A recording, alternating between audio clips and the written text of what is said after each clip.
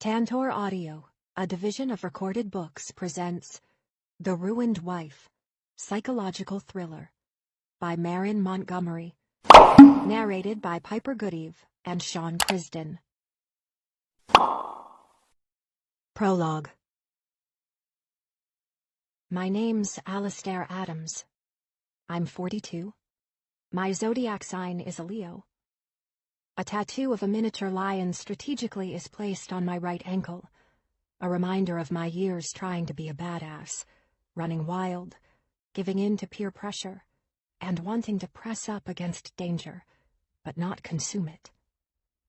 Yet here I am now, sitting in a maximum security prison, headed to trial for killing a woman I trusted, a woman I let into my home. I'm charged with attempted murder of my husband, who is comatose and has been in a vegetative state for months. I've lost my husband and my daughter. I've lost my friends. I've lost my career and livelihood, the damn good life I had. People who used to be in my inner circle avoid me like the plague. It's easy to do when you're not in front of them. They reject your collect calls. An inmate from Longview Prison is calling. Do you accept the charges? Return to sender letters, and avoid any trace that you ever existed. I'm like a speck of dust that you scrub to disappear, once present, now a figment of your imagination. 2 speeding tickets and a parking ticket. That was the rap sheet of this gal. Before I was accused of murder, my interactions with the police had taken place on the side of the road, my mind always elsewhere, the speed limit an afterthought, until I saw their red and blue flashing lights in my rear view. Attorneys? I'd had one for my public relations agency on a retainer basis. A few I knew in a networking group, always casual and fun, never stilted and serious like it is now. Now I have a criminal defense and a family law attorney, one defending me against the state, and the other dissolving my parental rights to our daughter. My freedom taken away, just like my place as a mother. Just like that, my life has been rewritten. Our dream house next to the mountain preserves is in foreclosure. My in-laws are unable to afford it with the hospital bills and my attorney fees. The debt, the only upward trajectory. They've silently stood by me, if only in terms of not draining my bank account. Livy, our 9-year-old, moved in with my in-laws in a rental property on the opposite side of the valley, escaping the sensationalism on the news, the taunts at school, and the jeers from colleagues and neighbors. No one knew I had it in me to cause the expiration date of another human. I use the word expired because it's less harsh than premeditated, first-degree murder. I understand you're probably rolling your eyes, thinking, you don't get that choice, Alastair. Let me be straight. It wasn't premeditated. At least not in the sense that someone considers ending the life of another.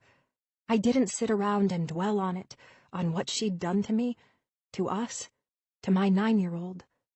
Until the moment I thought about her dead. But it's not that simple. Life never is.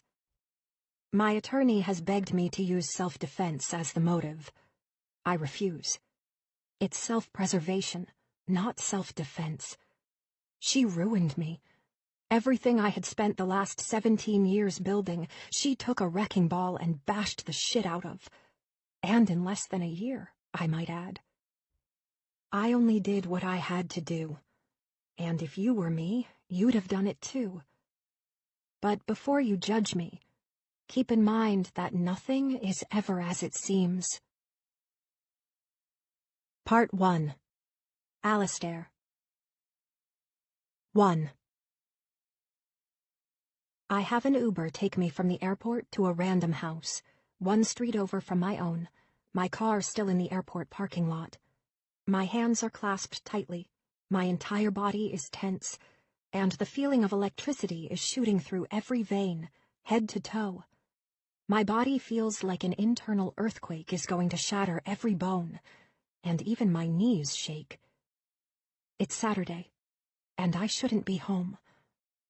Thanking the driver, I slam the car door shut and stand to survey my surroundings. The air is frigid, at least to me, the mid-50s temp adding to my discomfort. I start walking, the sky pitch black, the outline of mountains welcoming me like an outstretched hand, motioning me up the hill. Typically, I find them serene, but tonight I find them ominous. It's quiet, eerily quiet.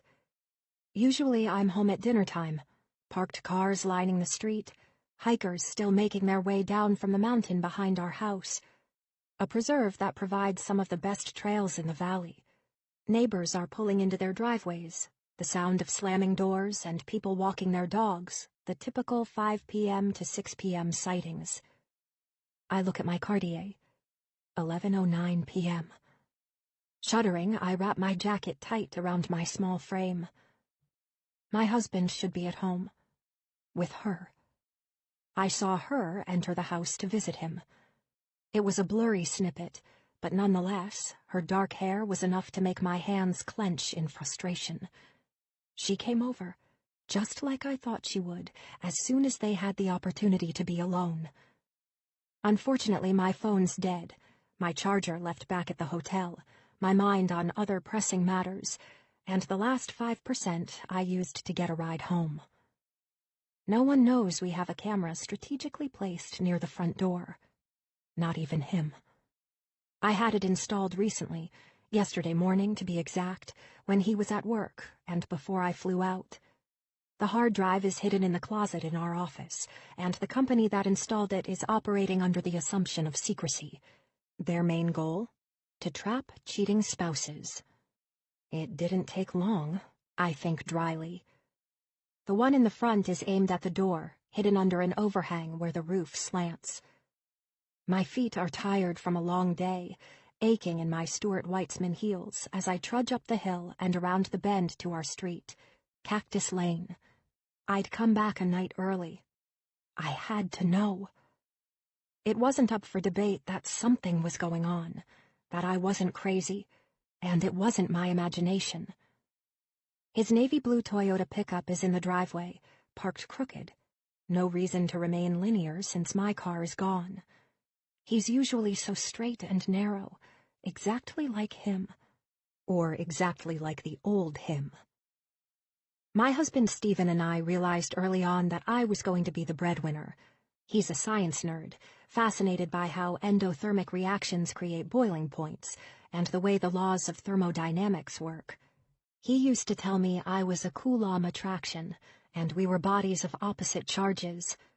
I thought that was sexy then, him running a hand through my long jet-black hair, staring intently at me, whispering it in my ear while he watched how my body reacted to his touch. It was true.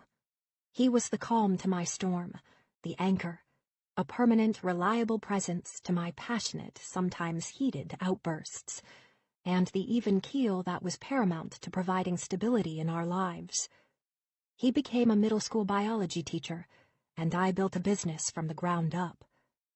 Now his wheels are haphazard, as if he'd been in a rush to park, to get inside with her. There are no other vehicles in our driveway.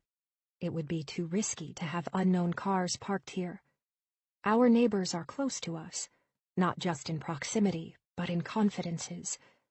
We've been in this house for 12 years. We've built a life in front of this mountain.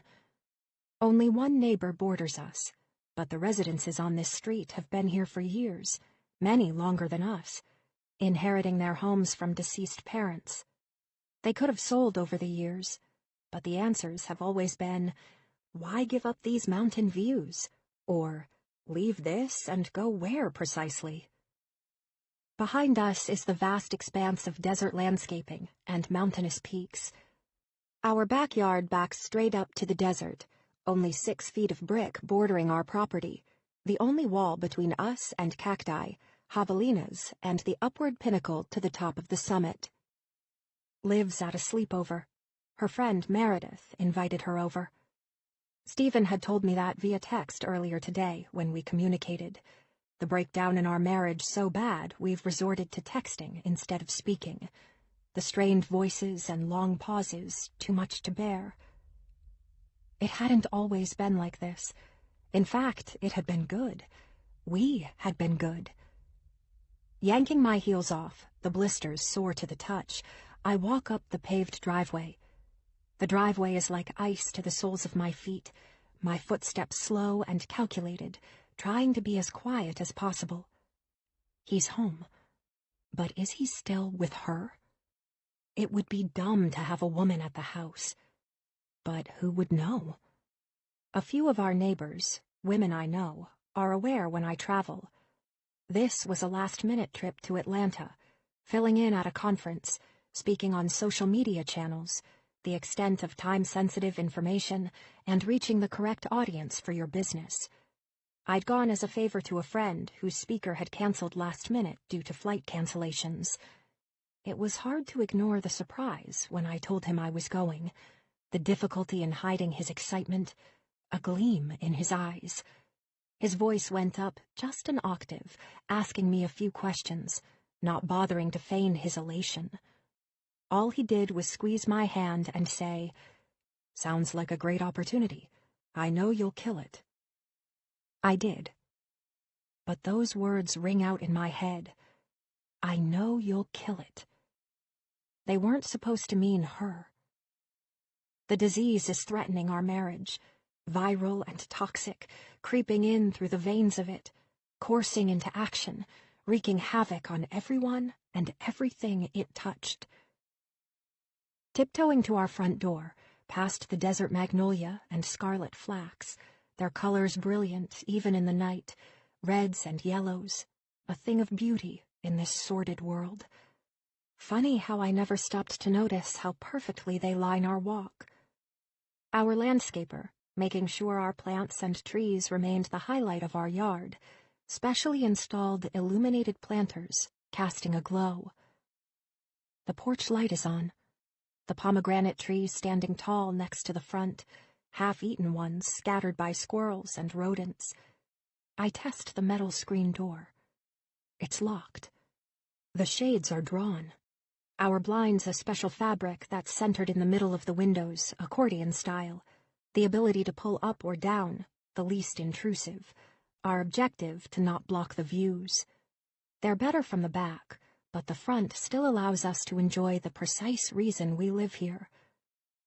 I don't want to give him a heads up, a chance to lie his way out of this.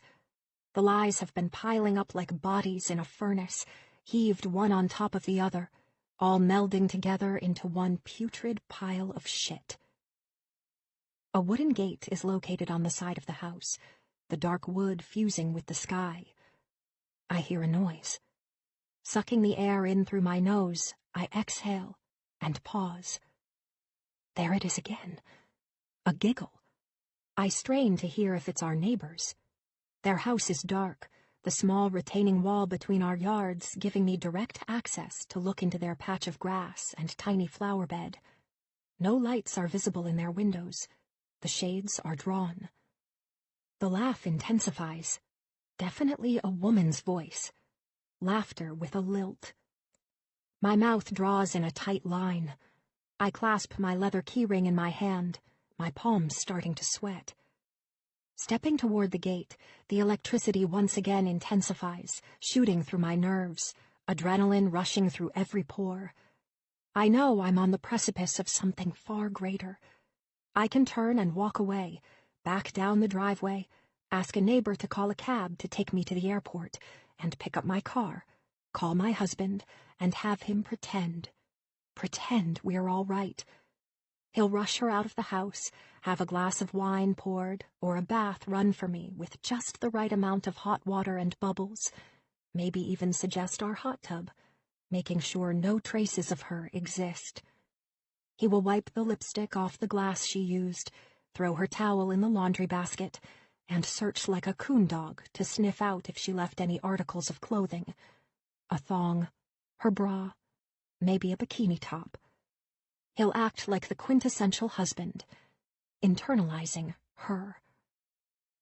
Or I can walk through the gate and confront my worst fears, whispers I've heard, Texts I've seen, emails, the culmination of the last couple months coming to a head. In some ways, I'm terrified. It's one thing to imagine your husband with another woman, another thing entirely to walk in on them. I'm also in need of relief, confirmation that I'm not losing my shit, that what I've seen, the strange happenings, the missing items, the paranoia he claims I've developed, are tangible, and that I can reach out and touch it, see her. I need to see her face, if there are traces of guilt, what she's done to his family, to us, his child, his wife. I want to wipe the smile off her face, the laughter to die down. She was supposed to be my friend. I trusted her.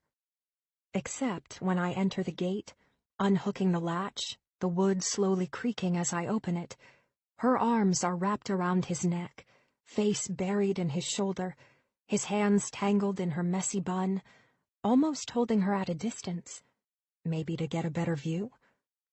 Our backyard is a paradise, one we cultivated over the years, the rock and empty canvas now landscaped, pavers leading out to a hot tub, palm trees situated perfectly, string lights illuminating the path to where they are embracing.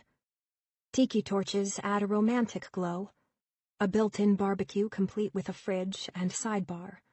Wicker patio furniture is positioned with a fire pit and umbrellas on one side, a shed on the other.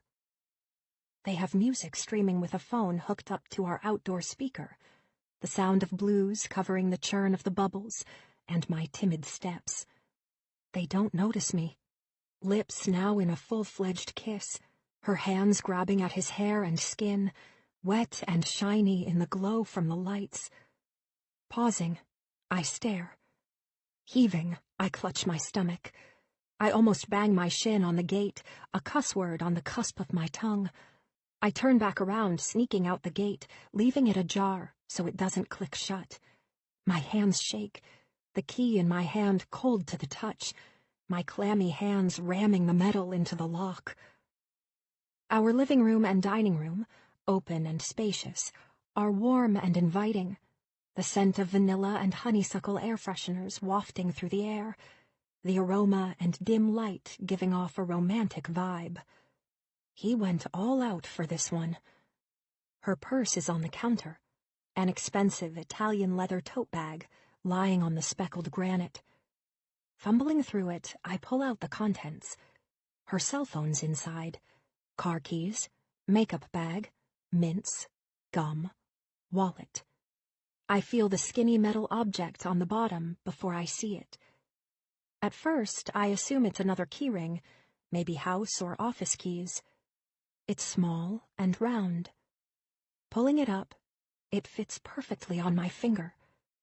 I gasp, my eyes widening, the glint of a sizable diamond attracting the flicker of light from the candles bouncing off the walls as it catches the facets.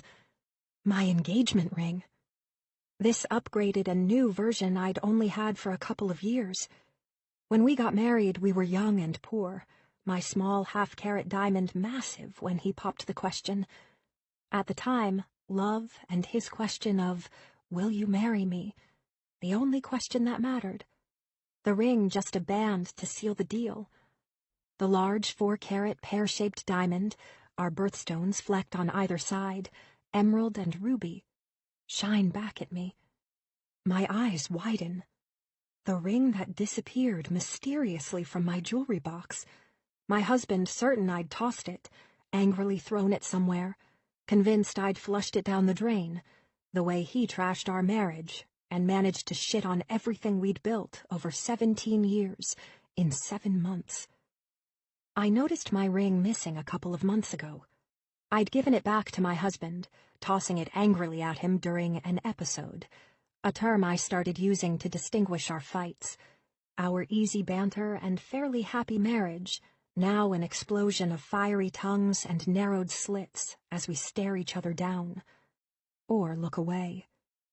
He tried to give it back. I refused, telling him he didn't deserve me as his wife. Would he give my ring to another woman? No way in hell. He'd exhibited despicable behavior lately, but giving your wife's ring to your mistress is a little overboard. I can't imagine a conversation where he'd bust out my ring and suggest she try it on and wear it.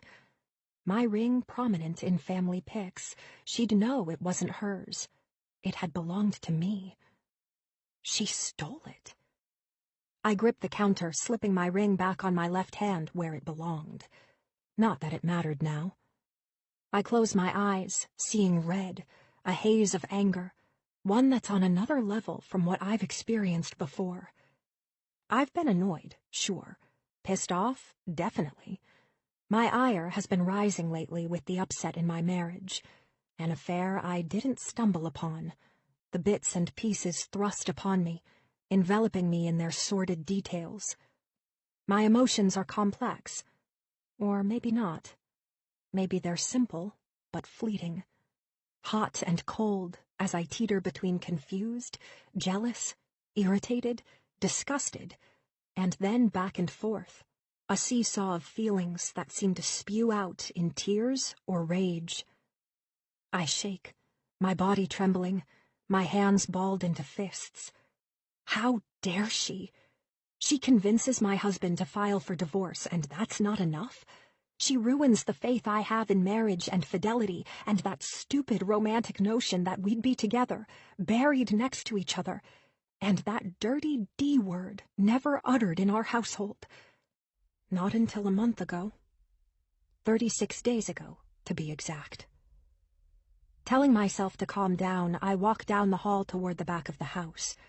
Our home was built in the 60s, the typical floor plan not segregated, a master at the back of the house, smaller bedrooms we'd had to expand, especially the master bath and closet space. Our home was originally 3 bedrooms and 2 small bathrooms.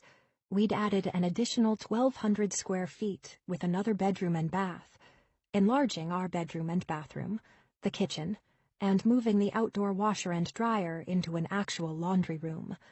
It had previously been in a shed and required you to exit the house to do your wash. I wasn't trying to time travel back to where women were poised over a washboard. Both of the back rooms have a sliding glass door. One is our office, the other our master. Our master goes onto a patio, the office straight to the hot tub. The hot tub was already situated when we bought the house, so we left it, adding a walkway so we could make it to the hot tub from the master, the pavers winding their way to the concrete slab and patio furniture. The office doors slightly open, a sliver of light coming from the patio into the room, washing over our desks, one on either side of the room, facing each other, the Mac desktops staring at each other, both silver and black. A chaise longue is perched against the wall, a bookshelf overflowing with detective fiction, dictionaries, science journals, a dog-eared children's book, a singular copy of Amelia Bedelia. Framed movie theater posters cover the walls with some of the oldies, The Godfather, Taxi Driver, Rocky, and Casablanca. Our desks reflect our distinctive personalities. His desk is organized and neat. Our family calendar Livy made him for Christmas is hanging on the bulletin board behind him, along with his school calendar, the holidays and off periods of the 7th grade biology class he teaches outlined in yellow highlighter. A nifty organizer combines a pen holder, USB port, and post-it notes. His desk chair is pushed in, orderly, just like him.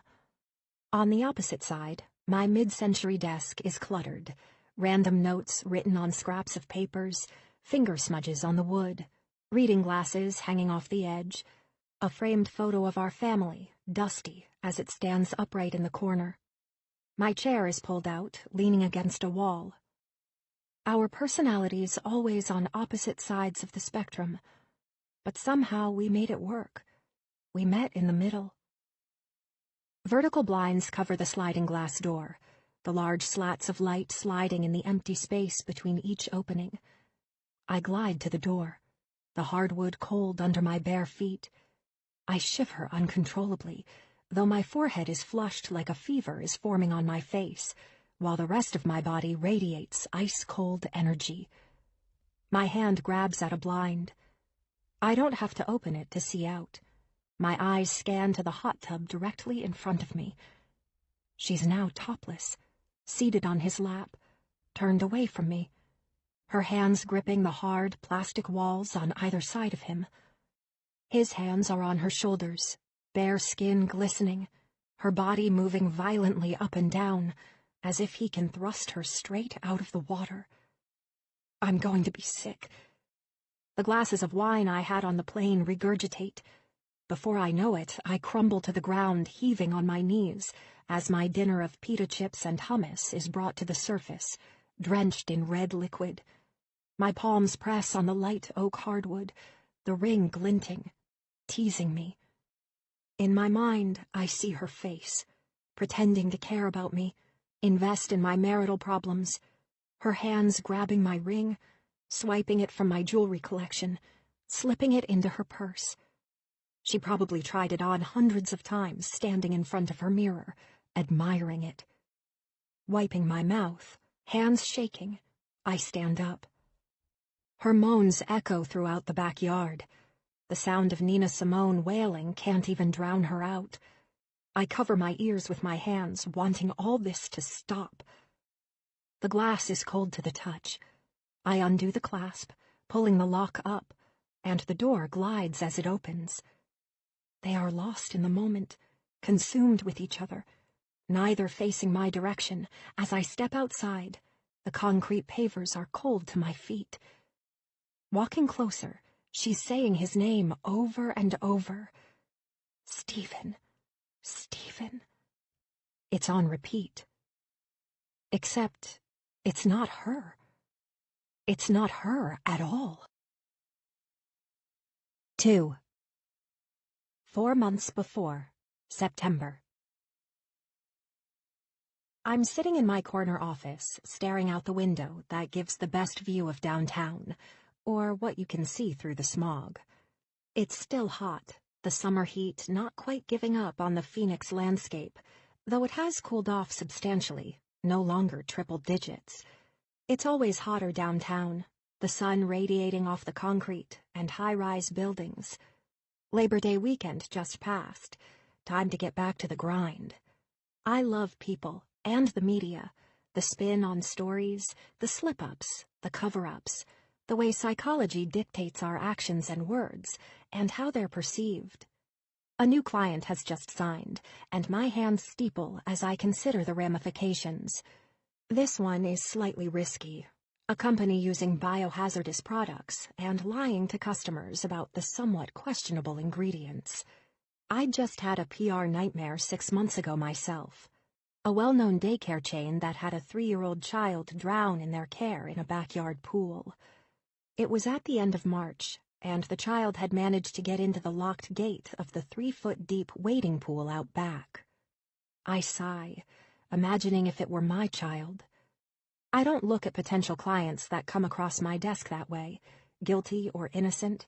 Their guilt on some level has been established, whether they had bad press for something they did, statements they made, or reasons to be sued. I merely manage the expectations of perception. They need to be humanized in the eyes of the media and public consumption. I'm not a judge or jury, prosecuting them or making a decision on their future. I'm merely the intermediary between their fuck-up and the public's view of them. Like a lawyer who's versed in defending his clients, I do the same. Protect them with carefully worded public statements, and by turning nightmares into a series of events that aren't ideal, but are guarded secrets. I'm a watchdog in a tower, looking out for the torch-yielding peasants setting fire to their castles, or in this case, their reputation. In an age where social media can help or hinder you, make or break you, I have to be the monitor. The child drowning had given me plenty of bad publicity. I'd been called every name in the book, and my favorite, a news article entitled "The Devil Wears Diane von Furstenberg," implying another new wrap dress was the only inclination I had for protecting child killing in daycares. It had been a tough pill to swallow. My phone buzzes, the red light blinking. I snap out of my thoughts, my chair squeaking as I move it closer to the tempered glass desk to pick it up. Hello, Camille. I smile into the receiver. Hi, Allie. We have a new temp starting today. Thought you'd like to make the rounds. Thanks, Camille. I smile into the phone. I'll stop by in a few. Name? Bryn Baird. She's filling the admin assistant position for Lisa. Lisa is our permanent administrative assistant, who left on maternity leave. When we have new employees start, permanent or otherwise, I like to introduce myself and make them feel welcome. It's always important to know who works for you and with you. It gives a name to a face and makes people feel less invisible. I remember my days interning at a PR firm for this nightmare named Gina. She was the spawn of Satan, but in a Jill Stewart pantsuit. Her face always grim, hair always twisted into a severe bun, and not a nice word escaped those lips. But how would I know? She never talked to me. I swore I'd be different as the boss lady. Standing up, I smoothed down my black skirt and white blouse, twisting the necklace my husband gave me last week for our 17th wedding anniversary around my finger. It's gorgeous, elegant, and classic, the way I like my clothes and jewelry. The necklace is a pearl, enclosed in an oval shape of diamonds, the sunlight sparkling off them, and my wedding band. The engagement ring upgraded a few years back. He had to save to do that. A thoughtful gesture I hadn't seen coming. My simple one replaced by a 4-carat pear-shaped diamond, breathtaking when light reflects off its facets, our birthstones on either side of the massive diamond. We spent the long weekend in Napa, just the two of us, tasting wine and getting drunk off of the taste of grapes and our time together. We made love at least twice a day, his hands grabbing at me like we were 17. I blush as I think of the rented yellow Camaro and the back seat, a stop along the route for a quickie as cars honked when they passed. A nice change of pace from the monotonous routine our lives had become. We clinked glasses to another year, the adoration strong on both of our faces. We had had some rough patches, and were on an uphill climb, this battle called life and marriage. Over the summer, he'd been pulling away. Or maybe I had. The divide between us an ocean, the trip a surprising suggestion on his part. I thought he was stressed, his actions jerky, and his even-tempered manner had been snappish over the summer. He mellowed out toward the end, and I thought his midlife crisis might be approaching the end. I grabbed my brown leather Gucci bag and Versace shades, the sun scorching. Another 90-degree day on the books, as I close my blinds. My nude heels click against the slate tile flooring, my office decorated with contemporary furniture, except for the plush couch. I had to have a comfortable spot to rest in, the perfect place to drink chai tea or giggle to my best friend back home in Georgia. The closet in my office houses gifts for newcomers and bonding presents, as I call them, little knickknacks I give to clients or colleagues. I reach into my pocket for the key, a small brass one that only works on this door, a ceramic mug with our logo, and a gift card to the coffee shop downstairs, a welcome gift for Britt. Wait, Bryn, I repeat in my head.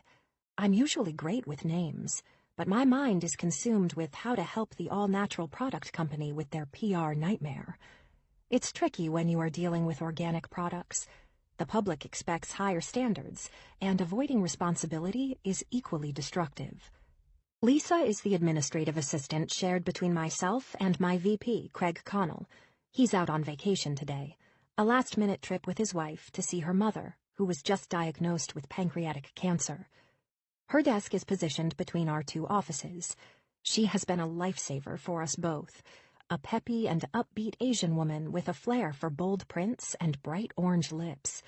She's efficient and cheerful, one of my favorites to work with. I hear Bryn's voice on the other end of a phone line, murmuring as I walk up to her. She hangs up immediately as she watches me approaching, her eyes the color of big blue aquamarine stones. Hi. I reach out a hand. I'm Alastair Adams. I, I know who you are, she stutters, her face flushing crimson. Nice to meet you. She points to her name tag. Clearly flustered. You're taller than your picture, she blurts, her hand covering her mouth as soon as it left her lips. I laugh, my lips drawing upward into a smile. Nice to meet you, Bryn. She's wearing navy pants and a matching blazer, as the office air conditioning is blasting on high. Her strawberry blonde hair reaches her shoulders, and she's got a smattering of freckles across the bridge of her ivory complexion. She looks to be mid-20s, though the freckles might be deceiving. Setting the mug down, I point to Craig's office. Typically, we're busier, but he's out for a few days. I hope you're not bored. Bored? Her eyes widen. Not at all. The phone's been ringing off the hook. Media calling about the cleaning industry and the lax regulations. She looks down at the yellow post-it to confirm. Yes, the agency will be handling that. I hear my cell buzzing in my pocket. She starts to thank me for the mug when I feel my phone vibrate in my pocket. Hold that thought. I mouth as she starts to speak. It's my husband, Stephen, calling. Hi. I turn away from Bryn, clicking the answer button. You on break? Yeah. Stephen's voice echoes through the phone. Eating my pastrami on rye for the 3rd time this week. I chuckle. I'll have to have Lola pack something different. Lola handles most of our meals, a great cook who has taken on lunchtime duties as well. Maybe give you a PB&J. I can picture him. Dark brown hair, light brown eyes, navy-rimmed glasses, his corduroy and striped blazers. School just started a few weeks ago, and though he's not wearing suit jackets because of the weather, I always picture him in one. His regal stance, a teacher that carries himself astutely. His voice is soft, he never raises it, one of the qualities that attracted me most to him. Unlike my household growing up, the constant yelling and screaming of my mom and her parade of boyfriends. If they weren't howling and hitting, they were moaning and fucking. He whispers into the phone. I miss you. I loved SF. San Fran was the best, I agree. And Napa. We both know what that means. A shout-out to our liaison, our bodies pressed together, both knowing what the other needed. The patience of almost 2 decades has paid off. We know each other's bodies better than our own, how to get the other off, what each other enjoys. The car, the background for an afternoon romp, the taste of Sauvignon Blanc on his lips, the sweetness as he caressed my face in his hands, the kisses deep and longing as I pressed him against the back of the burnt orange leather seat and rode him. I turn my attention back to the present and contentedly sigh. I hope you have a good day. You good on picking up Liv? Our daughter had just started 4th grade, and it was hectic. Her private school not close to the middle school where Stephen taught. Yep, all good there. Stephen clears his throat. Love you, Alistair. Stephen refuses to call me Allie, as most people do. He loves my real name, and prefers to call me by that. He says that it's too unique to shorten. You too. I click the end button and turn back to Bryn, who's pretending to focus on her computer screen. I noticed a pic of you and your family. Bryn blushes. You have a beautiful family. Your daughter's a cutie. Thank you. I beam, thinking of Livy, who's a dead ringer for Stephen, minus her eyes. She got my heterochromia, 2 different colored eyes, one green and one hazel. I felt like a freak growing up in grade school, kids making fun of me. I embraced my eye color by high school, and grew to love the fact that my eyes made me stand apart. Any kids, or pets that double as children? I ask, sliding my phone into my purse. Maybe one day.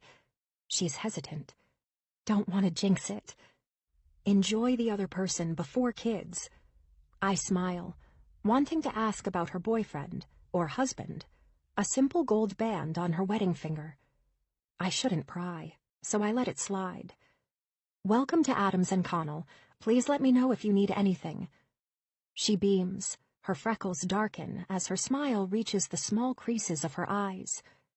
I make my way to the front to say hi to Camille before heading out to my 1 p.m. appointment with Dr. Robert Drexler, a highly respected neurosurgeon who has taken a beating in the press for comments he made at a seminar regarding Alzheimer's. He's been accused of plagiarizing from a well-known author for his book, and he's asked for a sit-down meeting. My car is parked underground. Part of the reason I chose this building is because I wanted more than just covered parking or a carport. I reach my silver Audi TT Roadster, wishing it were just 1 month later and I could put the convertible top down. I speed up the ramp, the exit light flashing as I head into the midday traffic. I'm curious to find out what Dr. Drexler would like me to do about the claims that are killing his reputation. If anyone can fix a ruined rep, it's this lady. Sweeping my jet black hair into a messy bun, I pop a breath mint after my latest chai. The challenge of fixing these kinds of problems, a thrill. He chose a low-key restaurant to meet at, his country club, a baseball cap and golf tee hiding his bald head, and the wrinkles underneath his eyes. Drexler stands when I arrive, his tall and thin frame now gaunt, at least from pictures I've seen on the internet, the stress taking its toll. I reach my hand out and grip his firm one. "Hi, Dr. Drexler, I'm Alastair Adams. Nice to meet you, though unfortunate under these circumstances." He nods, motioning to the table. "Thanks for making the time. You come highly recommended." I take a seat, his ball cap never leaving his head, a no-no for this country club, though I doubt they'd create a scuffle out of this. We sit and stare at each other as I wait for him to give me the sordid details on how a renowned neurosurgeon who has been practicing for over 30 years has been using details that might not have been his to use in the first place. "Let me begin." His hands shake as he plays with the stem of his water glass. My favorite part of my job is listening, getting the perspectives, the justification for actions, some neither right nor wrong. After all, it's their opinion, or how they view what happened, or their mistakes. A lapse in judgment, a wrinkle in time they wish they could come back from. After all, we make mistakes that can't be undone no matter how much we want them to. Case in point, my life. 3. When I get home, it's after 7 p.m. Liv has gymnastics, her obsession with flips and jumping off any high surface, a scare to us as her parents, a thrill to her. Stephen and I decided to harness it in and encourage it in the form of mats and balance beams. "Shit," I mutter as I pull into the driveway. It's my job to pick her up at 8 p.m. It's next to my gym, so I run inside to change into my Lululemon shorts and a tank, grab a water bottle, and kiss Stephen. He's in the office where we both have a desk, both mid-century modern to match the bones of the house. "Hi, babe," he calls out, his eyes moving upward from the paper I presume he's grading. "How was your day?" "Busy, but good." I step over some papers on the floor, leaning in for a kiss. "I'm gonna work out and grab Liv." "Okay, I'm going to finish marking these take-home quizzes, and after, maybe you can join me in the hot tub?" He gives me a naughty wink, my heart beating faster. I grin, my fingers reaching out to run my hand through his thick chestnut hair. Yes, I'd love that. I breathe into his ear, inhaling his scent, the aftershave, his cologne, the smells of a man that I've slept beside for my entire adult life. He gives me a deep kiss, our eyes locking. The man I'd do anything for.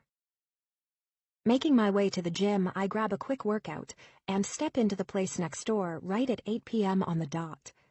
Her class is focusing on the mats tonight, the instructor demonstrating a tumbling pass as the kids watch entranced. I scan down as my phone chimes. 30 emails already piled up since I last checked an hour ago. I feel a hand tug on my sleeve. "Hi, love bug." I reach out and kiss the top of her forehead, her tiny form matching everyone else's in a black leotard with her hair pulled up into the best ponytail her dad could help her with. "Hi, Mommy. Did you see my cartwheels?" "Yes," I lie, guilt on my face, my hand tightening around my phone. "They looked amazing." I tug her ponytail. "Who knew I had a future Allie Raisman as my daughter?" "Can we change my name to yours?" She gives me a grin. "Of course not, silly." I laugh and help her with her tote bag. "You were named Livy after your grandma. You wouldn't want to hurt Daddy's mom." "Oh, I've been telling people I'm changing it to Alistair." She giggles, her mouth widening into a grin. "Then people can call me Allie." "That's silly." I pinch her gently on the cheek. "Let's go, Bug. It's your bedtime." We drive home as she chirps about her day, her teachers, the homework her dad helped her with tonight. Always math being the main issue. I half-heartedly listen, my mind drifting to work. Always focusing on the next day's agenda and what I have to do to stay on top and make my family proud of me. Livy runs into her dad's arms as soon as we get home. He's sitting on the couch, his eyes immersed on the TV, watching the Discovery Channel.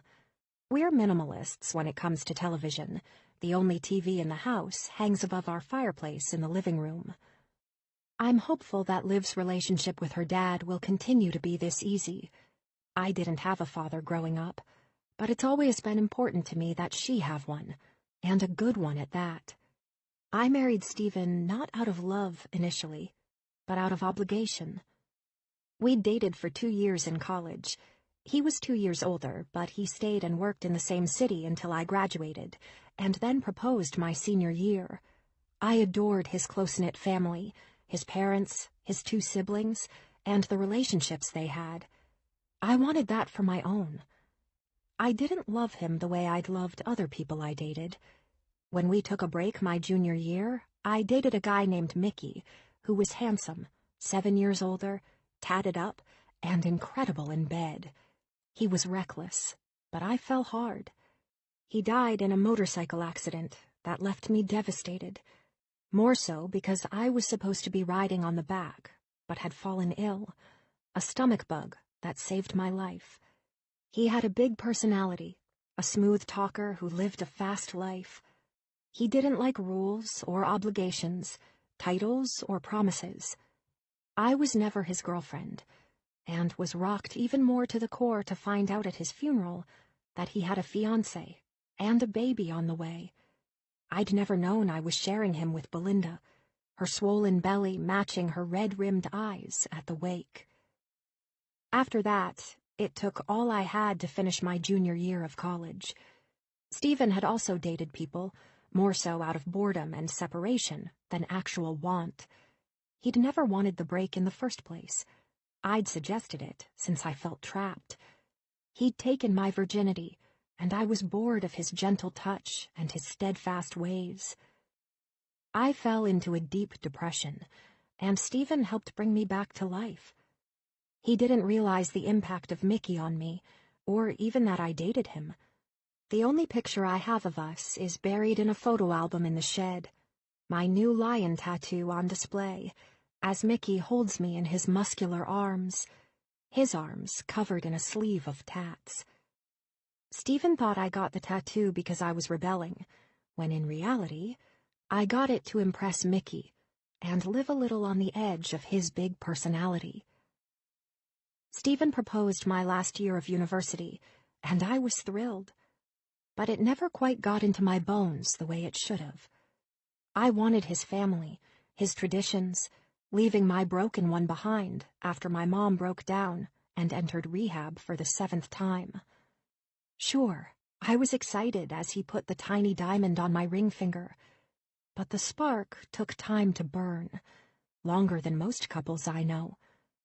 I started to fall in love with him when we built a life together, shared dreams and passions, made love, and brought a child into the world. When he held our daughter for the first time, I knew I'd chosen right. Stephen's a good man, kind, gentle, intelligent, and rooted in a moral fiber with a compass you rarely glimpse in others anymore.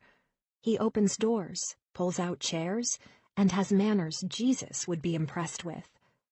Mickey, I'd have worried about cheating and flings. Stephen, never. The thought of him sleeping with someone else never entered my mind. He was always the husband that my friends compared theirs to, the pedestal higher and higher that no one could reach. No wonder he tumbled off and became just a man, a mere mortal. Livy heads to take a shower and get ready for bed. I open a bottle of red left over from our trip and sit down next to Stephen, pouring us each a glass. He's still entranced in the program on television, and I smile to myself at his excitement, a kid still fascinated by the way things work. You ready to get drunk and make bad decisions? I giggle into his shoulder. He nuzzles me with his face, the 5 o'clock shadow rubbing my cheek. Always. He's casual, his plain V-neck tee and shorts different from his pressed pants and polo or plaid shirt from school. I'll go read Liv a book and you get naked, I say, guzzling my glass of wine. In the hot tub, though. He grabs a chunk of my long hair and pulls it, his eyes drifting into mine, then down to my cleavage, his fingers moving down to my chest. Baby, he moans. Make it quick.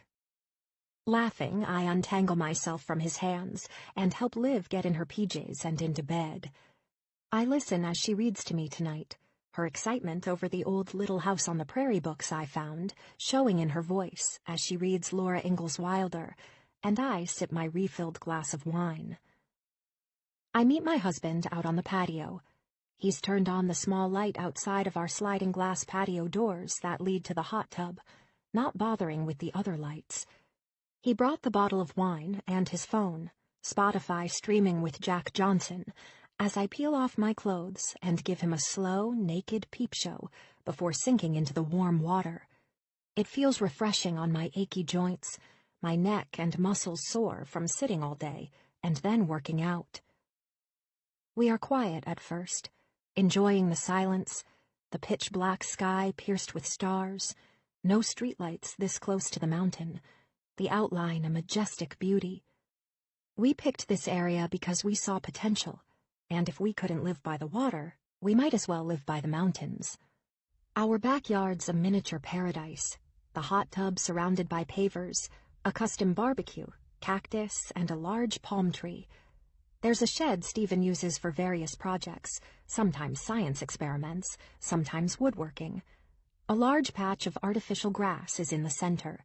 The brick wall backing up to the mountain is draped in lights. He finds my hand in the water, grasping it in his. I lean against him, my rock. Are you okay? He whispers, as if the dark will betray his silence if he speaks in a regular voice. Yes, I murmur. You always look stressed. I sigh, fighting the urge to pull back. Sometimes I just want to be in the moment, avoiding work and the talk of it. Stephen understands I have a stressful job, but he fails to relate. It's not his fault. It's just that we have such different responsibilities. I lie. I'm good, baby. I reach behind me and grab the wine, drinking straight out of the bottle. I take a long swig and then hand him what's left over. Backwash? He jokes. Only the best for you, babe. I tweak his nose in the dark. Do you still love me? He pulls me onto his lap, my legs wrapping around his waist as he sits on the built-in bench in the water. I search his face. The wrinkles are minimal, mainly around his eyes and a few crossing his temples, his tanned skin and brown eyes glimmering in the dark. He looks worried. Of course, baby. I smooth his cheek with my hand. I'd die if you ever left me. He's pensive, I can tell from the firm grip around my waist, and the serious tone his voice takes on. What makes you say that? I'm curious at his mood after a weekend in Napa and a well-rested adults-only trip. This isn't the kind of talk I expect for a weeknight. I had a dream the other night, He pauses. "That you had an affair. It shook me up." He rubs a finger over my lips. "Bad." "I had an affair?" I kiss him gently. "Between a client meeting and a workout, or do I squeeze it in between a shower and dropping Liv off?" His eyes narrow. "It's not ridiculous." "I'm not saying it is." I take a lighter tone. "But I'd never have time to cheat." "But would you want to?" He seems hurt that my first reaction is about timing.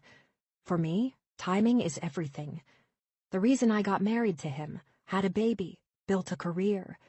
It's always been about time. I don't have the luxury to do it any other way. Stephen wanted the vacays, the beach destinations, places we'd read about in shiny magazines as newlyweds, when we dreamed big, but had no way of affording. No, I exhale slowly. I don't want anyone else but you. He's holding his breath and my stare, relaxing only when I say this. Thank God, Alistair. Have you ever cheated on me? I don't know why I ask, but I do, a playful punch to his arm. I assume he'll say no. I'd never had a reason to suspect him, never picked up his phone to see unknown numbers over text, never spoken to a woman claiming to be his mistress, and never had any doubt he would remain loyal to me. I was his wife. He was the steady husband who consistently ate cornflakes for breakfast and never switched laundry brands because he was loyal. I'm stymied when I see pain in his eyes, a haunted look, his brows knitted. I gasp as he holds on to me tighter, his arms wrapped around my waist, not letting go, his eyes burning into mine. Alistair. He breathes heavily, as if the weight of his words will suffocate him right now. I made a big mistake. I fucked up. I want to chide him for using the F word. Don't you know there are better words to use? My focus on his language and the banned vocab he used instead of the context of what he just alluded to. My head's fuzzy, the bottle of wine making me sleepy and confused all at once. Did he just say he cheated? I don't comprehend. The bubbles in the hot tub burbling, our eyes locked on one another. I don't understand. My voice trails off, confused. Did you just say you had an affair? I push away from his chest, his hands trying to hold me to him as I fight to release myself from his grip. I feel like I'm suffocating, even though I'm upright. I might as well be drowning, the breaths coming in short spurts as I try to focus on his pained expression. Putting a hand to my chest, I scoop back as far as I can go, sliding across the water to the other side of the tub. I stare at him, my eyes begging him to take back what he just said, my mouth in a straight line, the thought of lovemaking and a nice night underneath the stars replaced by something ominous. Words. That's the thing about them. Once they leave your lips, you can't take them back. After they leave your mouth, they hang in the air, permanently. 4. The next morning I wake with a vicious hangover, my alarm repeatedly going off as I silence it. The professional in me tells me to take a hot shower, drink some strong coffee, maybe with brandy, and suck it up. Part of me is sobbing hysterically, internally calling divorce lawyers and friends, burning his clothes on the lawn. After we sat in the hot tub, now a ruined end-of-day vice I used to enjoy with Stephen, I scrambled out, his voice trailing after me, like he couldn't get the words out fast enough. Enough, I hissed, pacing around the yard naked and shivering, not noticing the rocks cutting my bare feet. Stephen followed suit until he told me I needed to get warm or I'd catch a cold. My inner voice was screaming, "How dare you tell me not to catch a cold when you didn't care what I'd catch from your dick in her?" But I was paralyzed, still processing what he told me. I never expected, nor suspected, anything like this. A bomb dropped on our house would have been more believable. Not Stephen. Not my husband. We go inside, him trailing me like a lost puppy, after turning off the hot tub, the lights, and grabbing our clothes on the patio. I turn on the shower in the master bath and sit on the bench underneath the spray, letting it hit me head on. I'm numb. Tears won't even come. I have so many questions, so much I want to ask, yet I can't. I don't want to know. Everything I've worked so hard for is crumbling in the palm of my hand.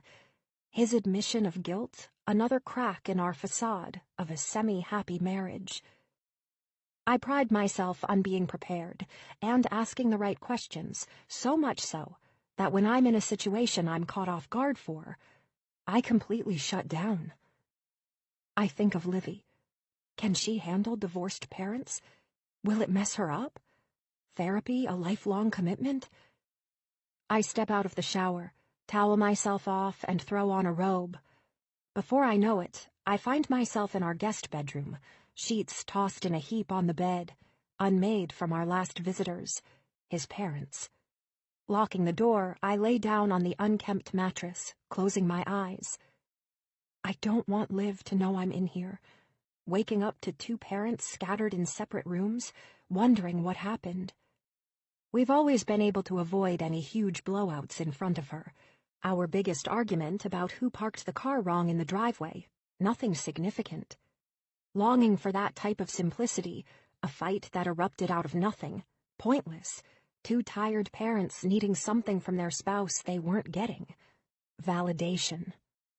My arms reach out for a blanket shivering underneath my robe. I try and sleep, but it won't come. There's a light knock on the door, and Stephen's voice. I don't answer. In the morning, another tap on the door from him. Liv's hum echoes from the kitchen. Shutting my eyes tight, I ignore him. Can I ignore him for the rest of our lifetimes? I picture the other woman, most likely another teacher, maybe a principal at his school. Did she dress in Gap clothing and wear sweater sets, but secretly harbor a desire to have her hair pulled in a J. Crew dressing room? After I hear them leave for school, I sit up trembling. Gagging, I rush to the toilet where the contents of last night's dinner, a protein shake and wine, erupt out of my stomach, a violent volcano of evidence that the hot tub and conversation did happen. Sinking down, the tears come as the husband I thought I knew and trusted is now a cheating philanderer with a secret life. The man I love is gone, replaced by a stranger. I hide my swollen eyes behind sunglasses and give Camille a half-hearted wave as I walk in. She's busy typing, so she barely acknowledges my lack of manners. Bryn's seated at her desk, a gray suit today, with a pinstriped blouse and sensible heels. She looks up as I pass. I manage a small smile and make my way past her. I don't like employees seeing me like this. I scan my memory. I've only cried one other time at work, when my mother died, over 10 years ago. Sinking into my chair, I don't bother opening the blinds, the room dark. I sit, unmoving, until there's a knock at my door. It's Bryn. "Hi, Mrs. Adams." She gives me a small smile. "I'm running downstairs for tea. You need anything?" I'm catatonic, staring at the picture of my family on my desk, wanting nothing more than to slam it against the wall and break it into 1,000 pieces. The smile's now a reminder that we weren't as happy as we thought. At least, he wasn't. "Thanks, Bryn. Maybe just a small iced coffee." I give a slight nod. "You can just let them know to expense mine for me."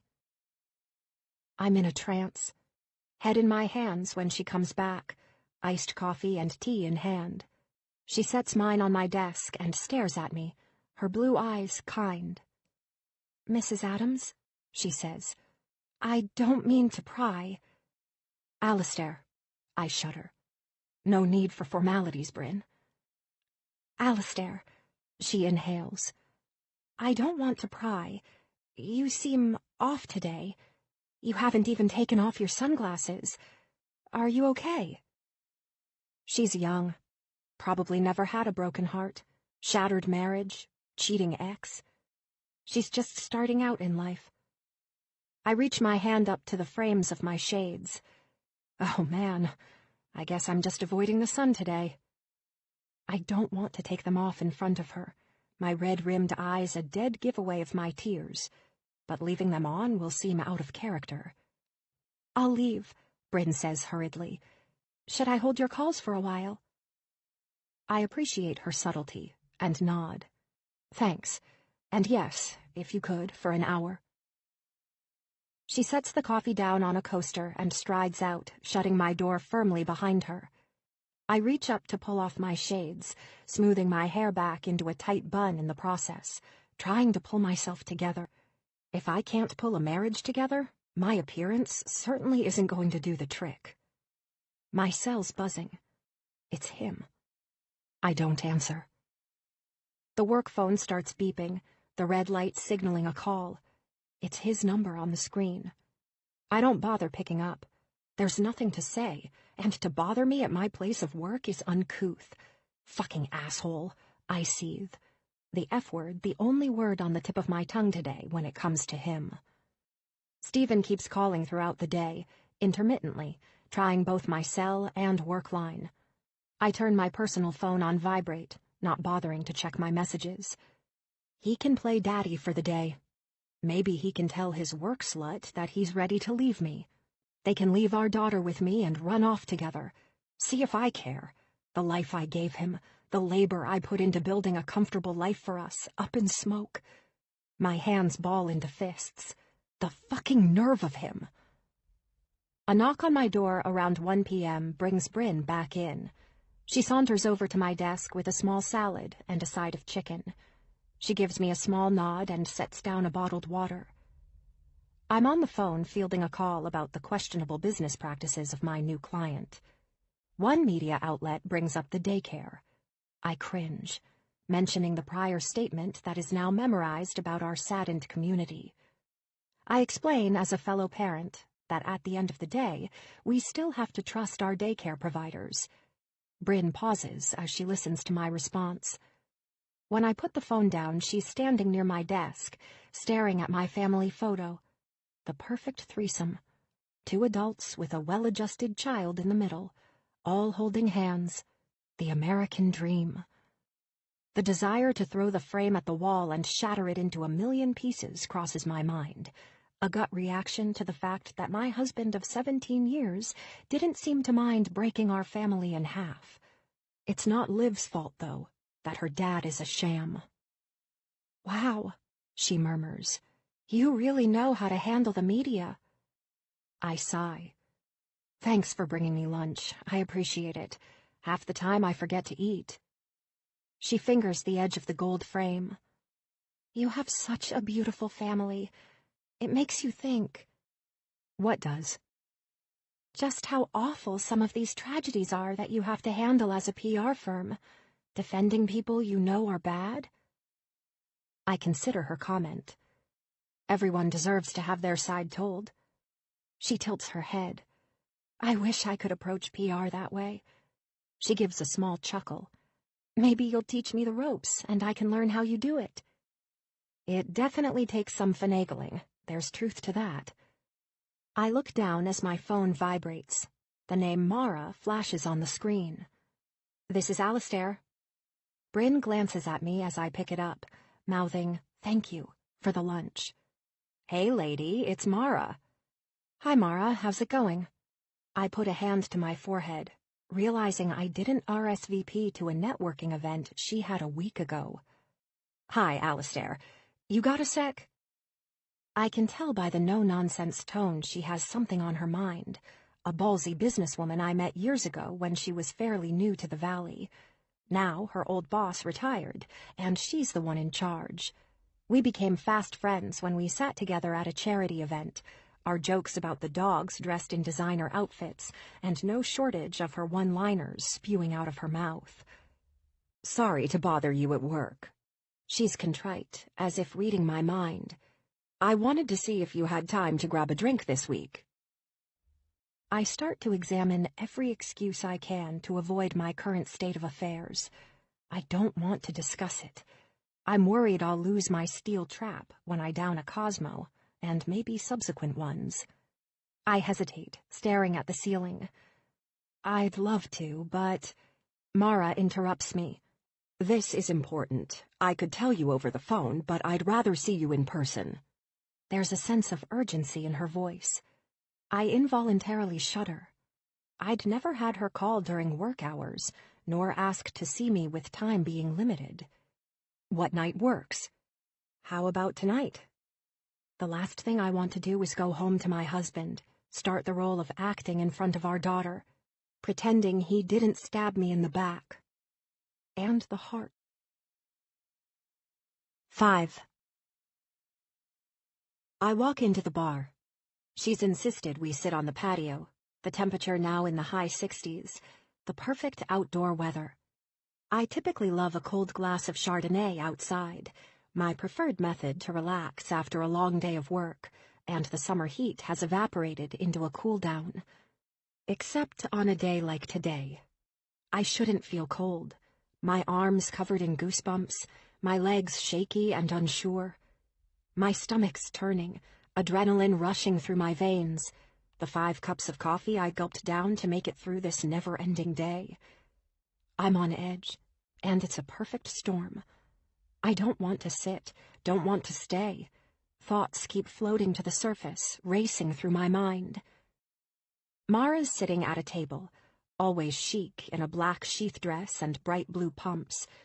Her tan legs muscular and long, her complexion always the same, like she just returned from a tropical vacation. Her brown hair is pulled into a chignon, not a strand out of place. She has an affinity for jewelry, silver, and multiple chains and bracelets accessorize her outfit. She prefers black, the slimming color, not that there's anything she needs to minimize. I always feel frumpy around her. She can make sweatpants and a messy bun look sexy. She gives me a wave and a smile, standing up to greet me.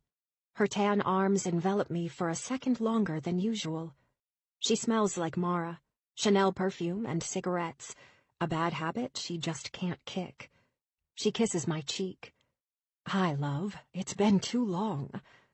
She holds me at a distance and looks at my face, searching my eyes. I give her my best fake smile, one that shows my teeth, but isn't heartfelt as it normally is. Hi, Mara. How are you? I give her an approving nod.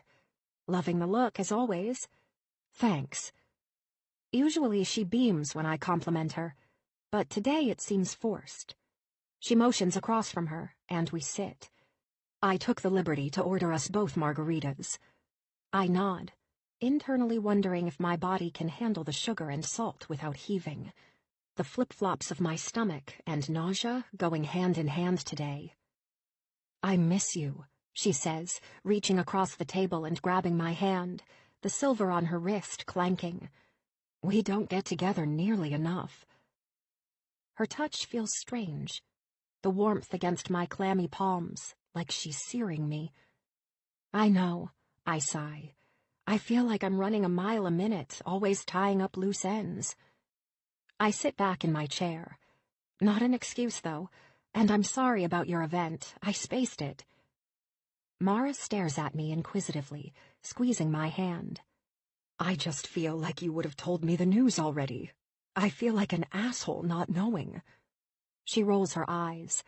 And this is stupid, but it's like I'm not in your inner circle, and you don't trust me. My head tilts, dumbfounded. News? Is this about a client she'd seen on the news, or read about? I start to open my mouth, shutting it when the waitress comes back with a tray.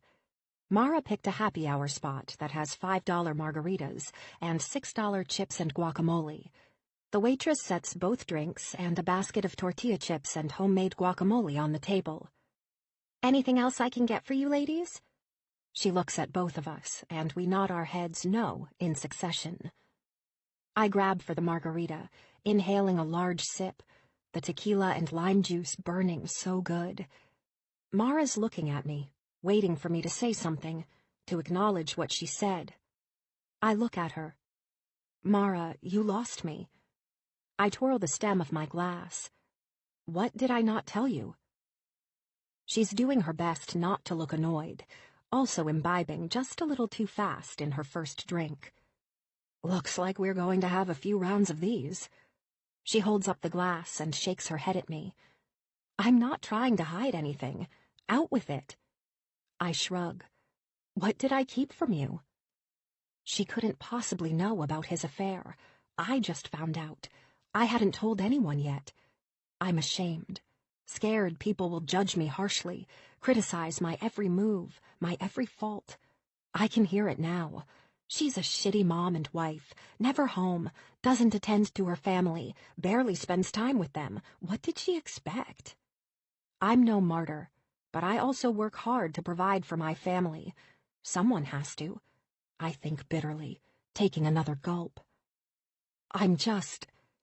Mara's look of disgust is palpable, her cheeks flushed. I'm just upset that you didn't think it was worth telling me you and Stephen were getting a divorce. With that, she leans back in her chair and crosses her arms. My mouth drops open, eyes wide, as I roll the word around on my tongue. A divorce? Divorce? I can barely spit the words out. Now it's my turn to be angry. What in the hell are you talking about, Mara? She glares at me. Don't act like I'm stupid. We've been friends too long for that. Who said we were getting a divorce? I tap my foot against the metal table, my heel connecting with the cast iron, a loud banging as I try to calm myself. Did a mutual friend tell you that? Did Stephen want a divorce? He had never communicated that to me. Is that why he cheated? Because he wanted me to pull the trigger on leaving? What a piece of shit. Allie. Mara reaches into her tote bag and pulls out her phone. Mum's the word. He didn't have to. I saw his profile on a dating site and figured it out. She rolls her eyes. Actually, multiple dating sites. Stephen's on dating sites? I'm flabbergasted as the air leaves my body. I think I'm going to go into a comatose state right then, right there. I'm frozen, the muscles in my face stuck, my arms and legs in an uncomfortable position, my foot twisted around the metal chair leg for support. She scrunches her face. Yeah, I've seen his profile. Do you have proof? I can barely whisper. I took a couple of screenshots. She picks up her phone and scrolls through her photos. Here they are. Just go to the right. Should be a couple. Tentatively, I take her phone, like it might burn me. The screen in front of me shows my husband of 17 years, smiling. Just another happy, single guy. His name, Stephen, at the bottom of his picture. The picture he used as a profile is, in reality, a picture of us. I'm just cut out. It was New Year's Eve last year. He's dressed in a suit, a rarity for him. We had tickets to the symphony. It was his choice, not mine, and I went because he loves listening to classical music. My hands start to tremble as I pause on each picture, my fingers swiping through the screenshots. Him in a plaid button-down, having a beer, very casual, as he leans back in his chair, one leg across the other knee. Him attempting a funny picture where he makes a face at the camera, grinning as he goes for goofy. Showing depth, I smirk. Him at his parents' house running on a trail, the love of outdoors. Him on the hammock in our backyard in his swim trunks, his chest bare and tan. A picture I had taken. Thank God there wasn't one of him and Livy. I would have really lost it. I'm shaking, my body heaving. The next picture is a screenshot of his profile. Don't let this middle-aged man fool you. I've got a lot to offer besides sitting in my easy chair waiting for the nursing home. I love hiking, running, cycling, CrossFit, having a beer, especially craft beer, and cooking for my other half, which could be you. Wink, wink. My love of science means I can figure out and explain to you how stars collide and burn off and die. Looking for my partner in crime as I start this new chapter of my life. Looking at the screen, the words swim in front of me, tears blurring my vision.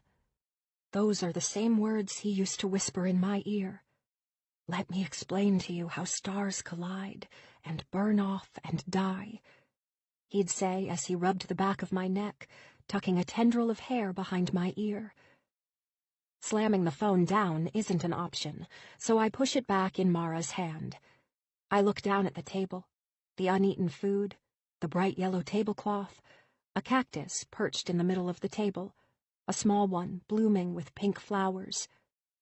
When I look up, her face is etched with concern. You look like you've seen a ghost. Mara's puzzled. I thought you knew he was on sites. The colors drained out of my face. I didn't know we were getting a divorce, let alone he'd moved on to internet dating, I say coldly. There's a long pause. My ears are ringing. Mara says something, but I don't hear. I feel her warm hand on my icy one. What's going on?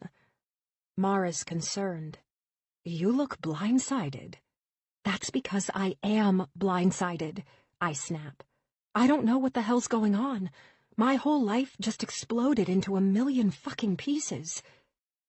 Tilting my head back, I swallow the rest of my drink. Before the waitress can approach the table, Mara holds up 2 fingers and mouths, another round. Jerking my leg back from the table, I cross and uncross my legs. Stephen's pictures and attempt at humor to seem like a regular guy without a wife and child make me want to dump a drink on his head and shatter a glass on his forehead. He might as well have just slammed every shard of glass into my body, like I was a voodoo doll. I put my head in my hands, nausea threatening to overcome me. Mara leans in and whispers, "What's going on, Allie?" "I don't know." My voice is muffled behind my hands. "I just found out last night he had an affair." "An affair? Did you catch him?" She's trying to keep her voice even, but I hear surprise beneath the facade. "No, he came clean, told me himself." I pull my head up and wave toward her phone. "I didn't know he was dating." "If you don't mind me asking," she pauses, "did he tell you who?" I let out a loud sigh, wanting to bury my head in the sand. No. Maybe it's one of the women he's been meeting on the dating sites. I thought it was only one, but maybe he's stepped out multiple times. The idea Stephen had been intimate with not one, but multiple women starts to enter my mind. I shake my head, abhorring the images of him and other women fucking their way through every Game of Thrones episode. Rage engulfs me. I ball my hands into fists. What if he gave me something? The STD rate keeps rising. What I didn't think I had to worry about anymore, since I'm in a committed marriage, makes me chuckle with irony. The lying, cheating bastard. Mara, for once, is quiet, her body motionless, overcome with shock. She's always the life of the party, a force that doesn't stop, full throttle ahead. What I love about her, and why I wanted to work with her, to begin with. Now she has no voice. She's floored. I can tell by the way she keeps glancing at the table, her eyes darting back and forth between me, the uneaten chips, and her phone. "Why did he tell you?" Mara's curious. Out of guilt, or was she threatening to tell you? I don't have a clue, especially if he's still operating under the guise of being single. I chew my lip. Wait, can you match with him on there? I've already swiped the other way, out of respect for you. Mara's quick to add, not that he would match with me to begin with. The waitress comes back and notices the tension in the air, hurriedly setting our margaritas on the table, noticing the uneaten food. She quickly steps away without a backward glance. I wonder if there's a way to communicate with him, See what he tells these women. I tap the table with my foot again. Do they know he has a wife? A child? A horrible thought crosses my mind. I involuntarily gasp. Oh my God! What is it? Mara reaches for a strand of my hair that's gotten tangled on my lip. I clasp a hand over my mouth, the image vile, one I don't even want to say out loud, especially if it's true. What if he had sex with them in our bed, our house? I slam the second margarita, the sweet and sour hitting me, the ice cubes clinking against my teeth. Mara's quick to respond. Honey, you can't think about that. It will drive you insane. I'm already going crazy, I mumble, tears starting to run. I had kept them in check for long enough. How could he hurt me like this? Ruin us? Everything we've worked so hard to build. Mara hands me her napkin as I start to sob. The typical story of a suburban mom who also has a full-time job and can't spend her time reading every text and email her husband receives. Stephen's supposed to be the saint, the one who upheld every goddamn value that made you a decent human being. Compassion, altruistic, warmth, humor, and yes, loyal. Loyal to our family. I didn't sign up for this. I worked my ass off so he could be the star parent, the apple of our daughter's eye. I had replaced the man in the working sense, but still didn't act like one. Hell, I should have been bent over my desk fucking a client, ignoring my husband, and yet I didn't. Many men had made passes at me over the years, whispered how I'd look better over the desk with them behind me. I'd always looked down at the ring on my finger, the family picture on my desk, and said no. Did he think I hadn't been tempted, especially when we'd been having problems? I never let myself go down that path. It was a dark one. Friends of mine had had affairs or been on the receiving end. One thing was for sure, it never ended well for either party. Everyone became cold and distant, resentful. It ended in separations or divorce, wild accusations and choosing sides. And the ones who stayed married? Well, they became a shell of themselves. Every call, text, email, or spoken word was gurgled around, checked for authenticity, spit out, and discussed like it was open for debate. No, thank you. So I kept myself in line. I tried to avoid major pitfalls like weight gain, complaining too much or little, emasculating my husband, and had been open to exploration in the bedroom. I kept myself in shape, kept myself sharp, and made the time for us so we didn't drift. And yet he had. He drifted into the arms of another woman. The image of him touching another woman. I shut my eyes, pressing them together tightly. It doesn't help. I'm going to be sick, violently ill. Before I can move to another area outside of the restaurant, preferably off the patio, I feel the alcohol combined with my chicken and salad from lunch coming up. I heave into the bushes next to our table, the stares of other patrons drilling into the back of my head. Mara's by my side, holding my hair, soothing me as I let go of every last bit of my breakfast and lunch. The only thing left is remorse. After we pay the bill and ignore the glares and hushed whispers of the onlookers, Mara and I head outside. I overhear a woman telling a man that some people just can't keep the happy in happy hour.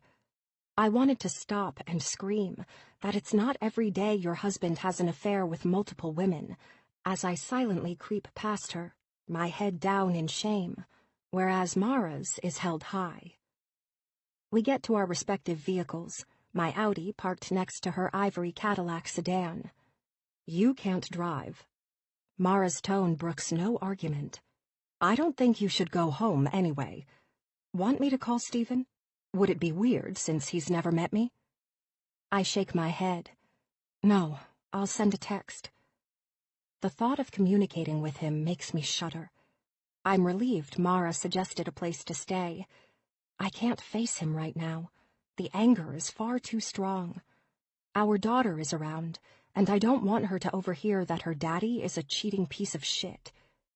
I climb into Mara's leather and sink my head back against the cool tan headrest. She turns the radio down, and we sit in silence, the air conditioning on low, as we head to her condo. Mara's been married and divorced 3 times. She's told me that her first husband was an alcoholic abuser, second, so dull he might as well be dead, and third, had a wandering eye and affinity for a 20-something. Said she'd never bother again. Now she has a much younger lover and has never been happier. Maybe she's found the perfect recipe for happiness. No strings attached sex without marriage or commitment. She pulls into a drugstore and leaves the car running. I'll be right back. I shut my eyes again against the pit in the hollow of my stomach. Maybe I can ask a single woman to try and message Stephen, see how he responds. Funny, because in those pictures you can clearly see his wedding ring. Curiosity's getting the best of me, and I'm wondering how he responds. Is he cute and flirtatious, making jokes? Or does he use emojis, something we never had when we were dating? Does he talk in text-speak and say LOL or JK? Or does he type it out? Do they know what school he teaches at? That he's won numerous awards for character and integrity? I snort. Do they have our address and know the sweat I poured into running a house so he could have his big-ass truck and top-of-the-line mountain bike? Probably not. I'm a figment of their imagination. They probably think I'm some psycho ex-wife, one that doesn't let him see his child, drives past his house when he's on dates, stalks him via social media, won't split holidays with him. I rub a hand over my forehead, a headache squeezing the contents of my brain. Mara reappears, a couple of plastic bags in hand. She slides in the driver's seat. I got you a toothbrush, Tylenol, and a few other necessities. She sets the bag on the floor of my seat. Thanks, Mar. I give her a small smile. You're the best. She nods, backing out. A few minutes later, she speaks, her eyes never leaving the road. I'm so sorry, Allie. For what? My eyes are watching the road, the dark pavement, the night settling over the valley. I didn't mean to push you tonight, or put you in a bad spot. I thought... She pauses. I thought you guys had already split. I know, Mar. Yeah, but I made it about me, about not being the first to know. Mara taps her fingers on the steering wheel. How dumb is that, to concern myself that you'd already told others you were getting a divorce? You get the biggest bitch award. I attempt a joke. And you've lost your account manager. Fair enough. She turns on her blinker. Did you text him? No. I reach down into my purse, the task filling me with dread. Text him and say, Sorry, honey, I can't come home. I read your dating profile, and there's not room for more than 2 of us in bed, and you seem to have made the rounds. Or should I say, Hi, babe, going on a date tonight. Gotta keep up with your track record. Or, as if your cheating isn't bad enough, now you're just flaunting it. I don't even know what to say. I have 8 missed texts, 5 from him, and 3 from the office.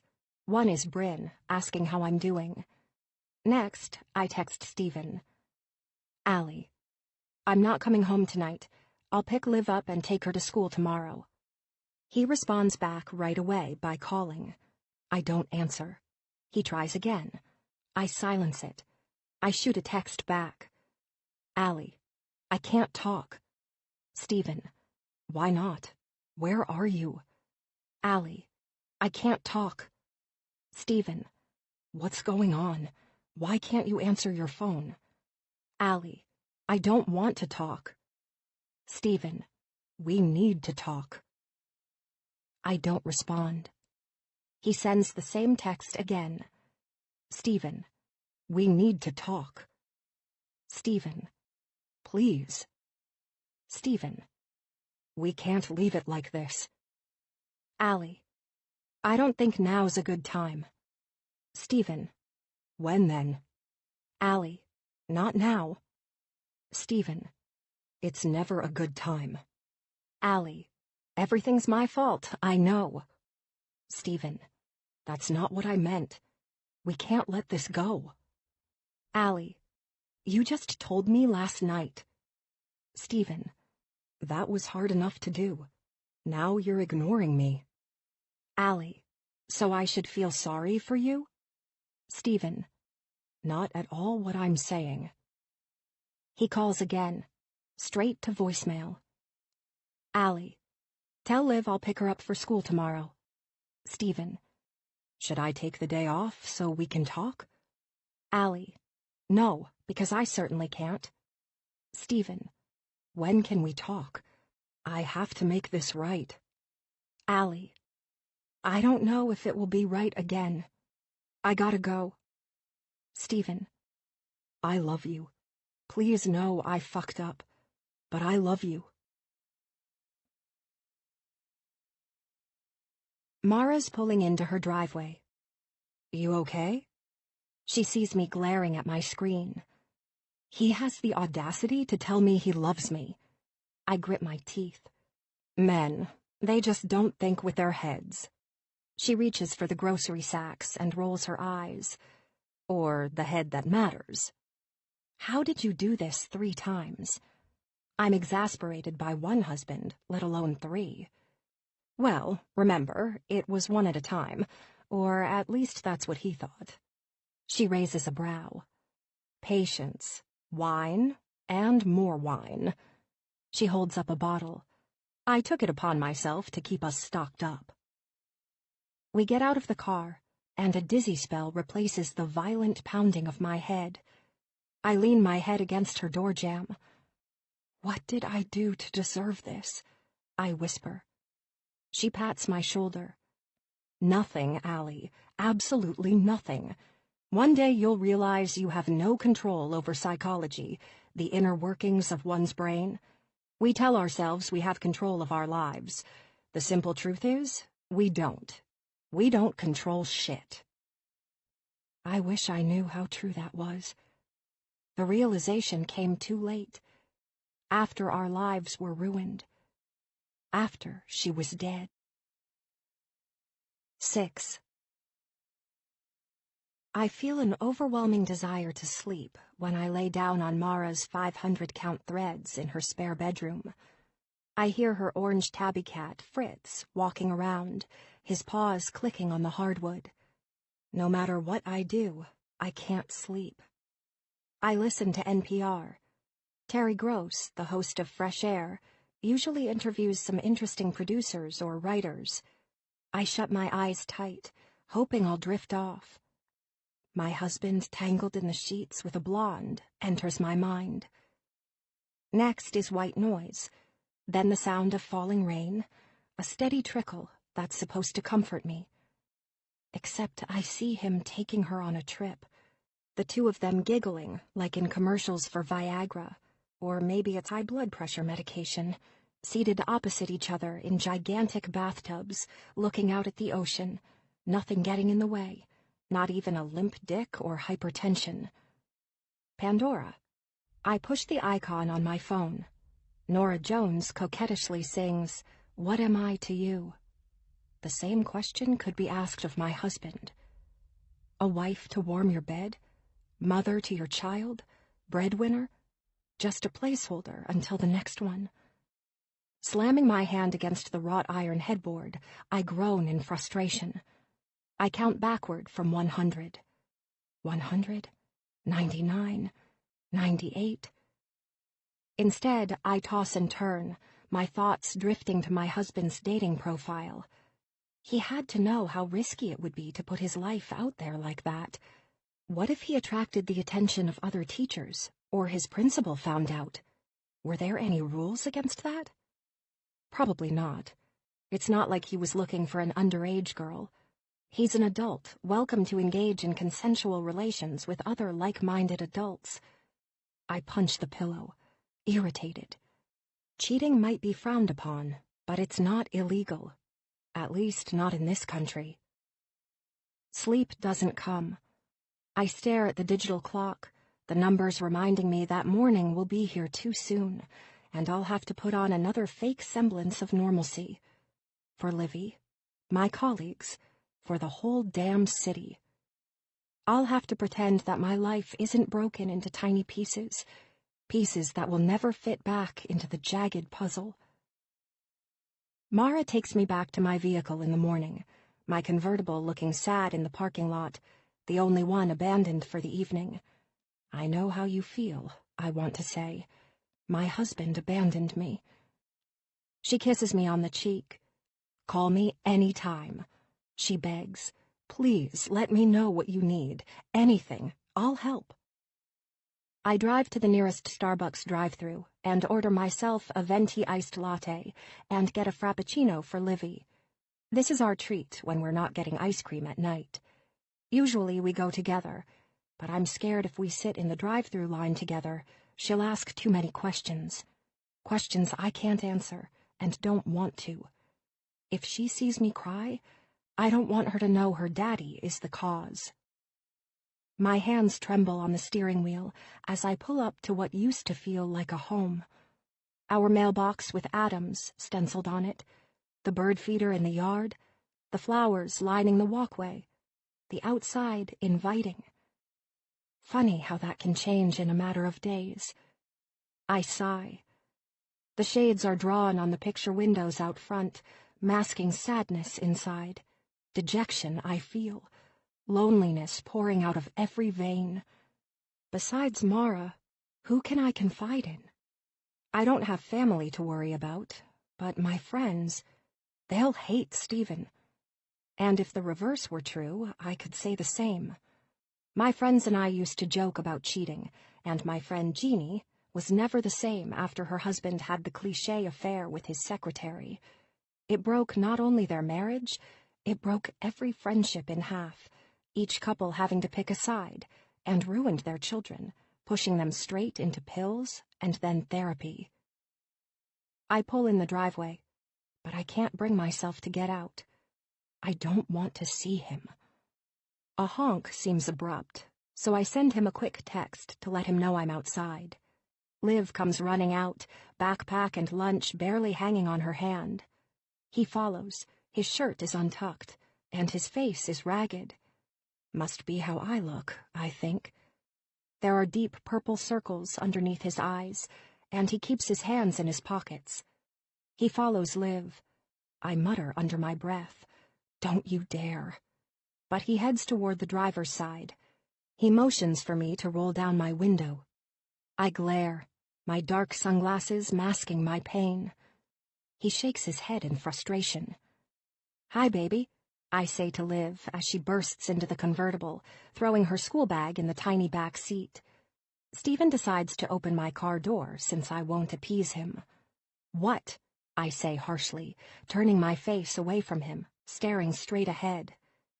"I just want to know when we can talk." He's miserable, his voice barely audible. I can tell from his posture. "I thought we would speak, not that you would give me the cold shoulder." I heard there were more. I seethe at him as Liv starts messing with the radio dials. "More what?" When he sees the look of contempt on my face, he tilts his head. "Huh?" A look of confusion plays across his face, brows knitting. "Who would say that?" "And where did you stay last night?" he asks. I scowl at him. "Doesn't matter," I say, putting the car into reverse. "I gotta get Liv to school." "Mommy, Daddy said you went out last night and had too much fun." She looks at me. "And you couldn't drive home." I give her a tight smile. "That's right, lovebug. That's why Mommy couldn't come home. She was sick." I mouth, "Of your dad," at Stephen, but he pretends not to notice. He's shifting from one foot to the other. We pull away, and Liv waves at him, adoration in her eyes. The same way I used to look at him. Like he was goddamn Superman, hung the moon, could do no wrong. How Rome has fallen. After I drop Liv off, I head to the office. Another day of keeping my shades on for far too long. I notice that my family picture has been removed, and relief washes over me. I don't remember if I put it in a desk drawer or eventually tossed it in the trash. Bryn walks in, her steps echoing on the tile. "Hi, Alistair." She gives me a perky smile. "I ordered some coffee. It should be here soon." "Thanks, Bryn. Any messages?" "You had a call from Robert Reynolds about PR for their new business." Is it the new gluten-free organic grocery store?" "Yes." She sets a piece of paper on my desk. "His contact info is on there, along with his website." "Great, thanks. I sent you an email with some highlights of his organization." "Appreciate it." I sink down into my chair, not bothering to open the blinds. "Please hold my calls until this afternoon. I'm playing catch-up." We both know this is a lie, but she smiles and says, "Of course," all the same. She turns on her kitten heels and walks out. Booting up my laptop, I wonder if I should set up a dummy profile for dating to try and catch Stephen. I can't use my pictures, though. I shoot a quick text to Mara and ask her if she can try and match with him. I don't think they've ever met. Mara. Let's not use me. I've already swiped the other direction, indicating I'm not interested. I'll reach out to some friends, see who has some pics you can use. Allie. Thanks. What was your age range? You telling the truth about your age? Mara. Of course not. Said I was 35. Allie. LOL. I'll make sure to be in the 35 to 38 range when I date. Ha ha. Mara. It's just a harmless lie. My insides wrench, thinking about Stephen and his lies. Did he think they were harmless? That Liv and I were dispensable sidekicks he could pretend didn't exist?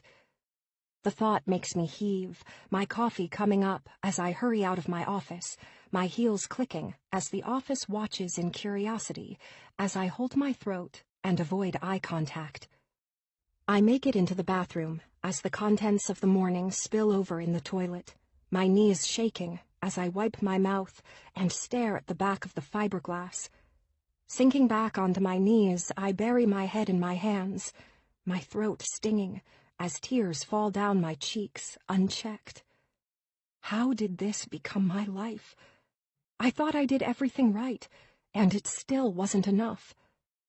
I let pity overtake me, sobs coursing through my body, my shoulders shudder in response. The door opens to the ladies' room, but I don't hear it, too consumed with my thoughts. A light knock on the stall pulls me out of my reverie. Alistair? It's Bryn. I saw you run for the restroom. Are you okay? My voice echoes. Yeah, I must have eaten some Mexican last night that didn't agree with me. That's the worst. She pauses. Can I grab you a water or some Pepto?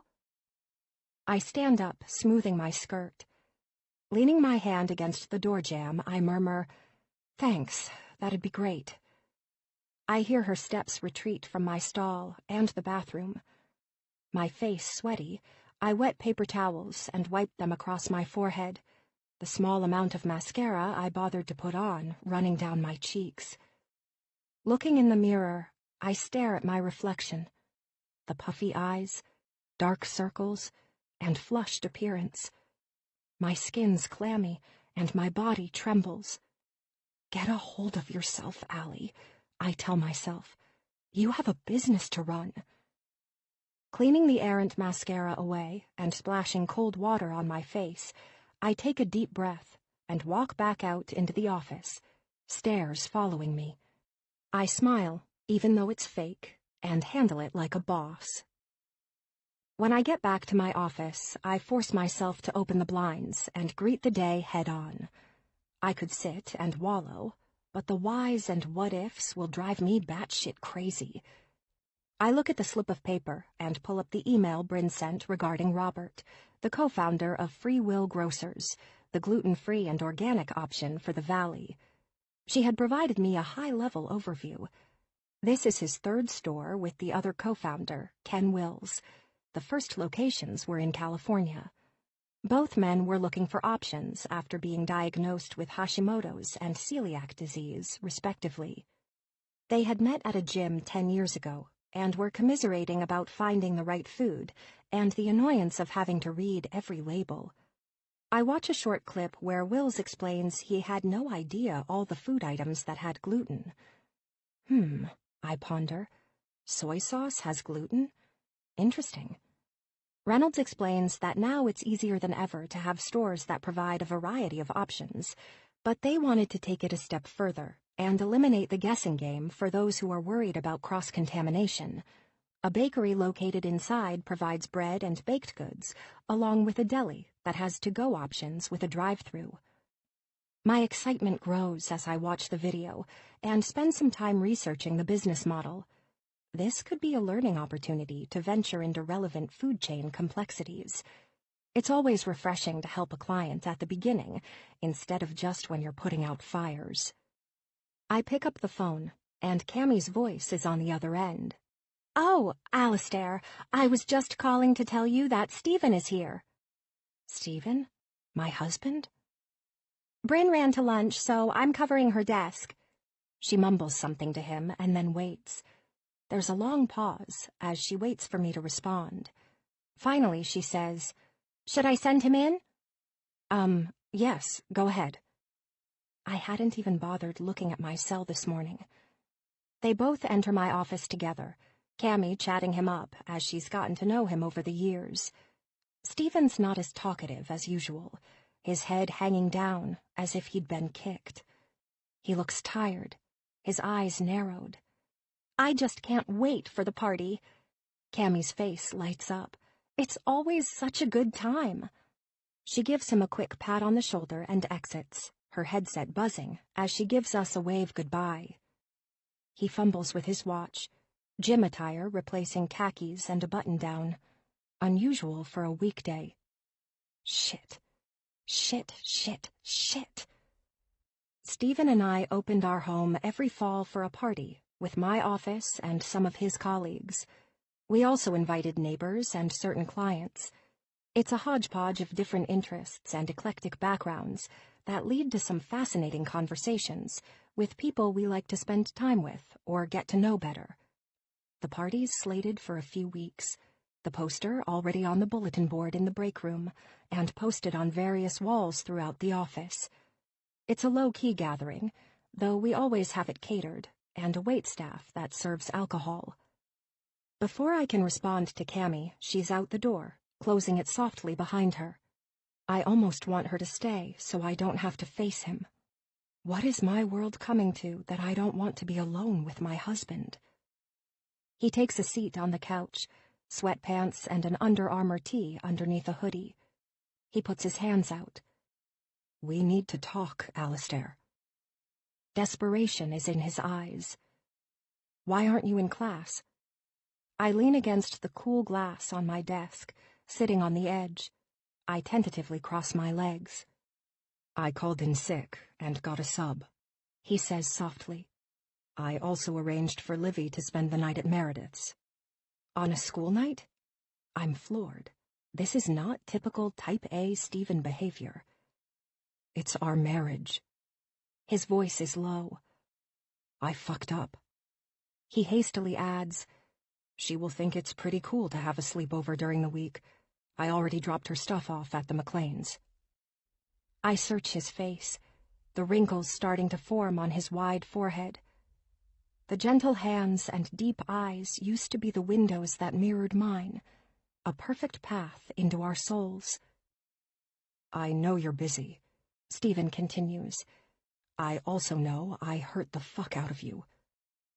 He rises and comes over to where I'm perched, grabbing my hands in his. the metal of his simple band catching the sunlight, bouncing between both our rings. A bond. The vows we took, didn't they mean a damn thing? I purse my lips. He squeezes my hands in his. Of course, he whispers. It's over. It happened once. A mistake. I look him in his sorrowful eyes, mine starting to tear up again. Once? One time. He stares at me intently. I promise. I shake my hands out of his tight grip and twist the thin metal, tugging off my wedding band and engagement ring. You also promised always to be faithful. I drop my rings in his palm and close his hand around them, quickly turning to glance at the window, wetness covering my cheeks. I swipe at them angrily. He swings me around to face him, his voice hoarse. You're taking your rings off? I'm agitated. How could you? How could you expect me to believe it was one time? Baby. Stephen reaches out his hand and wipes at my cheeks, his touch making me want to scream. I let a meeting get out of hand. I should have said no. Are you sure it wasn't a date?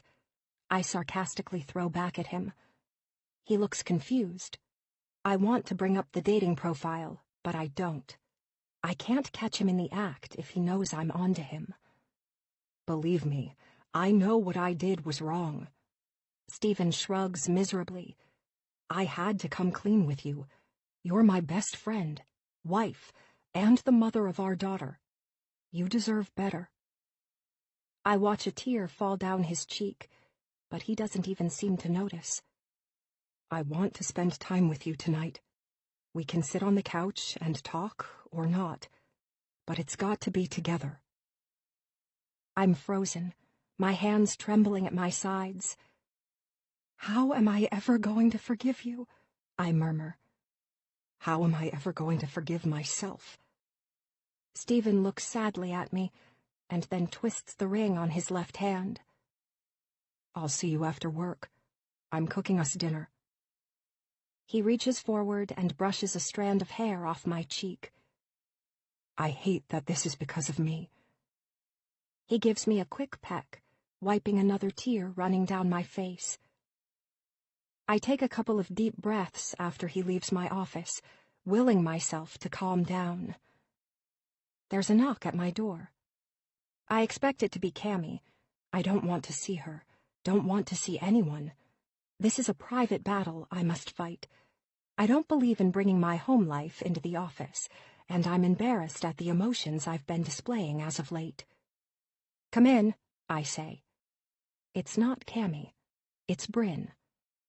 Alistair, she says in a light tone. I just wanted to see if you wanted anything from the deli downstairs. I had lunch there, and it was really good. No, I'm good, but thanks. I've got some calls to make. Did I hear Cammy say your husband was here? She looks around my office. I hope I'm not interrupting. No, he left. I look at my screen. Time to get back to work. Being married is so much better than being single. Dating was such a drag, she says.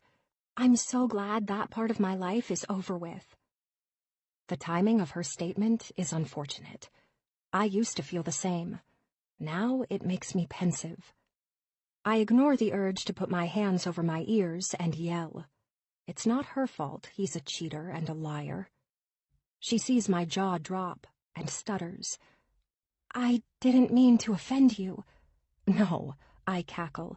Dating was definitely a roller coaster. I can barely utter the words at this point. And everyone thinks my husband is a catch, so he must be. I shrug. You just never know until you're in too deep. She looks perplexed, and I realize I'm hinting at my personal issues. I smile and glance at my screen. If you don't mind, I'm going to make a couple of calls. She nods, hurrying out of the office as I pick up the phone to call Robert Reynolds to see how we can work together. The rest of the afternoon passes in a flash, my call with him ending in a meeting for the following week. I return a few other calls, some media inquiries, and clear my inbox, which has sorely been ignored for the last couple days. When I look at my phone, it's after 6 p.m. A missed call from Mara chimes. I decide to call her on my Bluetooth after I leave. "Hey, Mara," I say as I head out into traffic.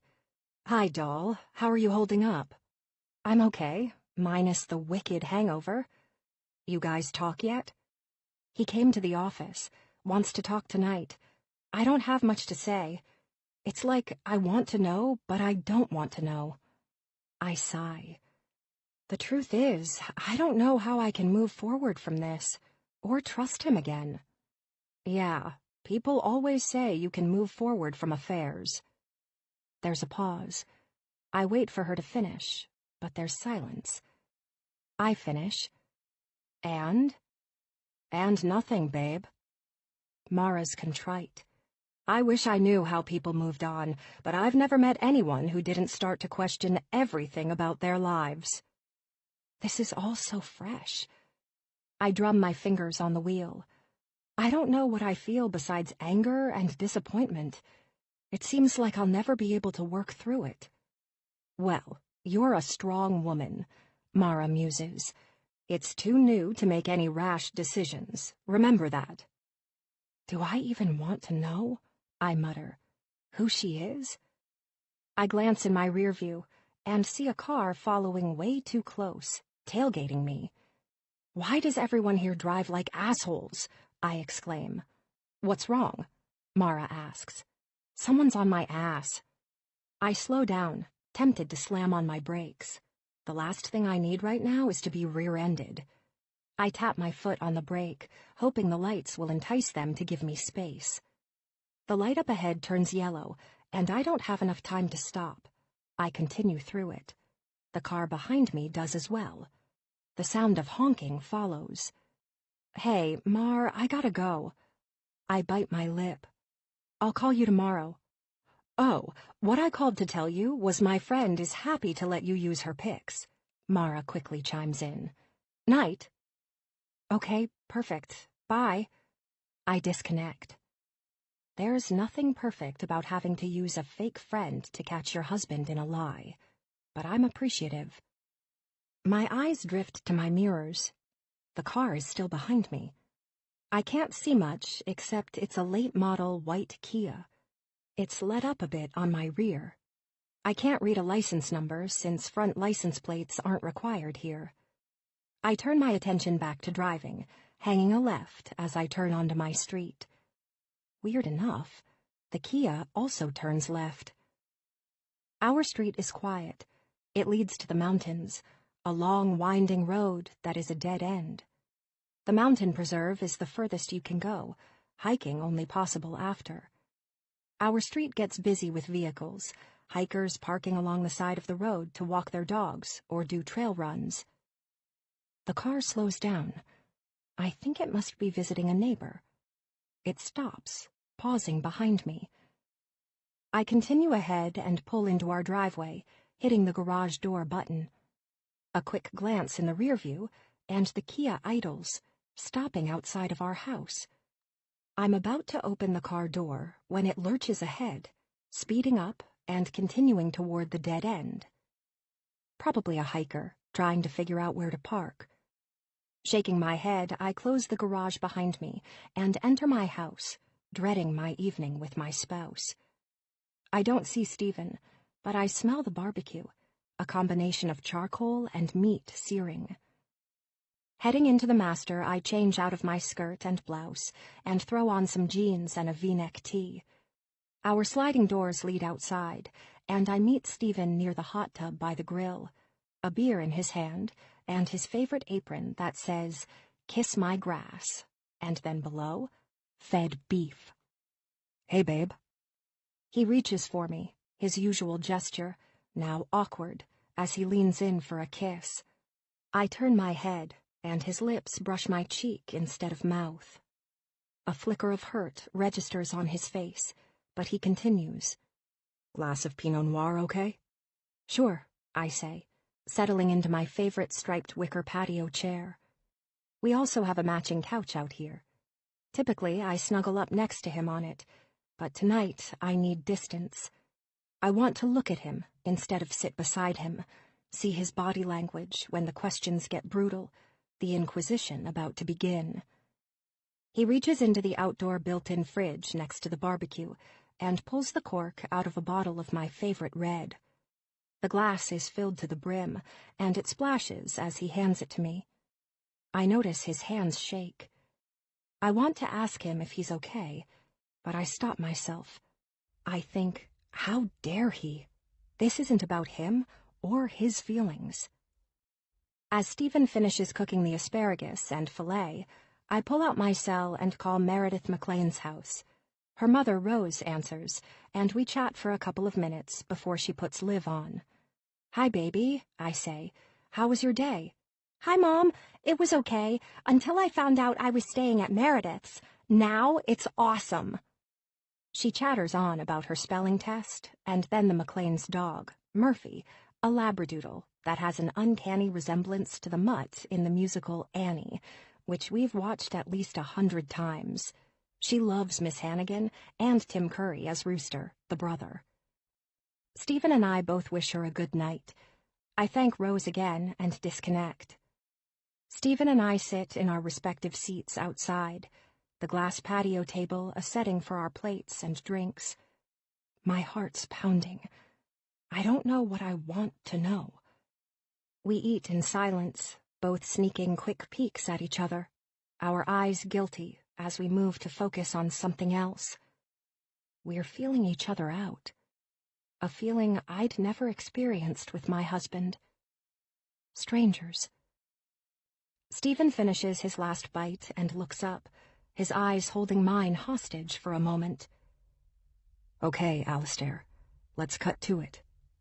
He leans back, setting his plate down a little too suddenly, a thud as it settles precariously on the edge. I sip my wine, examining his demeanor. "I'm at a loss," I say uneasily. "You've had time to practice your story and how to tell it." He sighs. "I didn't want to tell you." "You shouldn't have," I emphasize. "You got to unburden yourself of the guilt, and now I have to carry it." "Fair?" Stephen fidgets with his hands. "I didn't want to tell you because I'd hurt you and risk losing you, but you deserve to know. Know that you're not the man I thought you were?" My face twists into a grimace. "Even better." "Are you going to leave me?" I think I imagine this question, but the look on his face is a combination of fear and apprehension, his jaw locked, his brows knitted. "I don't know," I answer truthfully. I'm still wrapping my brain around this. "What do you want to know?" He lifts his foot to rest it across his knee, kicking the table, the plate teetering on the edge and crashing to the cement, breaking into pieces. Just like my heart. "Who is she?" I twist my hands in my lap, nausea battling in my stomach. "Do I know her?" "I met her at a hotel." I glare at him, my eyes narrowing into slits. "Not like that," he quickly adds.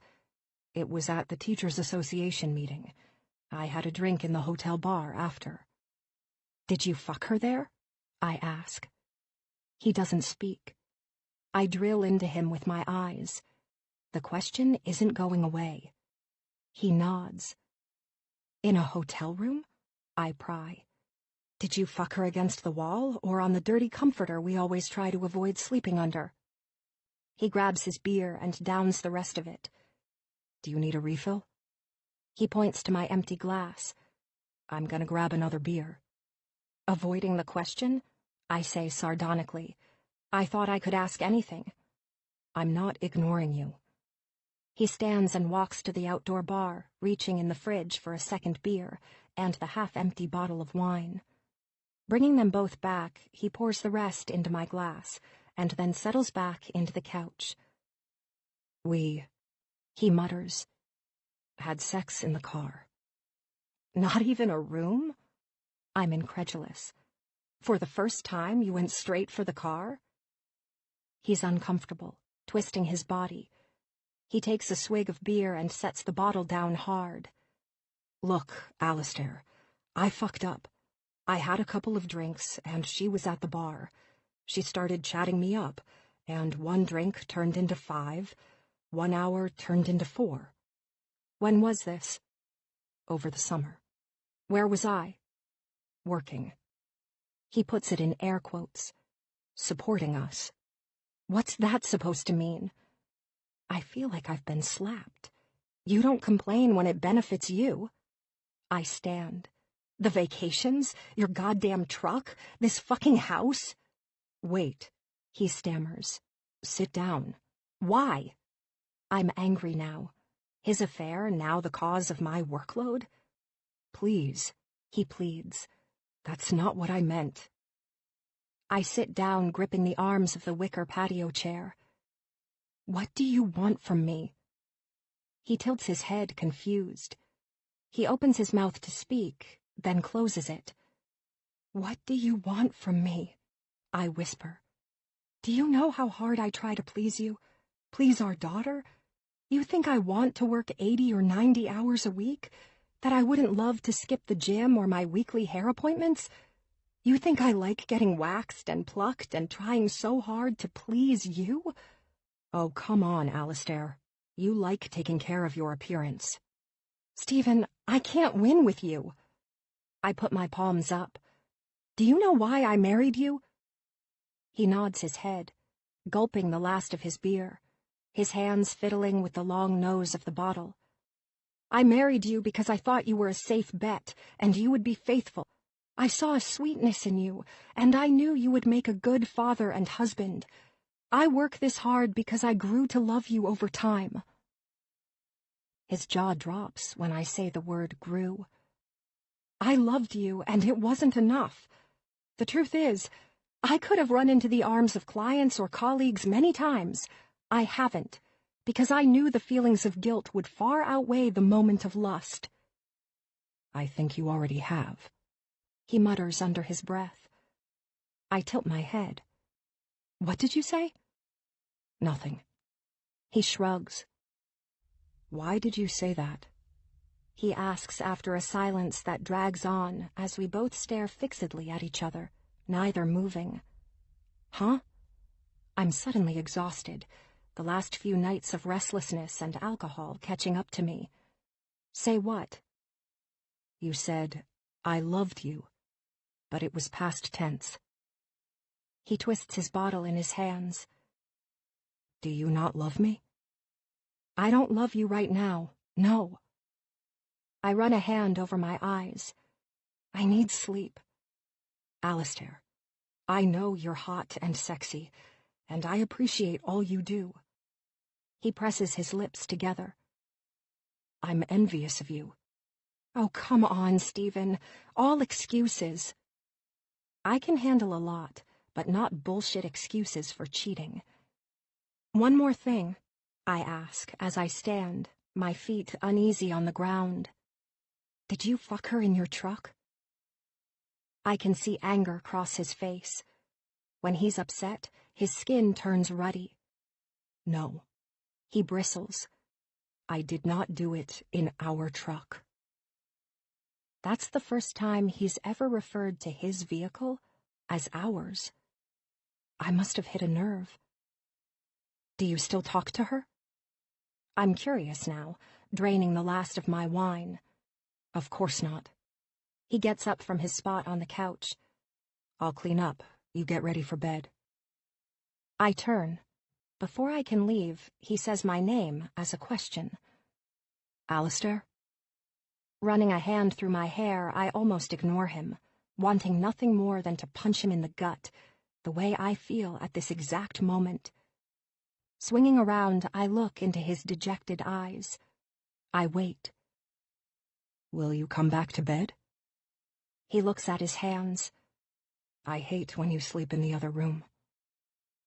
I swallow hard. He adds, we swore we'd never go to bed mad, sleep in separate rooms, become like other couples. My eyes burn as I answer, tears blinding them. We also took vows never to cheat. With that, I head back in the house. At first I hear sobs, and I think it's me, my body trembling as I fiddle with the patio door handle. When I enter the house through the sliding glass door and turn to lock it, I see his hunched form heaving, head in hands, sobbing. It would be fitting to say I felt better, that he got what he deserved. But love is never that simple. As much as I waited for the thrill of satisfaction to see him hurting, it gave me none.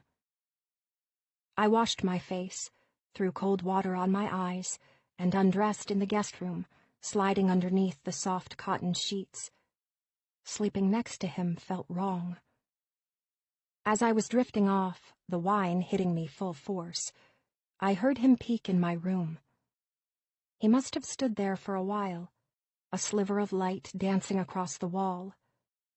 A loud sigh escaped his lips as he paused. "I love you," he whispered in the darkness. "I love you."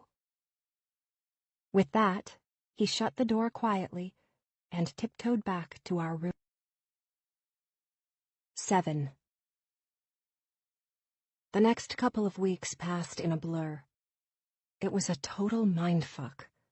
First tears, then anger, then acceptance, just like a death in the family.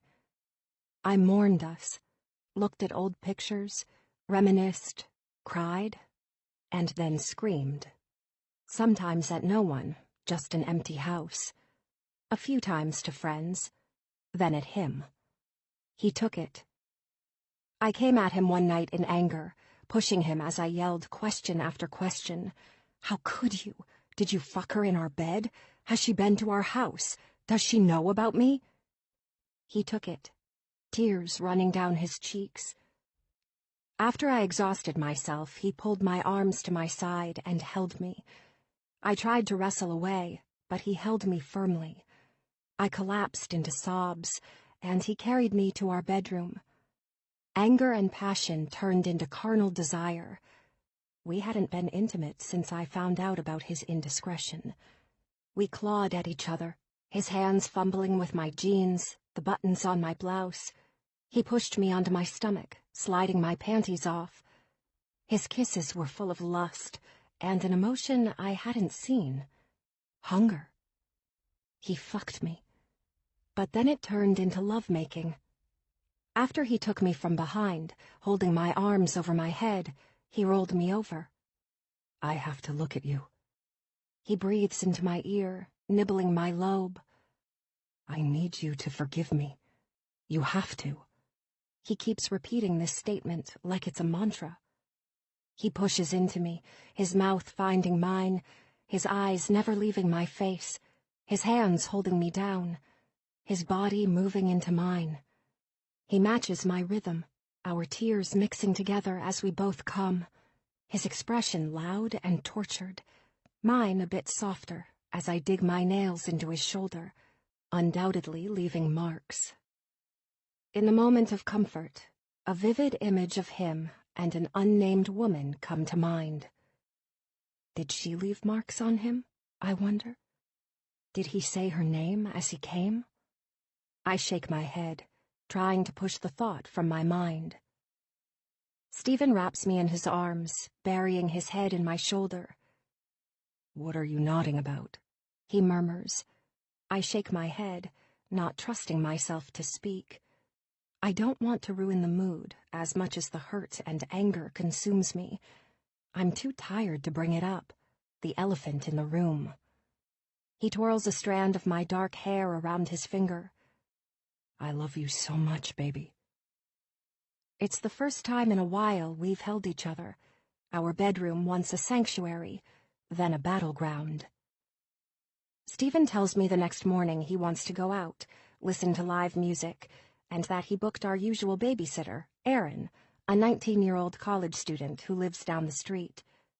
"You planned a date?"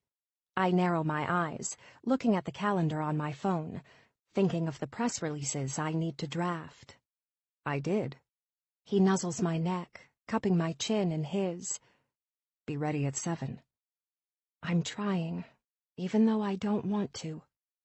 When he speaks, I want to scream, turn any statement or question he makes into a retort about his affair. I can't. I won't. We need counseling, individually as well. When I look at him, it's like a punch to the stomach all over again. I'm at work when I see a text from him. I ignore the message. A conference call about a nonprofit that's asked us to help create positive stories about their efforts to help the homeless, my focus. Bryn's sitting to my left taking notes as I ask the director questions about their business. After I disconnect from the call, my phone chimes again. 2 texts from Stephen. Stephen. Hey, baby. Aaron had to cancel. I texted Megan, but she's working. Megan was our backup. Stephen. I think I'll just have to cancel Res, and we can stay in, watch a movie. Crap, I mutter, twisting my hair in a bun and letting it fall, a gesture I do when I'm irritated. I was looking forward to the concert we were going to, even if Stephen and I were in a rocky place. What's wrong? Camille asks, taking a sip of her latte. Babysitter canceled tonight. Date night? Camille asks. She's been married 3 years and swears by weekly dates and phone sex. She tells me way too much, but she's like a younger sister, one I've worked with on and off over the years. Yeah, Stephen planned a night out. Ooh la la, he did the planning? She arches her eyebrows. Yep, we were supposed to go to a concert. I would totally watch Liv if we weren't going to our cabin. Camille and her husband had a cabin up north, a place to cool off in the summer and ski in the winter. They had let our family use it over the years. It was in a remote area, the perfect place to relax and de-stress. No internet and limited phone service. My idea of hell. Stephen's idea of peace. We'd already been there over the summer. I'll text him and tell him delivery sounds great. I shrug. What do you do? Bryn taps her pen on her notepad. I love to babysit. Would it be weird if I did? I hesitate. Stephen is picky about our babysitters. Not that I would let a random stranger knocking on the door swoop in and watch Liv.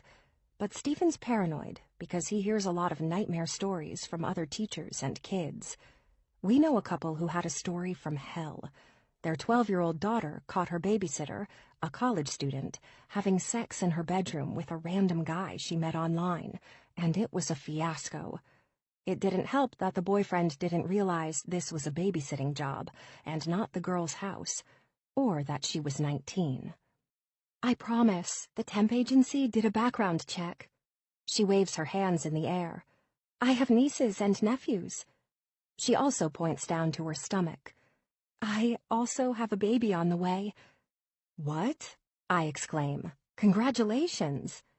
We all take turns complimenting her, her skin flushed from the attention.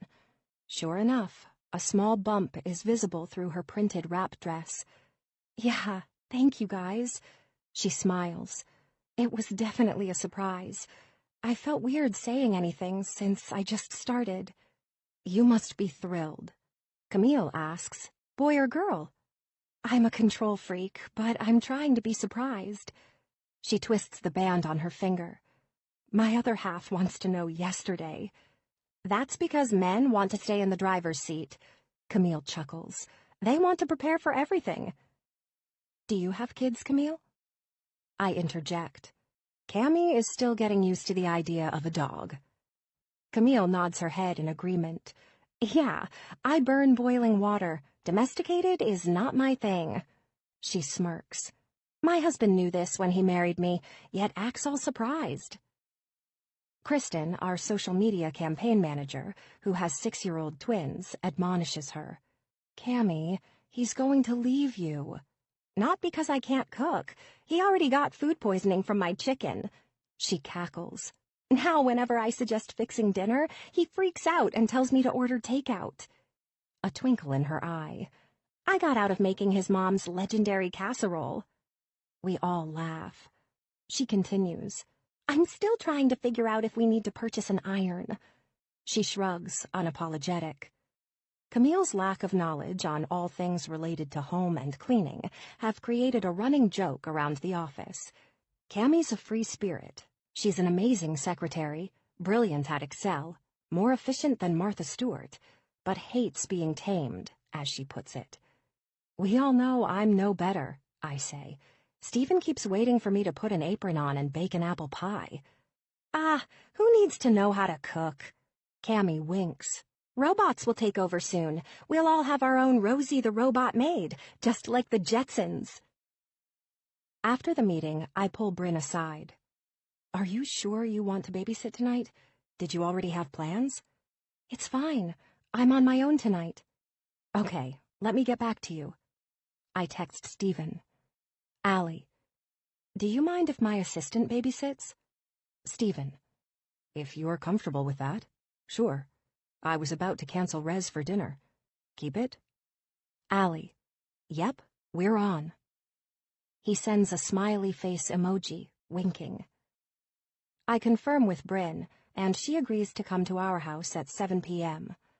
"You guys can order takeout," I say. Just a warning, Liv loves gymnastics and everything purple. Sounds like the typical girl. She laughs. Deciding on a tight-fitting black tank and dark jeans, I throw on a maroon velvet blazer. It's still warm, but the concert is outdoors, a plus to have in case it gets chilly. When the sun goes down, all bets are off weather-wise.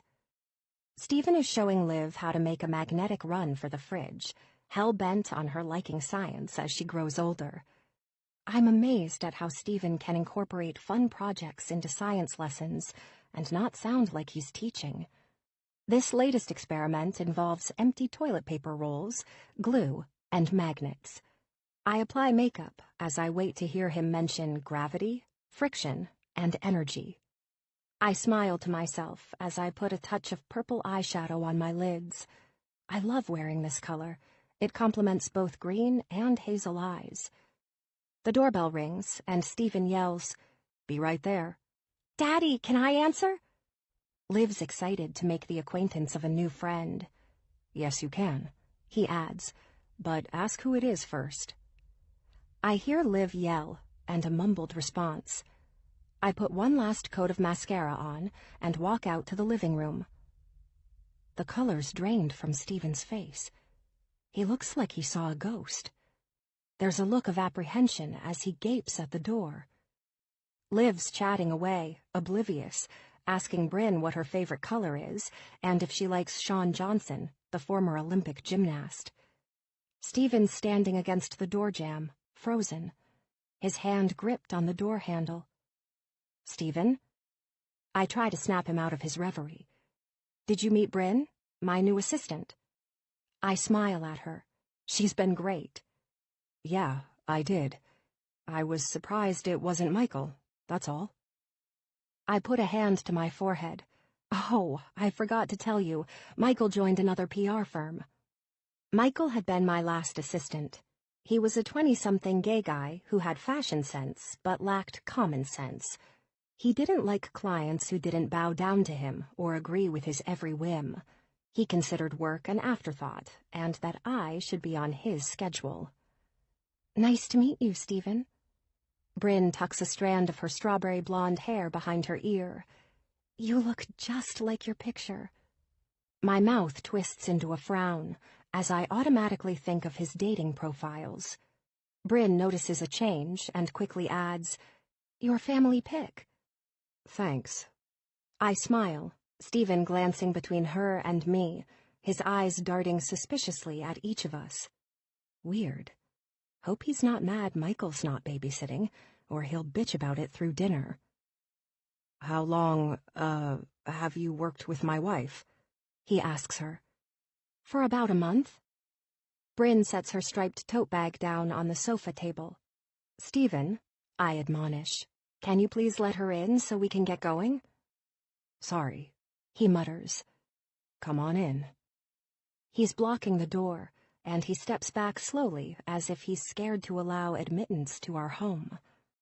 I'm so glad I got to meet you before the fall fiesta.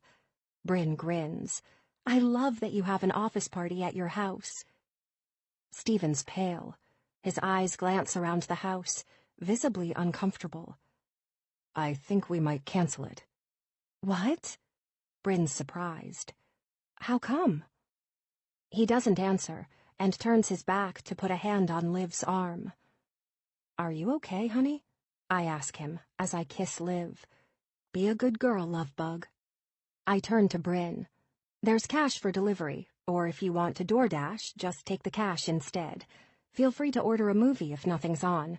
Bedtime is at 9 p.m. 9?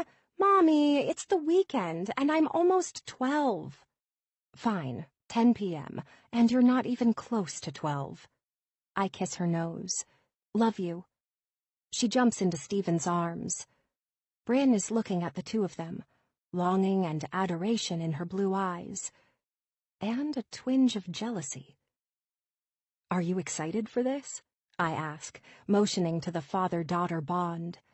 Yeah, I am. She leans against the counter, wistful. My dad died a few years ago, and I just wish he got to see his grandkids.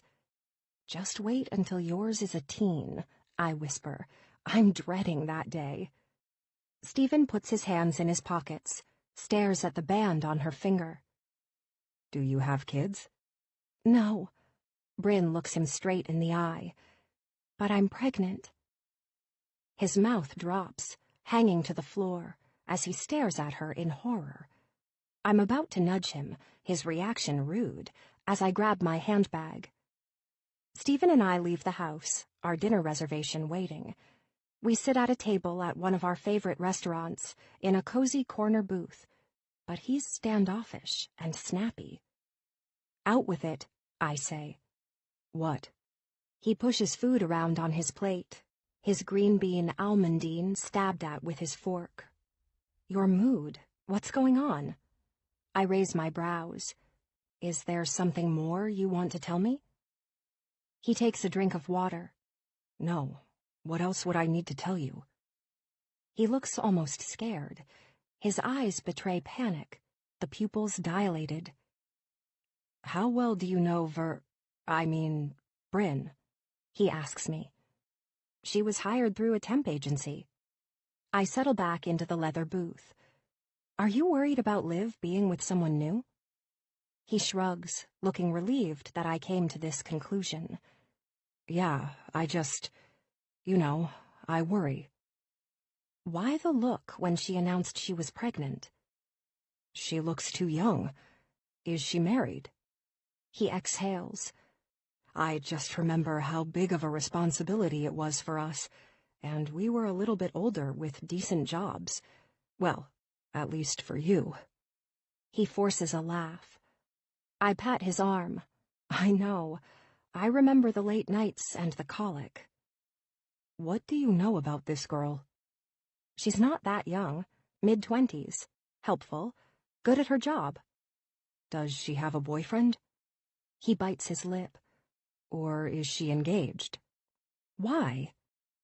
I'm curious, unsure what this question has to do with anything. I think she's married.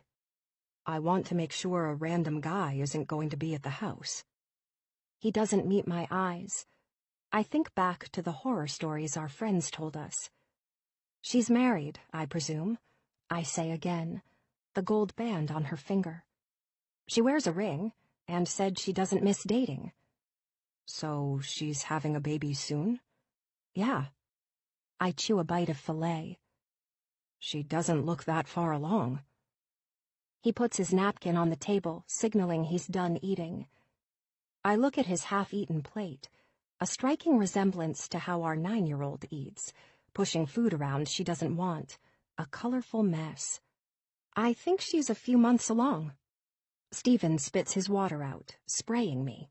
What the? I wipe my face. What's going on? I'm going to be sick.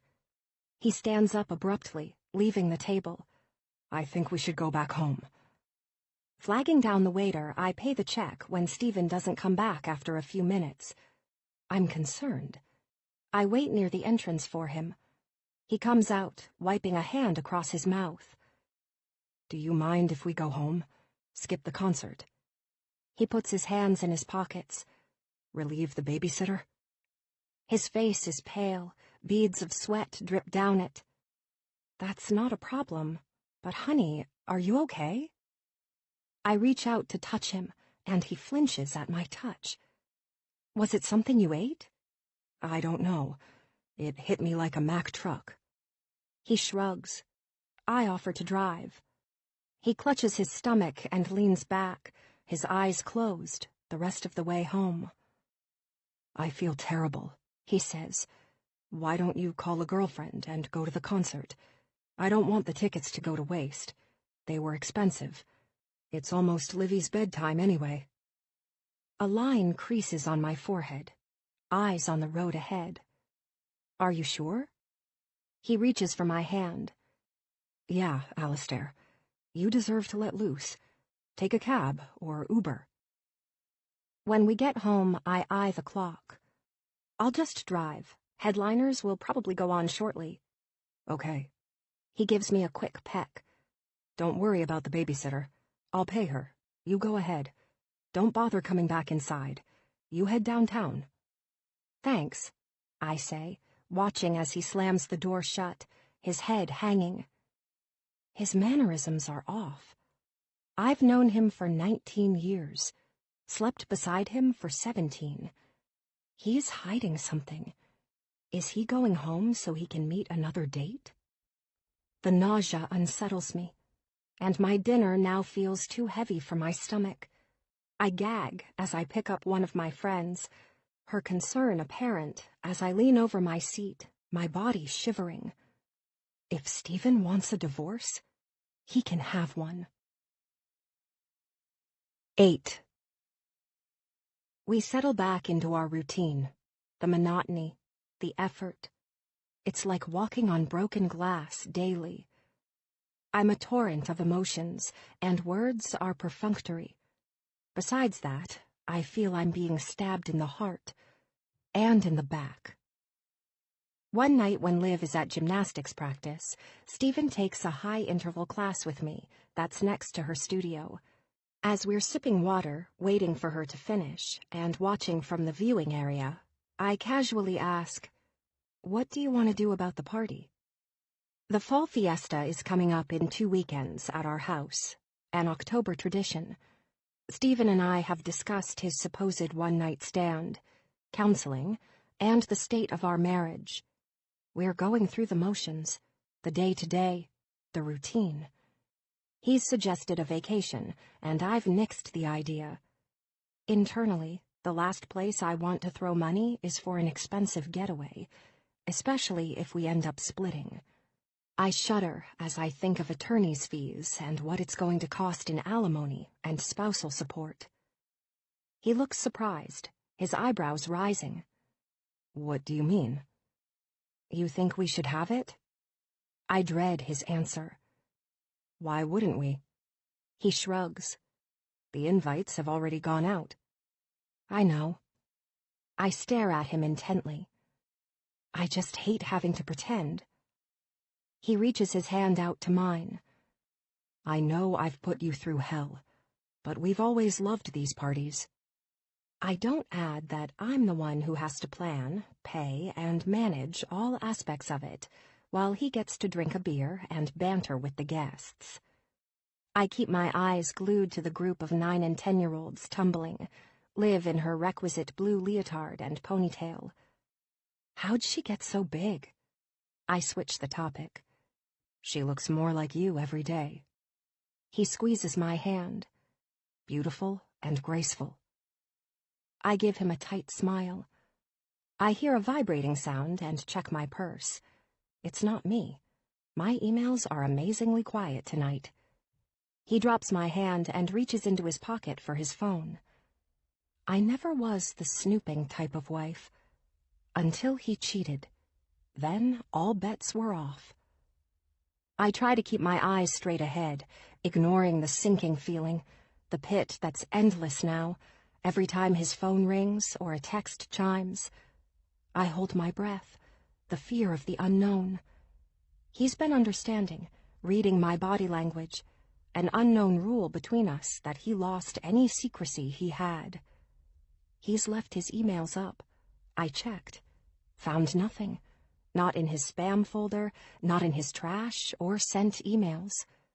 Oh, you're good, I thought, covering your tracks. His phone has always had a password.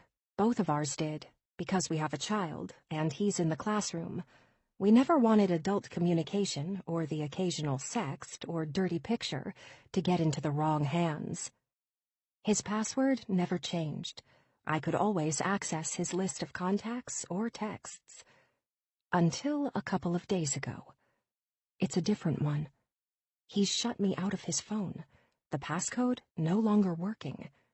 He swore she never had his number, or vice versa. I had scrolled through his texts, searched our bill for his call history. Months had passed, so I didn't expect to find anything. He could delete whatever he wanted. His contacts didn't seem suspect, so I checked to see if there were any unknowns. Tonight, though, his face turns beet red, a blush creeping up the back of his neck. He freezes instantaneously. I can see him out of the corner of my eye. I don't want to turn and face him. I want to see what he does next. Scanning the text, he puts the phone away immediately, never bothering to respond. Interesting. Opening my mouth, I'm about to ask who it is. Liv runs into the viewing room, jumping into his arms. Hi, Daddy. Hi, Mommy. Her face is also flushed, the last tumbling pass winding her. Did you see my cartwheels? Yep. I tweak her nose. They're looking amazing. Definite improvement from the last time. She smiles, snuggling into Stephen's arms. He gives her a tight hug and puts her down. Grab your stuff so we can go. She heads to her cubby, and as I'm about to speak, he says, I'm going to run to the restroom. Be right back. I give him a questioning look, which he ignores.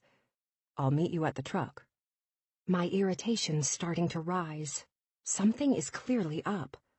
We'd talked about boundaries and openness and communication, traits I'd thought we'd done a damn good job of keeping before his slip. I run the word over my tongue. The word slip-up implies an error in judgment, a mistake.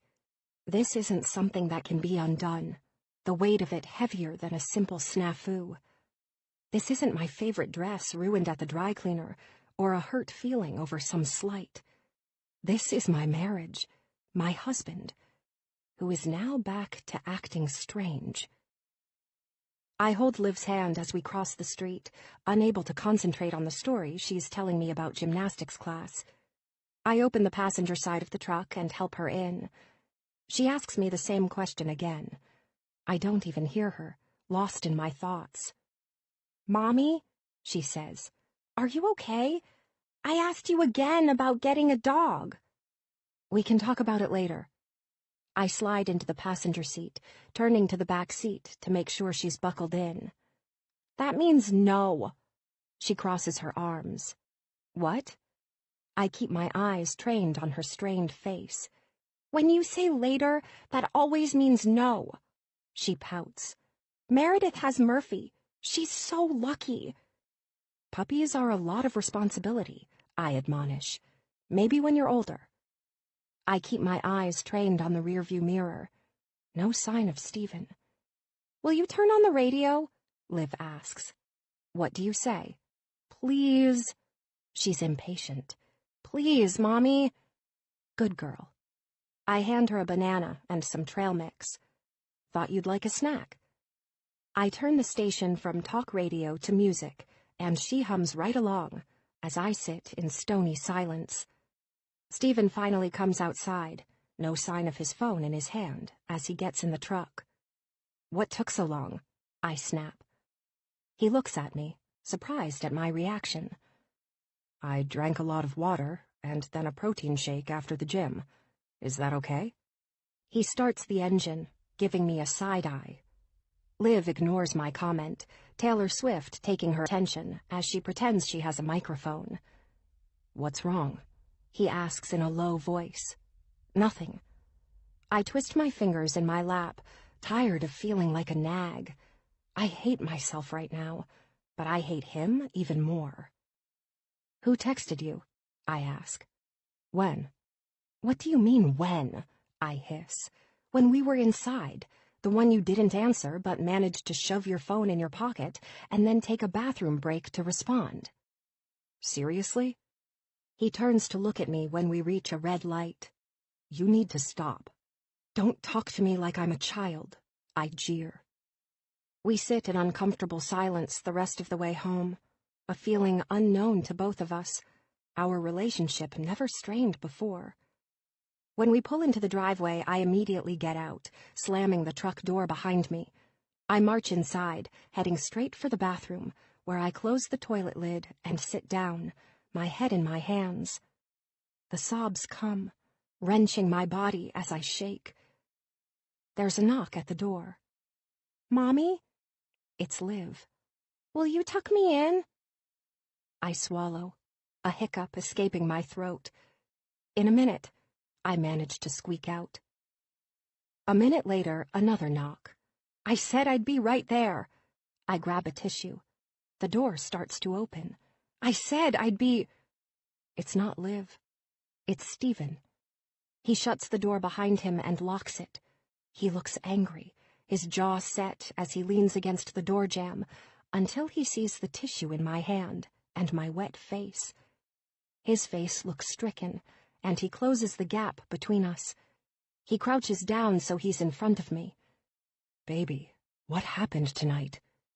He takes his thumb and wipes away the tears. "Everything was fine until my damn phone pinged a text." I hate this. I manage to gulp out. I hate feeling like this. Every time your phone rings or you receive a text, you acted strangely. He reaches into his pocket and hands me his phone. His last text is a meme of boobs sent from TJ, one of his college buddies.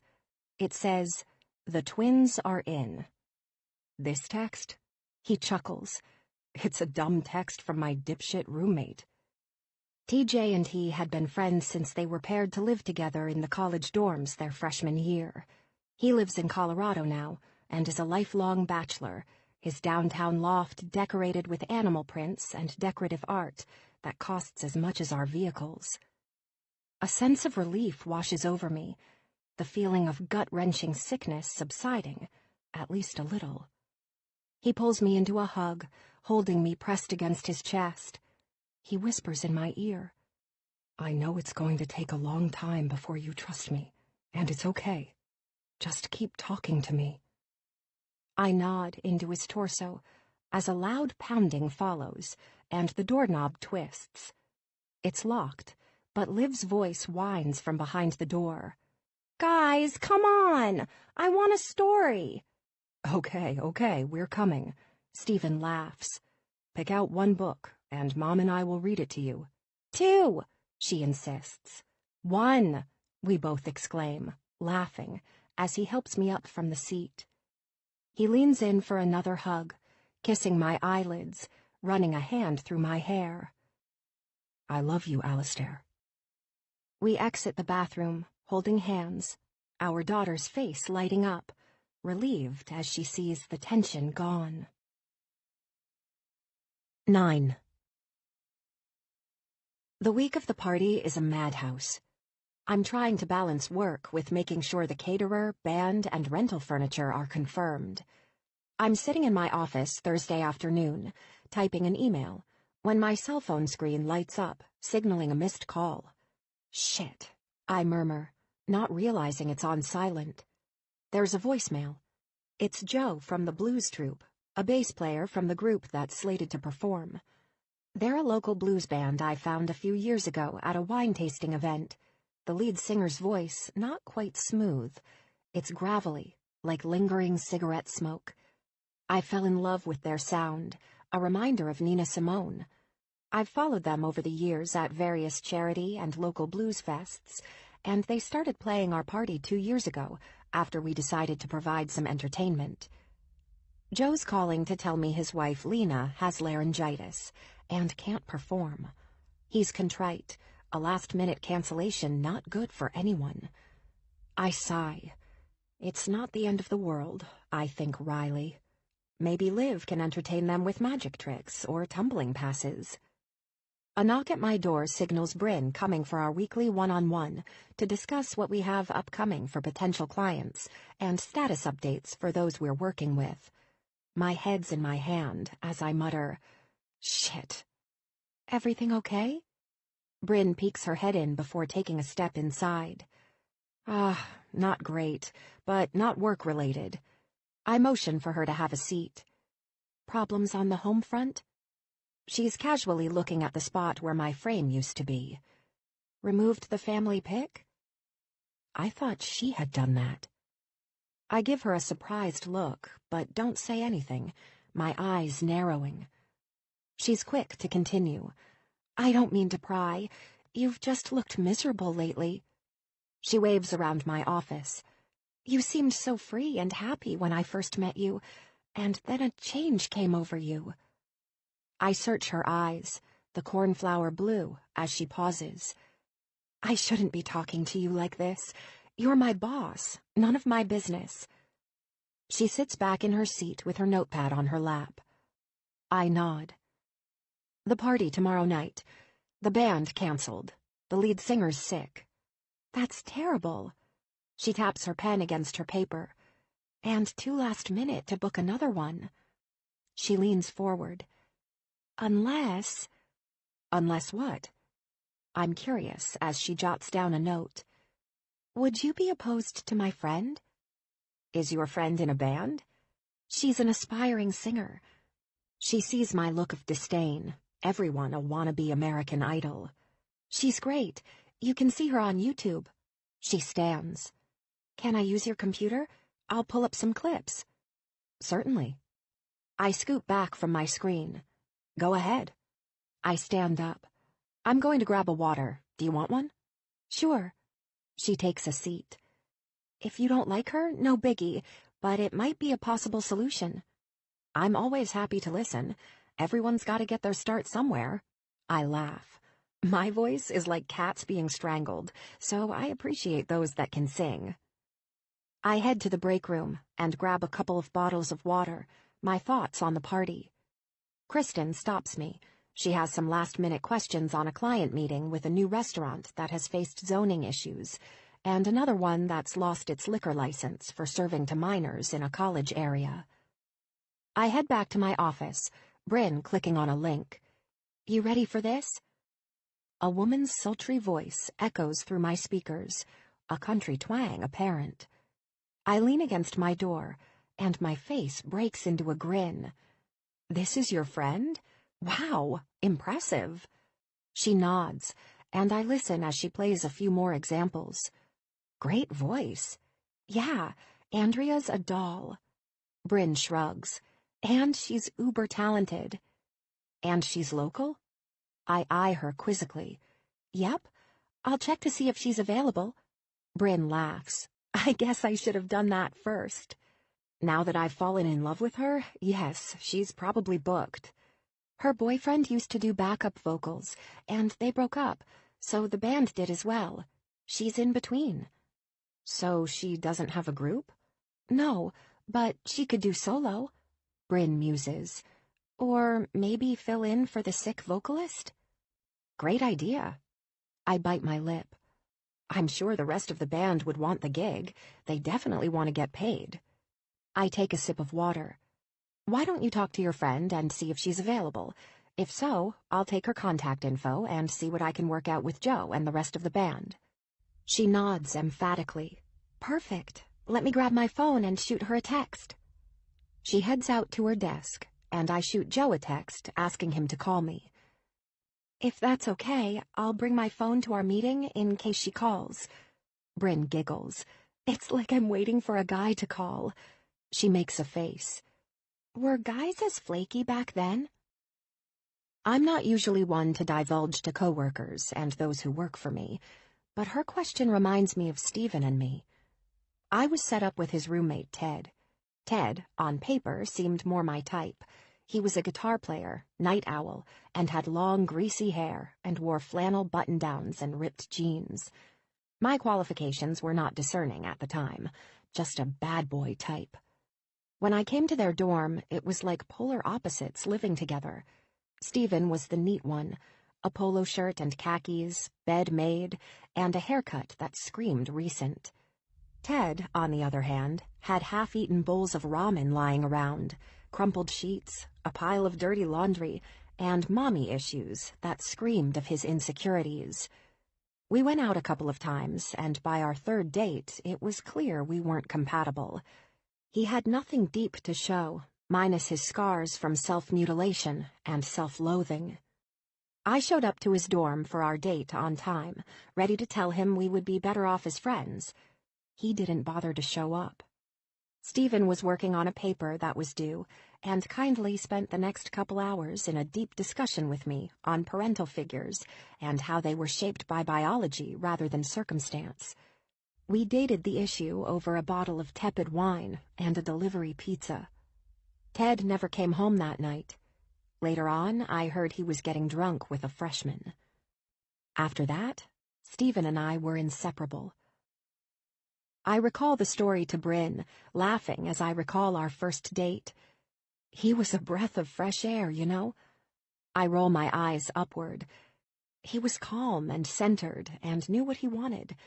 I didn't understand half of what he said about science or kinetic energy, but he was sweet. I tuck a strand of hair back. He was just what I needed. Bryn asks a question I hadn't thought about in a long time. When did you know you were in love? I grab my chin, looking at a painting on my office wall, a watercolor from his grandmother's estate. She had painted it herself. The colors are vibrant, a variation between red and pink, orangish hues in between. Fire in the hole, she called this one. I loved how she could make clean, simple lines into something symbiotic. I had to have radiation on my thyroid, and it meant I had to be in a cocoon, basically a bubble. I couldn't be around anyone for almost a week. He brought me food, put it on the doorstep, and rang the bell. I grin, remembering. As if that wasn't sweet enough, he wrote me these long letters, love letters, I guess you would call them, to keep me company. I break into a wide smile. He would write about all sorts of topics, some poignant, some just general thoughts about the world or what he was doing that day. They kept me company. This was before email or cell phones, and I felt isolated, you know? Even my roommate had to leave, and I was left with Sylvia Plath and Stephen King for company, but no ties to my day-to-day. I sigh, bringing my head to my hands. He made me feel special. It was something to look forward to, and he did this every day for a week. It made me feel not quite so lonely. Bryn interrupts my flashback to college. Did you respond? Respond? I pull myself out of my reverie. To his letters. Oh, yeah, every day. It kept me going. I'd write him usually 10 or 12 pages in between keeping up with homework assignments. I touch the spot where my wedding ring used to be, forgetting the band of metal is no longer wrapped around my finger. Bryn looks where I'm touching the naked spot on my left finger, but says nothing, her eyes darting back to my story. You know, I learned so much about him over that week, a lot more than I would have ever known just by talking, you know? He told me about his family and his childhood, recounting stories. In one letter, he even put a couple of pics of him as a kid, his Halloween costume, a hot dog, ways to make me laugh. I brood. It sounds like you formed a bond during that time. Where did you meet your husband? I ask. Bryn looks at her phone as it buzzes. Her face lights up. It's Andrea. She said to call her. She's down to sing. We smile at each other. Mind if I put her on speaker? She's dialing the number before I can answer, her eyes betraying her eagerness. Hi, Andrea. I've got you on speaker with Alistair Adams, the owner of the PR agency I temp for, and a party planner in need of a singer. I can tell through the phone that Andrea's ecstatic, her voice bubbling with excitement that she gets to sing with a live band, and for an audience of over 100 people. I give her Joe's contact info. He wants to schedule a practice before tomorrow night, so they can get acquainted and discuss the set list.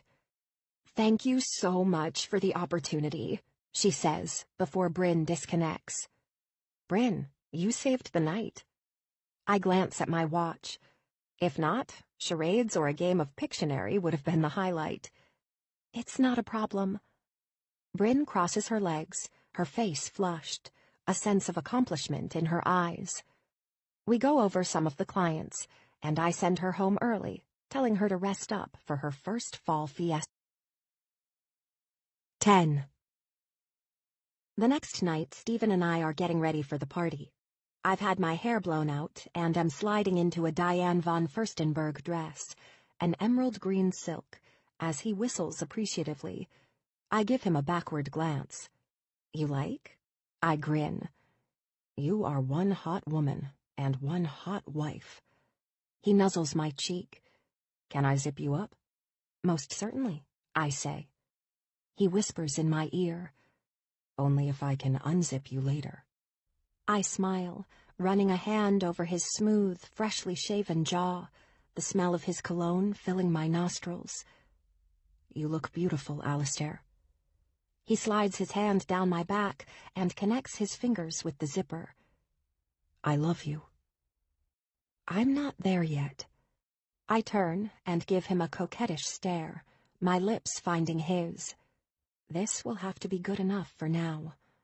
I'm back to sleeping in the same bed, speaking to him in complete sentences instead of stilted pauses. That has to count for something. I can't utter those words when he selfishly ignored our history, when he made his foolish mistake. "Alistair," he breathes, "will you wear your rings tonight?" He opens the small metal box that holds my more expensive jewelry, its place in my top dresser drawer, my engagement and wedding rings twisted around his finger. I don't want to fight with him, not tonight, not when we have a party, not when I have lingering doubts, not when I'm trying to hold myself together, and it feels like one wrong turn will crash us into oblivion. But I can't wear my rings. They're oppressive, a reminder that he disobeyed his vows. "I don't want anyone to question why you aren't married." His voice firm, his request makes sense to him. He doesn't like drama, doesn't like gossip or innuendos. My naked finger will draw attention to me, to us, in a way that unequivocally signals a bad omen, an impending divorce. "I'll think about it," I murmur, taking them from him. He wraps his arms around my waist. We stare at each other in the floor-length mirror, my small statue wrapped in his taller one, his arms enfolding my body, melding us into one. He tries to slide the rings on my finger, but I pull my hand away, like he intended to cut off each appendage. Hurt and confusion sully his face. "Back to this?" He's annoyed. His hands drop from my waist. I ignore him, internally screaming, "How dare you demand anything of me right now?" Pushing away from him, the mirror catches our change in posture, our demeanors now icy, the portrait of a strained marriage. I turn to Stephen. "Don't start with me." "What's that supposed to mean?" "Don't start with your expectations on when I should be back to normal." I grab a pair of teardrop earrings, a birthday gift from his sister. "Don't you dare try and guilt me when you fucked someone else." I'm calm, emphasizing the F word, but keeping my tone neutral, conversational. He grimaces. I catch his eye as he reaches for a tie to wear. I pull another one from his rack, one that complements my dress. "Try this one." "So we can match?" He's sarcastic. "What a pair." "Don't be so obtuse," I growl, twisting my lipstick open and filling in my lips with the wine color, ignoring his pouty stance, hands on his hips, and his childish demeanor. "I hope she was younger," I whisper. "You act like such a little bitch sometimes." He grabs my arms roughly, pulling me toward him, his hands going up my thigh, wrapping his fingers around the teensy fabric of my barely there thong. "I'll show you a little bitch." He breathes in my mouth, his hands shoving me against the closet door. He slides my panties to the side, unzipping his pants, thrusting into me as I moan, slamming me on repeat into the rough wood as I wrap my legs around his waist. He's like a thief in the night, taking from me all my essence, filling me up, reminding me that I'm his, that we have more between us than a one-night stand, and years of memories behind us. He's groaning, saying my name before he pulls out and shoves me against the mirror, my fingers now grabbing the sides of the glass as he pushes into me from behind, his hands grabbing my waist, his head buried in my neck, kissing my skin, my dress up around my waist. He's no amateur. He knows not to ruin it with body fluids. His breathing comes out heavy and thick. His pace intensifies. I look in the mirror, back at him, his brown hair, his flushed skin, the want in his eyes. That's when I see her watching us. 11. The bedroom door is open a few feet. I thought we had shut it when we were getting dressed. Her face is unreadable, the skin smooth and freckled, her blue eyes glassy.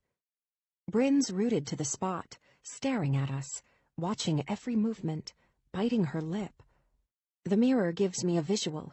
I can see behind me, past the open door to the hallway, her stance unchanging, a deer in the headlights. A caterer stops to ask her a question, and she turns to them in response, our antics forgotten. Stephen doesn't even notice when I make a move to kick the door shut, his eyes closed as he comes. A twinge of embarrassment washes over me, but I'm in my bedroom with my husband. A lack of decorum, maybe, but her intrusion seems out of place. Her arrival early, timing off. I glance at the digital clock on my side table. The party is not slated to start for another hour, guests arriving at 6 p.m. I didn't ask her to come before then. Unsatisfied, I lock our door. Stephen's now seated on our bed, his back is against the headboard, catching his breath. He zips his fly and twists his belt into place. "Alistair?" I'm lost in thought, unmoving, my focus already on something else. He tugs at my arm and pulls me onto the bed beside him. "We already have company," I whisper. "Yeah, the caterers." He gives me a hard kiss. "No, Bryn, my assistant." I pause. Weird. His face reddens. "Here now?" He looks at the closed door. "She saw us?"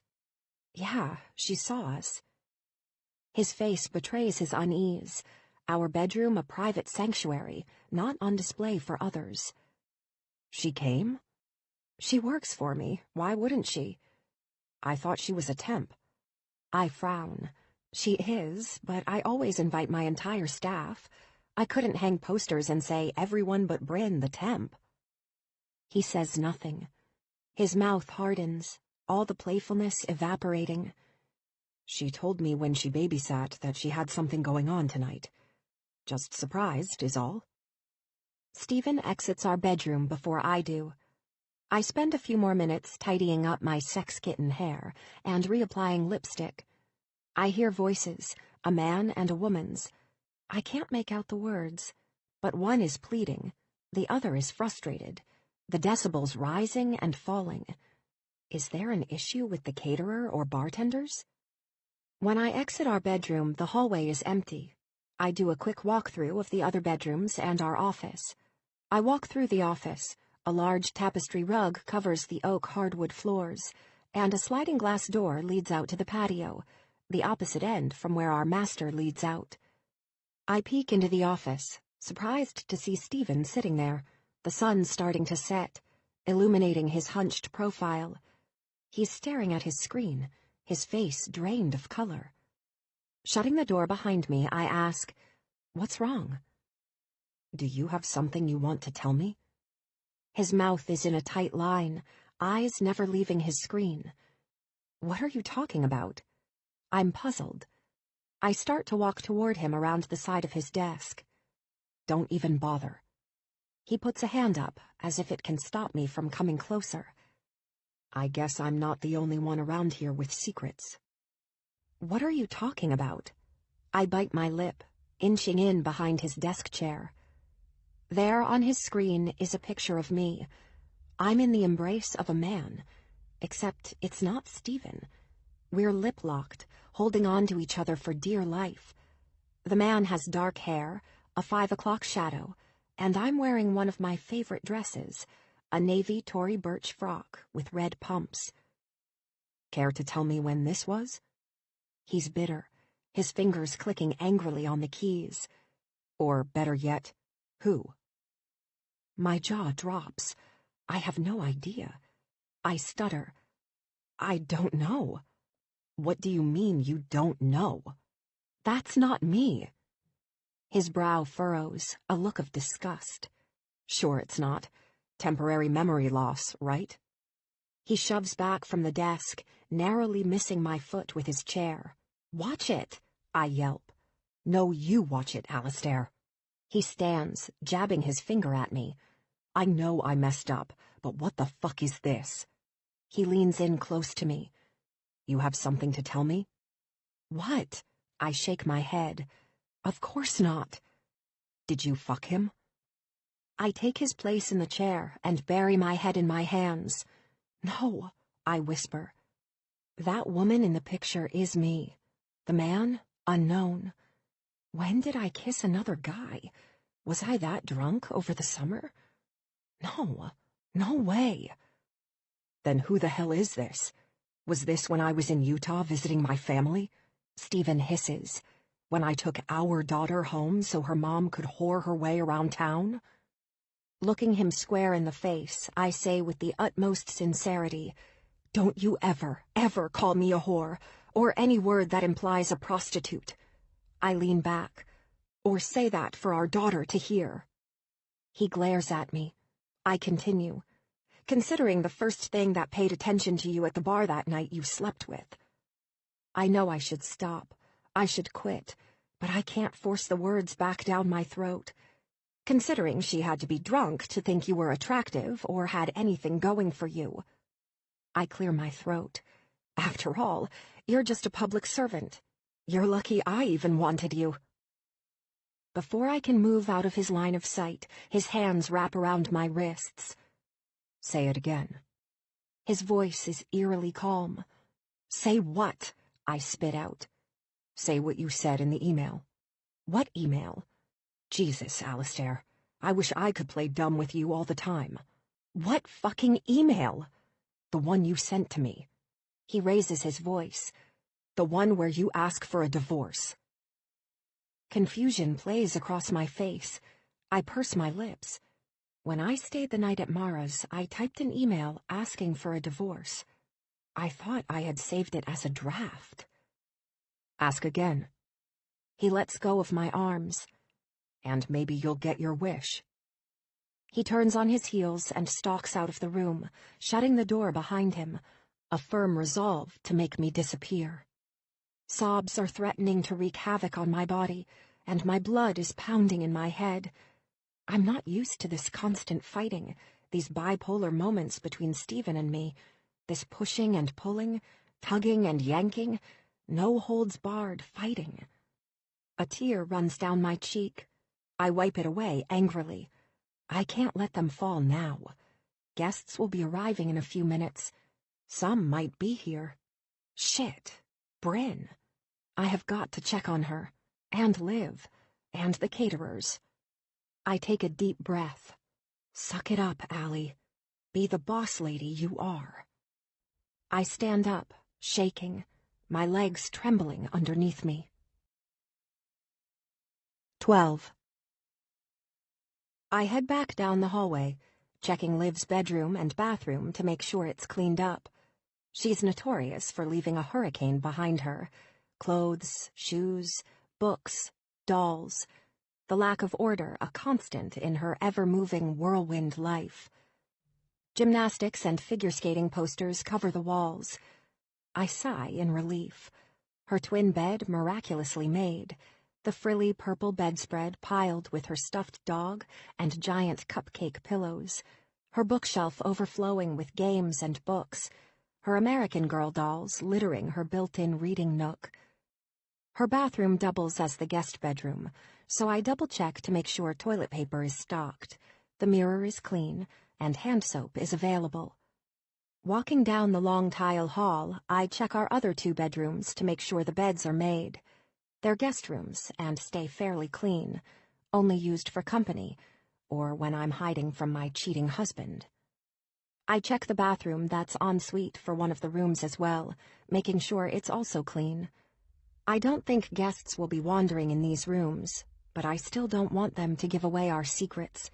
A crumpled bedspread and mascara-streaked pillows, a dead giveaway I've been seeking refuge from my own bedroom. The envied marriage, now in trouble. In the kitchen, the caterers are lining up trays, the food to be served outside on the patio. Twinkling lights lead the way over the paved stone. Our backyard looks like more of a paradise, with white linens covering borrowed tables and chairs, a stage set up for the live music, 2 different bar stations filled with cocktails, beer, and wine. In the center of it all, I spot strawberry blonde hair, Bryn, and Stephen. Liv is in between them, both nodding at something our daughter's saying, her face shining in the new dress she's picked out for this occasion. A twinge of envy overcomes me. They look like a natural family. Nothing in their posture or body language would give away they're strangers. If I were seated in Bryn's place, the strain would be noticeable. I take tentative steps toward them, bracing myself for the cold shoulder from my husband. I see you arrived early.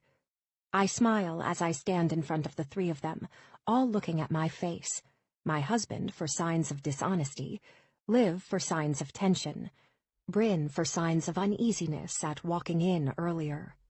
My mind drifts back to Bryn catching us in the act, watching us engaged in something so natural, yet foreign for a stranger to see us doing. I flush in remembrance. Is Andrea still excited to sing? I wave a hand at the flutter of activity. It's going to be sheer chaos tonight. She's pumped. I came early to make sure you were okay. She puts a hand on her belly. I just wanted to check to see if there was anything you needed, any last-minute finishing touches. I think we're all good. I give her a warm smile. You've done enough. I let my eyes drift to Stephen's face. Stephen, Bryn's friend is our musical act now. What? Shock registers on his face. What happened to the usual? His forehead wrinkles. I thought they were booked months ago. He looks over at the makeshift stage. You forgot? They were booked. I'm apologetic. But Joe called. Lena's sick. I nod toward Bryn. Bryn was kind enough to suggest a friend. Stephen glances over at her, shaking his head in disapproval. You must be really showing your worth to my wife. He takes a sip of beer. The statement is snide, and I catch a hint of annoyance, not appreciation. Mommy, Bryn said if I ever need a babysitter again, she'd be happy to come over. Liv grins, her eyes shining. She loves gymnastics almost as much as I do. Is that possible? I tease. Hope you don't mind. She leans back, her tight sky-blue wrap dress hugging her frame. I told Liv if you guys ever wanted another date night, I'd be happy to come over. That's very sweet, but we couldn't. Stephen practically screeches. Her usual babysitter lives right down the street. Bryn looks wounded. I smoothly add, Thanks so much for the offer. Stephen stands up, looking at his watch. I'm gonna check on the yard. One of the bartenders is waving at me from his station. I've got to take care of this. I look at Liv and Bryn. Will you two be okay? Livy, come with me. Stephen's harsh. You can check the yard with me. His voice softens. We can make sure everything's perfect. You're always such a good helper. Come find me later. Bryn turns to Liv. I can't wait to hear all about your tumbling routines. Liv beams. The idea of talking about her favorite activity in the world, irresistible. I give her a silent thanks and head to the bartender station to answer any questions. Over the next couple of hours, I get lost in the wave of guests and conversation. Stephen and I play the consummate hosts, attentive and thoughtful to everyone else but each other. When we're forced to stand side by side, elbows touching, it's all I can do not to pull away, like I've been bit. He feels the same. A side glance at me betrays weariness. He looks around at the crowd, his eyes flicking over me with no interest. His attention is consistently drawn to Liv and who she's with. I'm nervous about the music. The lack of time for preparation scares me. What if the band doesn't jive without Lena, and a new lead singer stepping in at the last minute? When the first notes of an Otis Redding song leave her lips, I relax, settling into a chair near Mara, a weight lifted off my shoulders. Mara is at the party, playing coy, the only one of my friends who knows the extent of our marital issues. She pays a lot of attention to Stephen, her eyes following him around the backyard as she converses. She's met him in passing, but I don't think they've ever had a conversation or been formally introduced. I'm on my third glass of wine, watching the lights play in the shadows, the makeshift dance floor filling up, our backyard wonderland the place of a dream sequence. The gathering is a mix of friends and clients, neighbors and colleagues. The drinks are flowing. A car service is at our beck and call for this night, hired to drive our guests home, nobody needing to risk a driving under the influence charge. The entire idea of this fiesta is to let loose and enjoy a night off from whatever it is you are, a busy executive, a parent, and enjoy a few hours to imbibe in good food, conversation, and music. Our neighbors have an understanding with us that this party is an annual celebration. It goes on until late, midnight or 1 a.m., and with only one neighbor on the right side, one behind us, and the mountain on the left, it's never been a problem. Our neighbors next door are invited, and behind us are Canadians who come to their second home after Thanksgiving. A burly man I've never seen steps outside, wearing gray slacks and a polka-dot tie, his eyes darting around the crowd. I wonder if he is with one of our neighbors, or a friend of a friend, maybe even a party crasher. That might make for a good story. Mara and I are still tapping our feet to the music, this time swaying next to a palm tree in the center of the yard. Bryn's at the bar, in deep conversation with one of the bartenders, who looks to be about her age. A glow comes over her when she sees the gentleman outside, and his strides cover half the yard to reach her. Bryn. He pulls her into a hug and kisses her cheek. Hey, sorry it took me so long to find the place. She whispers something in his ear, and he chuckles. She turns back to the bartender, another drink pushed across the counter, and the male takes a glass of red while handing her a glass of water. This must be her husband. He's cute, I muse. Allie? Mara's asking me a question. I turn to her. Sorry, I whisper. I'm lost in thought. What's new? Her face is tight. Who's that handsome young man? I'm unsure, but he looks taken by my employee. I laugh. It's her husband. That's her? The cute blonde? I shake my head. Yes, she's amazing. And pregnant. Mara gulps another glass of wine, her face ruddy from the alcohol. You better never quit having these parties. She smiles wickedly. I always get some eye candy. I roll my eyes at her, watching her back away from me. An unsteady hand reaches out for the palm tree. I'm going to make the rounds. She slurs. Mara's notorious for her shameless flirting and her giddy laugh. It's fun to just watch her try. She's never had a problem bagging men. Her personality and smile are infectious. Sitting back, I watch the magic happen. Her arm is reaching out casually to touch the hand of a gentleman sitting at a table near the stage. Glancing around, I take in the scene. People are dancing, eating, some sitting on patio furniture, others at tables, some resting on the grass, shoes off, making themselves comfortable. Exactly the kind of atmosphere I want. A smile crosses my face. I get lost in the music, concentrating on Andrea, her long dark hair swaying as she sings into the microphone, her hips sashaying. She's very bohemian, a long patterned skirt, skimpy tank top, barefoot, a tattoo of a butterfly on her right foot, the blue toenail polish dancing in the moonlight as she shakes her feet out, feeling every verse. I shiver. Her voice gives me goosebumps. I allow myself to get lost, an occasional guest stopping for a quick chat or to offer their compliments on the party.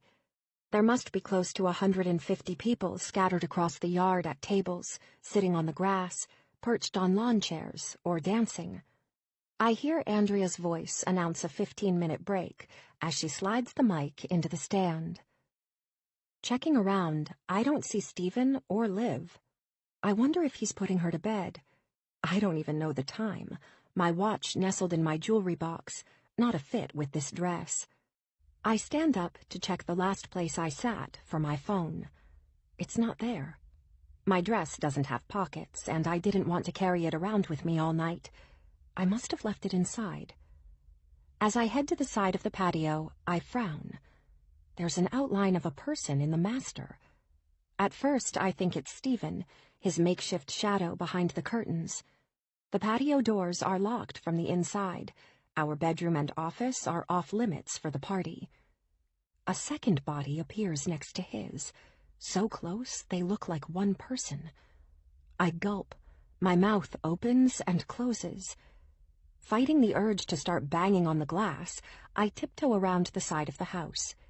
It'd be risky to get busted at a party with your wife in attendance, but Stephen hasn't struck me as the most logical lately. I enter through the kitchen door, which leads me to the hallway. Stepping into the house, it's eerily quiet compared to the radio in place of the band and the din coming from outside. For the number of guests, our empty home seems to be a cover-up. The streets void of noise, minimal cars, most people taking an Uber or a Lyft to get here since a ride home is provided. The windows are dark, and the lights are off. The only glow coming from the candles on the granite counters and the fireplace mantel. I check that the front door is locked. Guests were asked to come in the side gate. The only people who had access earlier were the caterers. Slipping my heels off, I walk down the hardwood floors toward the master. I lightly knock on Liv's door. We told her she could lock her door tonight so she wouldn't be disturbed. Leaning my ear against the wood, I don't hear a peep. She must be asleep. Thank goodness, I say to myself. Closing my eyes, I brace myself at the master door. It's like a car accident. You don't want to see, but your eyes can't afford to look away. The grim reality that life can indeed be short-lived. The horror of bodies, blood, and a white sheet over a lifeless human being. My marriage mirrors this. A heartbeat that was strong and sustained, now on life support. My hand grabs the door handle. I bite my lip as I turn it. There he is, in our bed. But he's not alone. My eyes weren't playing tricks. In the dark, I see his skin, naked, the minimal hair on his chest, his belts unbuckled, his pants down. She's on top of him, her hair twisted in a knot on her head as if she pulled it up to get down to business. Her mouth is on him, her dress now hitched up around her waist. More bare skin. Her ass. Limbs tangled. I gasp. My mouth opens to scream. I reach for the light switch at the same time my heels drop from my hand, hitting the floor with a thud. Their bodies pause as the noise and lights bring them to the present. 13. There's a scream, a woman's voice, high-pitched, as he grunts. The light washing the room in a brilliant glow.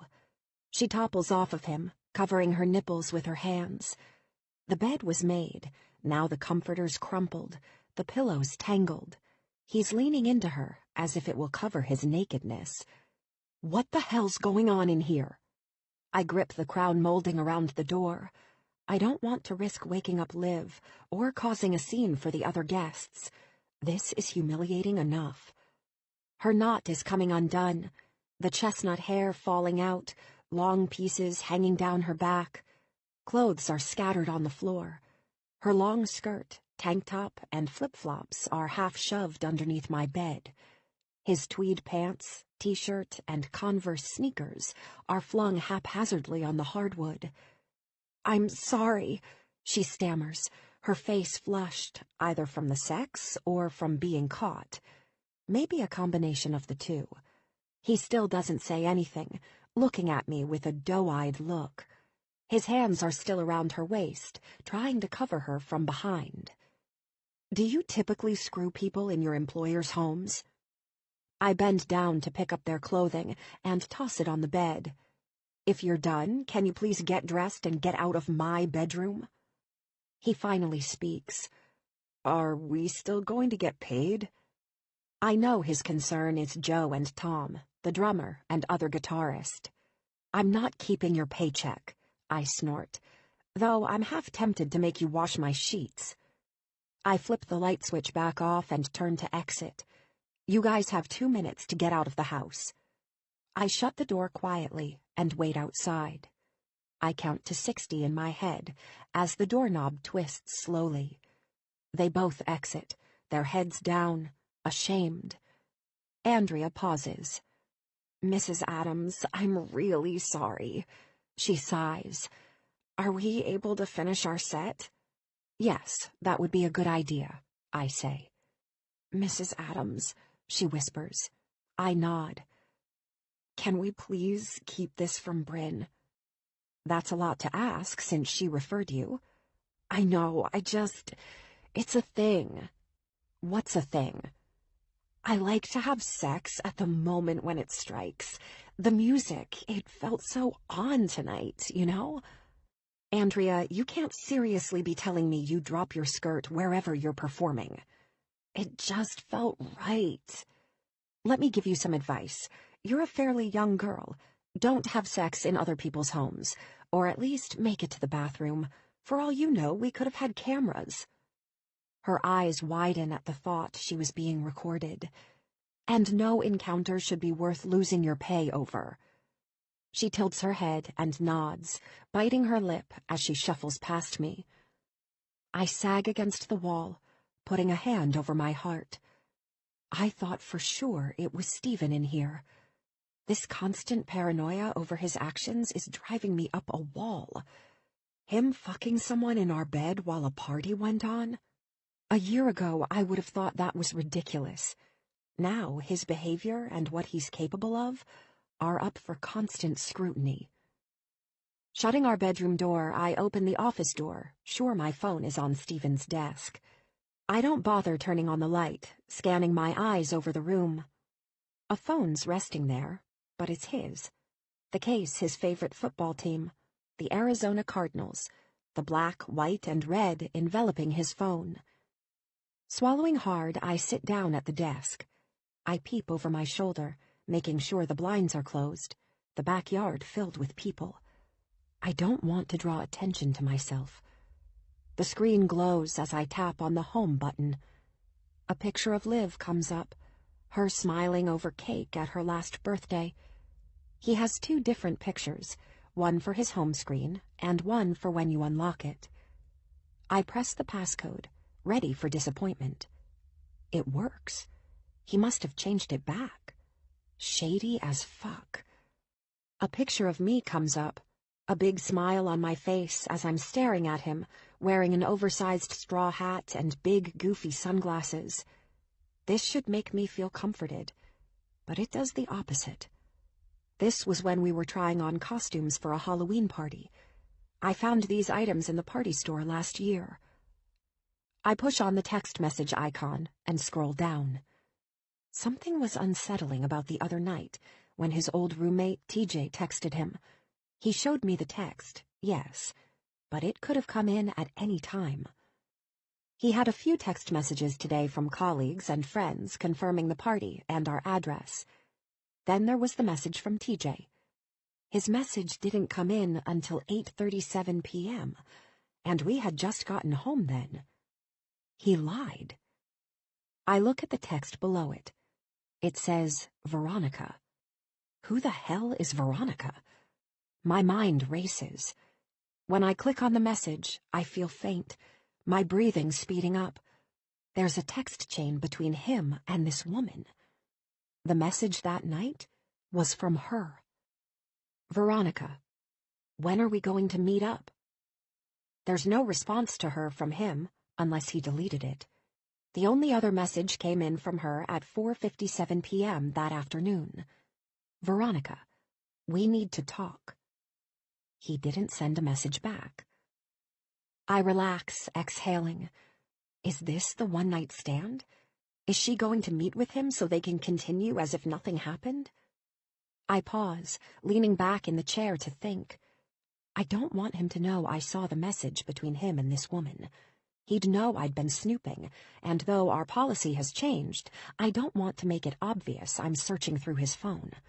I don't want to ruin the chance of catching him if this isn't over. Sighing, I turn the phone back over and leave it on his desk. This doesn't answer the question of where I left my phone. I glance at the bookshelf and the chaise longue, sometimes leaving items on them. I also search in my closet, thinking I might have put it down when Stephen and I got busy earlier. I check around, but don't see it. The pink plastic cover, usually a dead giveaway. Alistair? I hear Stephen's voice. You in here? Shh, I mutter. Liv's asleep. I head toward his voice in the kitchen. I know, I put her to bed. Such a good dad, I mutter sarcastically. Can you stop? He runs a hand through his hair, making it stand on edge. The party's about over, and we need to thank our guests for coming. I follow him outside, where Andrea and the band are finishing up their rendition of Your Body is a Wonderland by John Mayer. I see Andrea shoot a glance at the bass player, a wicked gleam in her eyes. I almost choke on the sip of wine I've just swallowed. What's so funny? Stephen is curious, watching my eyes drift back and forth between Andrea and Nicholas. Nothing. I grab his hand. Let's go do this. It's customary that we always say a couple of words before closing down the party. After Andrea finishes, Joe grabs the mic and reminds everyone that this is the last song, and he better see everyone out on the dance floor. He riles the crowd up as he starts singing Only the Good Die Young by Billy Joel. We wait by the stage when we'd typically be dancing. We hadn't locked arms once all night. I see Mara eyeing us from where she's moved on to our divorced neighbor, a tall, bald stockbroker named Hal. After the song ends, Joe says, "And now a word from our sponsors. Without further ado, Stephen and Alistair Adams." Keeping a fake smile on my face as Stephen starts his speech, I glance around the audience. Alistair and I are so thankful and happy to be able to share this night with you. We love this tradition, and we'll keep it going as long as we can. He looks over at me and gives me a tight smile, not daring to reach for my hand. We have a car service outside, a few different vehicles that will give you a ride home. All we ask is that you not drink and drive. He turns to me. Alistair? I take the mic from him. We'd also like to thank the Blues Troupe for headlining again. We're sorry Lena's sick, but thank you, Andrea, for filling in and making this night go off with a bang. As soon as I say the words, my face blushes crimson, thinking of her getting it on. I turn my head to her and the rest of the band. Thank you guys so much. Also, thanks to the caterers and waitstaff for making this a success. I hold up my drink in the air. Cheers. Everyone raises their drinks for a toast, our usual ending to the fall fiesta. Stephen reaches in for a quick peck, our usual smooch and affectionate lip lock of the past. We're both upset. Him for no reason, though by the sight of that picture, I have some explaining to do. By the time I've gotten around to helping our guests to the waiting cars, thanked the bartenders and helped with teardown, it's almost 2 a.m. Stephen's been cleaning up beer bottles and corking the leftover wine and packaging the food. I don't even remember to mention Mara, her face giving me a sly glance as she headed out the door with Hal. I know you don't want me drinking and driving. She gives me a wicked grin. Night. She kisses my cheek, silver dangling off her wrists. Or maybe I'll see you in the morning for breakfast. I give her a wink and watch as she stumbles along, her hand in his. Stephen sees them leave. Who's that woman? He asks curiously. I chuckle. Oh, that's Mara. I guess she's going with Hal. He raises his eyebrows, but says nothing. As I open my mouth to explain who Mara is to me, Bryn comes up, the fellow from earlier nowhere in sight. Alistair, that was such a great party. She gives me the only sober smile in the house. Thanks so much for having me. You're welcome. You're getting a ride from one of the drivers, right? I motion to a black sedan behind us. Or with your husband? I didn't get a chance to meet him. Oh, he left. I drove, and since I can't drink, I'm parked down the street. He said to thank you. She laughs, a twinkle in her eye. He's a homebody, and made an appearance tonight, though he likes the couch better. He's better in small gatherings. He's super anxious about having a baby and being a daddy. He won't admit how scared he is. Stephen almost chokes on a gulp of water. I reach an arm out to pound him on the back. Did you like Andrea? Bryn asks. Yeah, she did a great job. I secretly add, messing up my sheets. Thanks so much for recommending her. Bryn's face is red, the compliment making her blush. She turns to head down the drive. Be careful, I warn. Safe travels. I watch as she wobbles down the concrete, off balance from pregnancy, instead of liquored up like everyone else. Her heels in hand, cornflower blue dress half unzipped in the back.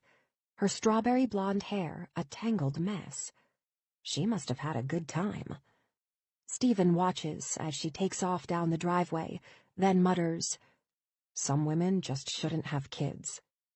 What do you mean? He looks startled. Huh? You said some women shouldn't have kids. Oh, I just mean she looks like she's 12. Yeah, she looks like a teenager. I shrug. Can we talk? Alistair, I don't know what to say. And I'm drunk. He has a point. We both are tipsy. The house is in disarray, and nothing we say will probably resonate tomorrow. It's time to call it a night. That wasn't me in the pic. That was your dress. He holds his beer out to me, his stance wobbly. Those were your heels. Stephen pays attention, always one for an eye for detail. He picks up on nuances. He might not care about fashion like I do, preferring a pair of Levi's and a plaid shirt over anything else, sneakers over dress shoes. But he knows what I own. He knows when I add clothes to the closet. He knows when I buy something new.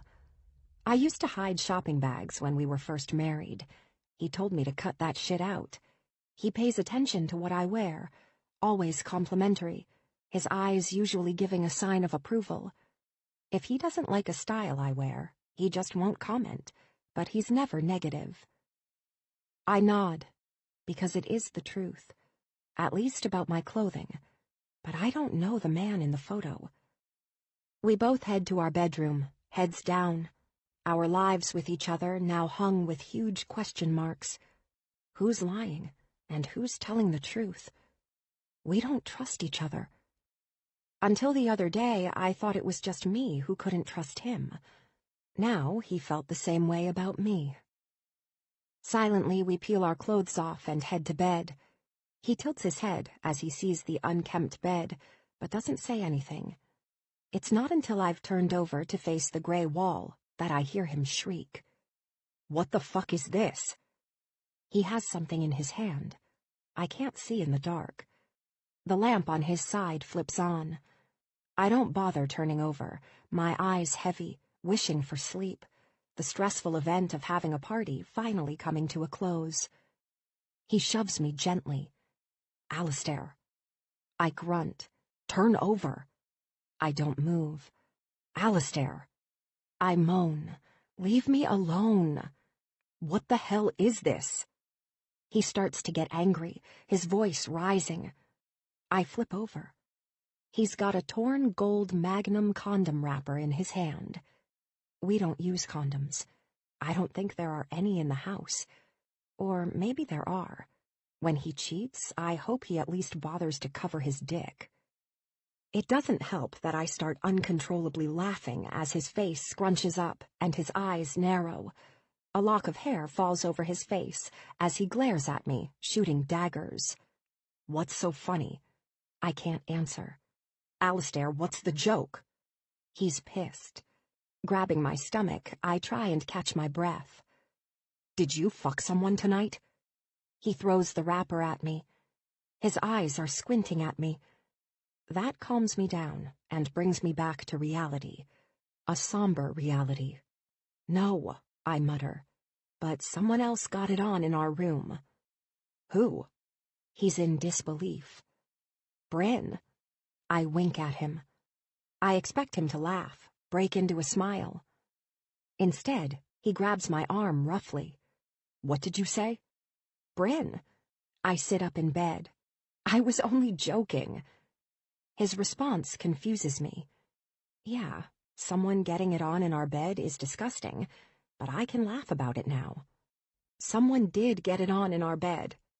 But not Bryn and her husband. No, I pause. Our lead singer. The girl, Bryn's friend. Amber?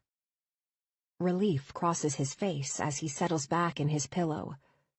Her name's Andrea, but close. With who?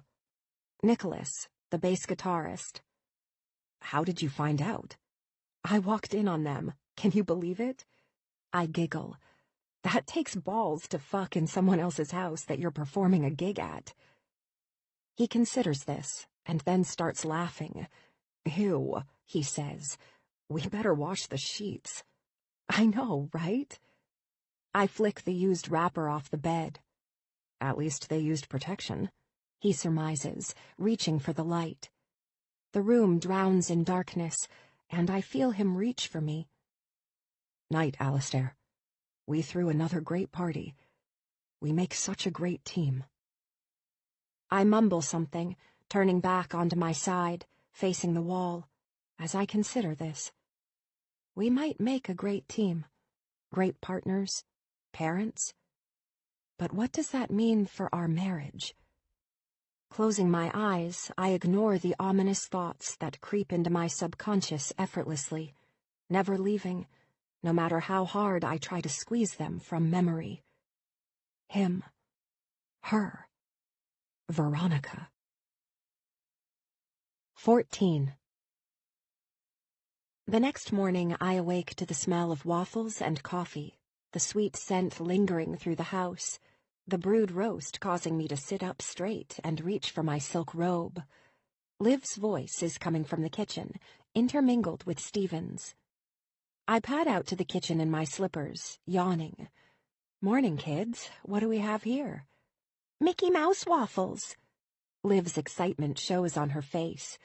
She's standing on her step stool to reach the counter, a spatula in hand, a mini apron tied around her waist. "We didn't want to wake you, Mommy, but we got hungry." I laugh. "That's okay, love bug, as long as you saved me some." Stephen's leaning against the counter, his grilling apron on, a sheepish smile on his face. "Coffee, babe?" Yes, please. I sink down into a chair. Aspirin needed. I'm on it. He grabs my favorite mug out of the cupboard, a picture of Liv on her first day of kindergarten, her hair in pigtails, her freckles showing, and a wide grin on her face.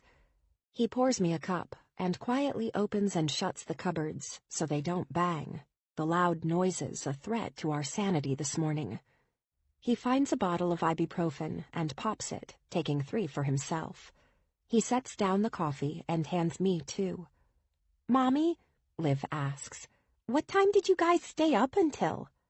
"What time did you stay up until?" I counter. "Daddy made me go to bed at 9. Except she made me read 3 stories instead of 2. He winks. We stayed up past our bedtime. I look at the clock. It shows 8 a.m. Did the noise wake you? Nope, I slept like a log. Liv loved using that term. We'd started saying it to her when she was 5, and she got a kick out of using it. I smile. Will you watch the waffles for a sec? Stephen motions to the waffle maker. She's got the first one in there. I nod, standing up and going over to Liv, tickling her from behind and watching as the red light blinks on the waffle maker, signaling one's ready. She always told us regular waffle makers weren't the same, and that Mickey Mouse waffles tasted better. I couldn't argue that logic. Stephen was gone for a couple of minutes, and when he came back in, we had a couple of waffles ready to eat. You sit down, I say to Liv. Grab the syrup, and I'll keep them going. I take over as she grabs the syrup out of the fridge along with the butter. He pauses behind her, staring in at the contents. Instead of joining her at the table, he hurriedly says, I gotta run an errand. An errand? I frown. At 8 in the morning? We're out of OJ. That's okay. We can make do without it. You don't have to leave for that. I don't want cranberry. He motions to the container Liv is setting on the table. The waffles will be cold. I frown. Are you okay? Yeah, I just have a wicked hangover. And orange juice will help? My eyebrows knit together. What's a hangover? Liv asks as I'm about to ask another question. Never mind. We both say at the same time. What is it? She looks from me to her dad. Finally, he answers. It's how grown-ups feel after a long night. Oh, she giggles, like when I stay up all night at a sleepover. You better not be staying up all night. He tugs on a strand of her hair, halfway joking. He stands. Do you need anything from the store? I can't meet his eyes. The lie out there between us. I shake my head no, not trusting myself to answer. My phone rings as he's leaving. I look after him, his upright posture, his jeans hanging on his hips, sneakers on his feet. Where are you really going? I silently ask him. I hear a ring coming from the kitchen. My phone. I never did find it last night. It's not on the counter. I look around, wondering where it would be. Did I set it in a cupboard last night? Frantically, I open the junk drawer, searching under old mail and bills. Loose change rattles around. It's stuck between a receipt for CVS Pharmacy and a flyer for carpet cleaning. How the hell did it get in here? I miss the call, but see it's Mara. I dial her back. She picks up on the first ring. Hey, lady, you ready for some mimosas? Mimosas? I grimace. You might as well have asked if I wanted eggs. I hate eggs. The smell makes me nauseous. Their texture makes me gag. The best cure for a hangover is to keep drinking. Sure it is. What do you want? You have a good night? I start to say Hal, then pause, Liv staring intently at the phone. She sees and hears everything. Hal is and was amazing. 3 times. She laughs. I join in, but I can't concentrate. She's carrying on about her night, and I pretend to listen, my thoughts drifting to Stephen. What are you guys doing today? She asks. I force myself back to the present. I don't know. Cleaning up, maybe a hike. Boring, she says. You need a ride home? I push the syrup around on my plate. No, Hal's gonna give me a ride. You guys want to do breakfast? I still haven't been introduced to your husband formally. We just ate. I make no mention that Stephen took off like a bat out of hell. Okay, talk to you later. Love you. She disconnects. I sit back. Was that Aunt Jade? Liv asks. Shaking my head no, I stand up. Let's clear the table off, I say. Absent-mindedly, I clear the dishes, dump the remaining waffle mix, and load the dishwasher. I wipe off the waffle maker and put it away, staring out the front windows, waiting for Stephen's truck to come speeding up the driveway. The closest grocery store is only a couple of miles away. I look at the clock. It's been 20 minutes, and he's not back. My head screams at me that I was stupid not to follow him. What could I have done? Told Liv we were going on a little road trip to check up on Daddy? I didn't want to bring her into this. She was the innocent one. Did he go to meet a date from the app? It was weird, because I hadn't seen any dating apps on his phone. I kept scrolling through different screens, but didn't see one. I'd even clicked on different icons to see if they were stored elsewhere. Maybe he only accessed them from a computer, or had them hidden in a spot I wouldn't think to look on his phone. Did he go to meet that Veronica chick? Liv wants to watch some Saturday morning cartoons, so I give in, but only for an hour. I decide to do some checking on his computer. I boot up the Mac, type in the password, the same as his phone, and go to his emails. He said I had sent an email asking for a divorce. It's in his inbox, and just as I'm about to click on it, I see another email. This one is from marareadytomingle@gmail.com. I'm unfamiliar with this email address. Is it from my Mara? It's certainly not one she's ever used. When we communicate via email, it's usually her business one. Intrigued, I click on it. It came at 7:54 a.m. today. Stephen, we really need to talk about what happened. I don't want there to be any hostility between us, nothing left unsaid. You've hurt me, and it's a hurt that's not going to subside anytime soon. Time has passed, but I don't think either of us feel any closure. I need you in my life. We both do. All my kisses. My mouth is dry. Reading the email sends heart palpitations fluttering in my chest, threatening to escape by pounding their way out of my chest cavity. Why is Amara emailing my husband this type of message? I tap my fingers on the desk. This email is from this morning, and my Mara's down the street at Hal's house. When would she have time to shoot off an email? I check the signature line, but it doesn't say sent by iPhone. She could have turned that off. But why? Did she call me to check where Stephen was? Is she the reason he tore out of here? Hal lives 3 doors down. I decide to investigate, see if she's at his house. She didn't bring her car, but maybe I can think of a reason to knock on his door. I'll pretend to check on her, make sure she got home okay. I throw on some sweats and switch from slippers to flip-flops. Liv's in front of the TV, her eyes never moving from the screen. I sigh. Hey, love bug, I've got to run down to Hal Pritchard's house. You want to go with? She barely reacts, twisting a strand of her hair in her hands. Liv, I say sharply. No, Mommy. She tilts her head toward the television. Okay, I'll be right back. I don't feel bad leaving her, since I can see our house from his. I walk, almost run, the 3 houses to get to his single story, a mid-century modern with a front yard full of cacti and a bright yellow exterior. He added on a garage and has a love of motorcycles. His house looks quiet, but any vehicles would be in the garage. I knock. No answer. I pound the door again. Nothing. Maybe he already left to take her home.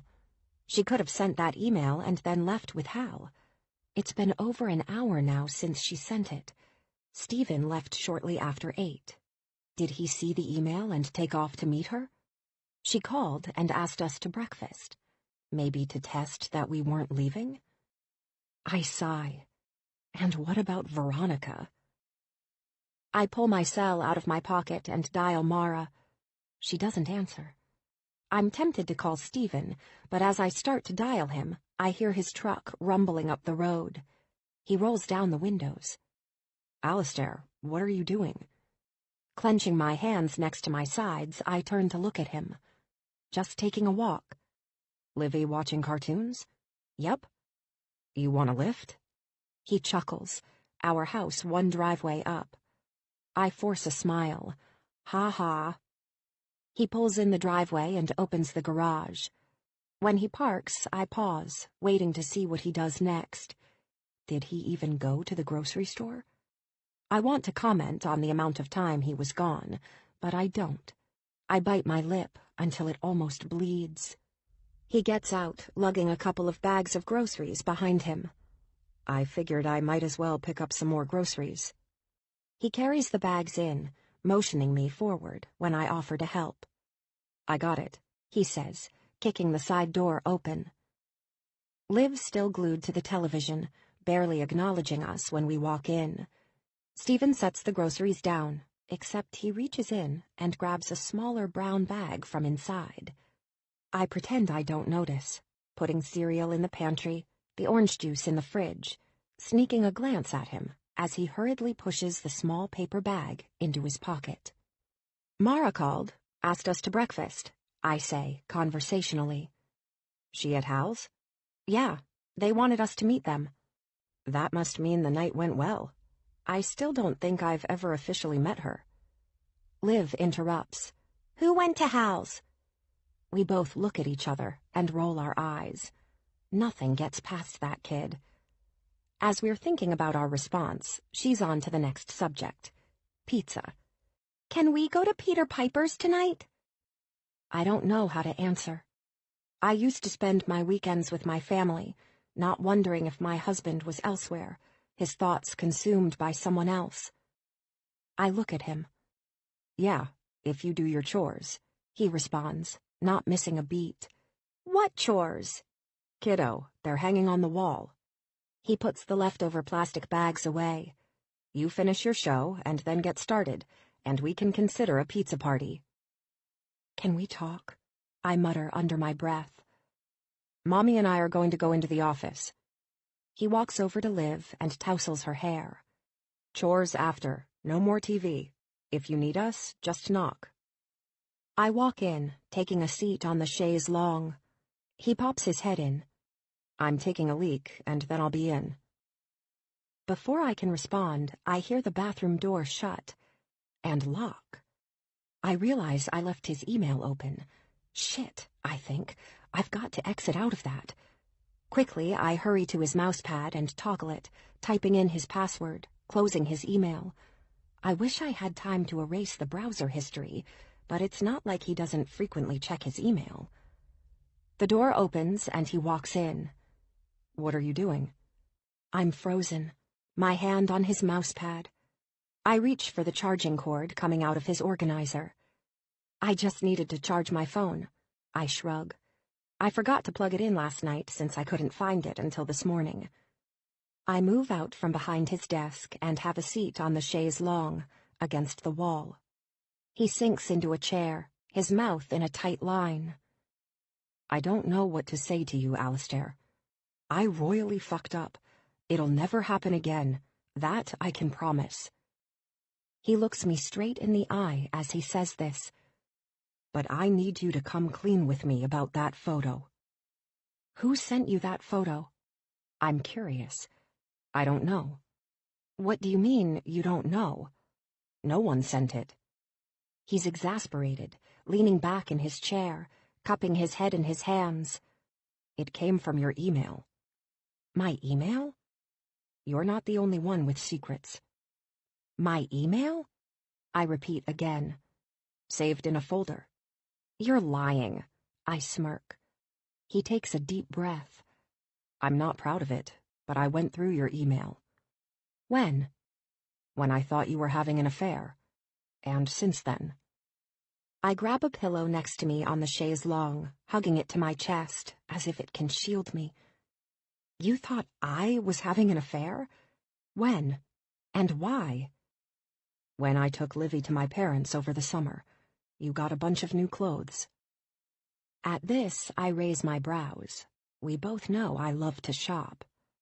But more so than usual. You typically come, but made up excuses why you couldn't, and you were acting off. I stare down at my nail, picking at a non-existent piece of skin. He continues. You were glowing, happier than I'd seen you in a long time, something internal radiating outward. Standing, he walks over to the door as he clicks the lock into place. I watch him with my eyes as he moves to stand in front of me. He kneels down on the area rug. I swallow a gulp. His voice is husky. You acted giddy like a teenage girl who'd just discovered sex for the first time. I watched you. He reaches out a hand and lightly strokes my cheek. I never fucked anyone, I whisper. I had to be sure. Did he send you that pic after? It wasn't there before. No one sent me that photo. I pull my face back out of his grip. I don't know the man. So it just happened to be saved, and you just happened to be the woman in it? He rocks back on his heels. Jesus, Alistair, listen to yourself. Slowly I speak, running the words on my tongue, careful how I proceed. I didn't cheat. Not then, not ever. That's my body in the photo, yes. That's a picture of me.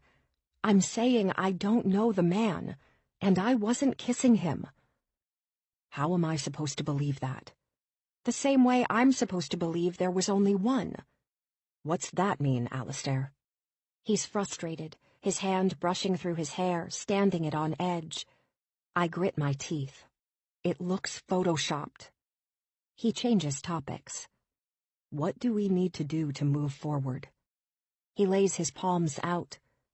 I love you. Yesterday you wanted me to ask for a divorce. Why would you send that email? I didn't mean to. I thought I saved it. I must have hit send. I lean forward, my head in my hands. There are so many lies. Lies? Stephen's perplexed. It was one time. I purse my lips. I can't hear anymore. It's almost like the air is sucked out of the room. I don't want to talk about this thing anymore. My pounding head, the copious amounts of alcohol last night. Dizzy, I lean my head back. My thoughts drift back to the paper bag he had in his pocket. He went to the bathroom. Not even our bathroom, but the hallway one. I have got to check and see if he stashed it somewhere. Okay, I agree. Let's move forward.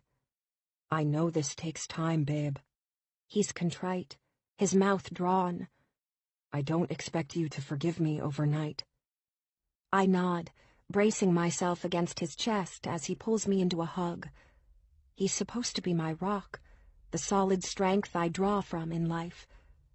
Why does it feel at this moment that he's doing nothing but sucking the life out of me, my lungs collapsing, my body trembling with fear? Taking a deep breath, the smell of his aftershave, his cologne, his deodorant, it makes me gag.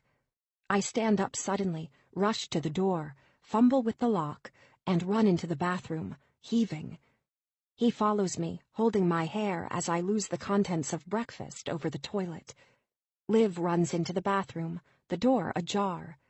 "Mommy, Daddy, what's going on?" She sees me bent over the cold porcelain. "Oh no, is this like when I have the flu?" I wipe my mouth and give her a weak smile, nodding. "Just like that, kiddo." Stephen looks at her. "Can you shut the door, and we'll be out in a sec?" She pulls it closed, and he helps me stand. I rinse my mouth out with water. As I'm splashing some on my face, I see his eyes dart around. the mirror catching a nervous look on his face. "You okay?" I ask.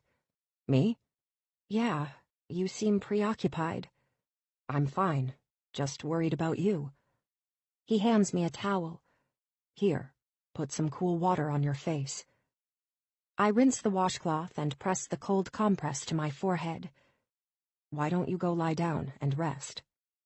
"I guess I can't hold my alcohol anymore." I give him a wan smile as I head out of the bathroom. He follows suit and shuts the bathroom door behind him.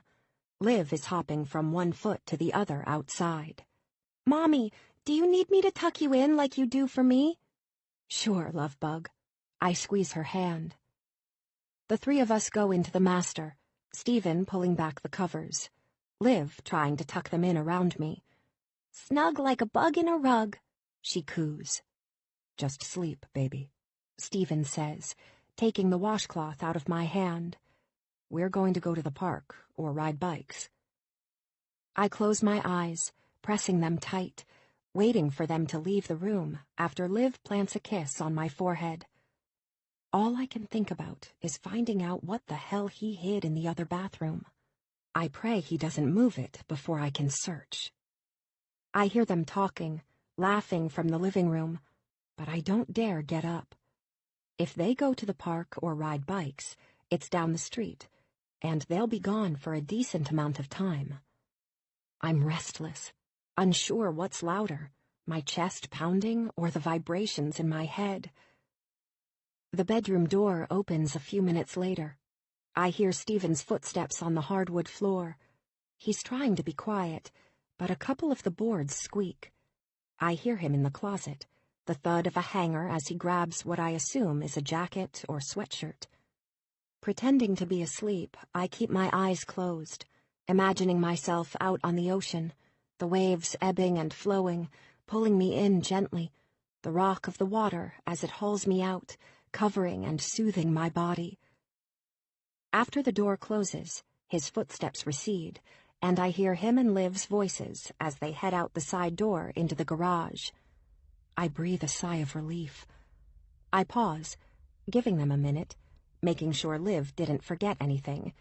Usually it takes 3 more trips inside before we have everything. As I'm getting out of bed, I hear the door open. I pause. Footsteps are coming closer. Shit. I pull the covers over me and feign sleep, just as Stephen comes flying in. I hear a drawer open, then squeak shut. I feel his breath, his touch, as he pushes a piece of hair off my forehead. It's all I can do not to shudder and fling his hand away. He closes the door behind him. I jump out of bed, struggling as I catch my foot in the sheet, almost nosediving onto the floor.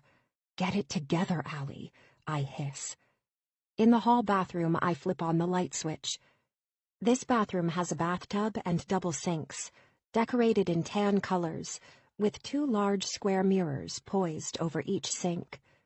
The floor is covered in bamboo tiles, the pattern reminiscent of the forest, the dark brown covered in an ivory shade that looks like the outline of the stalks. A slate countertop is a lighter tan, pebbled with variations of a natural hue. There's a shelf over the toilet that I open, rifling through the towels and washcloths. I reach around, feeling nothing. Next, I rummage through the cabinets under the sink. This bathroom isn't used much. Cleaning tools, disinfecting wipes, and a couple of bars of soap are housed in there. There's a hairdryer and some old tubes of lipstick, a half-used can of hairspray, and a comb. I reach back into the corner, and my hand wraps around something plastic. I pull it out. It's just an empty old plastic Walgreens bag. I sigh. The other side has an ant trap. Standing with my hands on my hips, I survey the contents of the bathroom. I pull the shower curtain back. Nothing in the tub but soap, shampoo, body wash, and a loofah. There are a couple of hand towels hanging from the rack. I grab the back of the porcelain toilet and check around it. Only a brush and some toilet bowl cleaner are housed next to it. I flip around and push the door closed behind me. On the back, there's a rack that's fitted over the top of the door. It's used for hanging towels or clothing. A towel and ratty old robe of mine hang on the hooks. It used to be white, but has faded to a dingy gray, the fabric only softer with age. The reason I can't part with it. It's like an old, comfortable shoe. Biting my lip, I reach into the front pockets of it. My hands clamp around paper. I pull out a small bag, and a cardboard box slips out. My hands tremble as I realize what I'm holding. It's a DNA test. I stare at the writing, hoping I can reimagine it as a toothbrush or a tube of Neosporin. Why the hell would Stephen have a DNA test? The letters blur in front of me. A non-invasive prenatal paternity test. What does that even mean? A test to establish paternity before the baby is born, according to the box. The baby's not born? He got her pregnant? Is that Veronica woman's baby? Or what about the email that came today? One time? My body screams. One time? He didn't wear a condom? I sink to the floor, my back against the wall, holding the thin box in my hands, rolling it back and forth. I can't move, frozen to the spot, my body shaking. How could he have been so stupid, so reckless? A baby? We have a child. We had discussed having a second one, but I'd miscarried. Life took over. My career took off. We tried to have another baby, but it was never in the cards. We talked about it, agreed we were okay with one. It wasn't like we tried not to. We just didn't make a big deal out of the fact we'd only had one. I wasn't on the pill. He didn't use condoms. We just never had conceived again. Stephen's a good father, a great father. But him as a dad to someone else's child? My heart feels like it's sinking into the floor beneath me, my breathing labored. I can barely catch a breath the way my heart races. How can I stay with a man that impregnated someone else? The affair is bad enough, a mark, permanent like a scar. It will fade with time, but never go away. A baby? A baby will grow into an adult, and there will be questions. He'll want to be involved with the child. And the mother? She'll be a part of our lives forever. Liv, she'll have a half-sibling. What would we tell her? I cringe thinking of the questions, trying to explain to everyone that our 9-year-old has a new sibling on the way, but surprise, it's not mine, it's his. If I hadn't thrown up earlier, I would have lost everything by now, dry heaving as I'm forced to face the truth about my husband. This wasn't a one-night stand in a hotel room that ended up in the back of her car. It's still going on. The urge to pack up his shit, throw it in the yard, and change the locks crosses my mind. I want to rip up every piece of clothing, smash his chemistry set, his telescope, and bash his truck windows out with a golf club. Get a hold of yourself, Allie. I shut my eyes, willing my breathing to slow. I count to 10, then backward. 10, 9, 8, 7. Sitting there, it takes me a while to collect my bearings. The energy of standing seems like a lot of work. And for what reason? So I can go back to bed and pretend my life hasn't been infinitely changed? I hear what sounds like the garage door, and then a door being opened and slammed. Fuck. I hear their voices. Liv's more of a sing-song, his deeper, as I use the counter to pull myself up. I shove the cardboard carton back into the paper bag and stuff it in the front pocket of my robe. Quickly, I flip the light switch off, slowly opening the bathroom door. Scanning the hallway, I dart back into the master, shutting the door with a click, and laying back down into the bed. I want to throw a pillow over my head, suffocating out the sounds of him and another woman. My phone buzzes. I reach for it. It's Mara. Mara.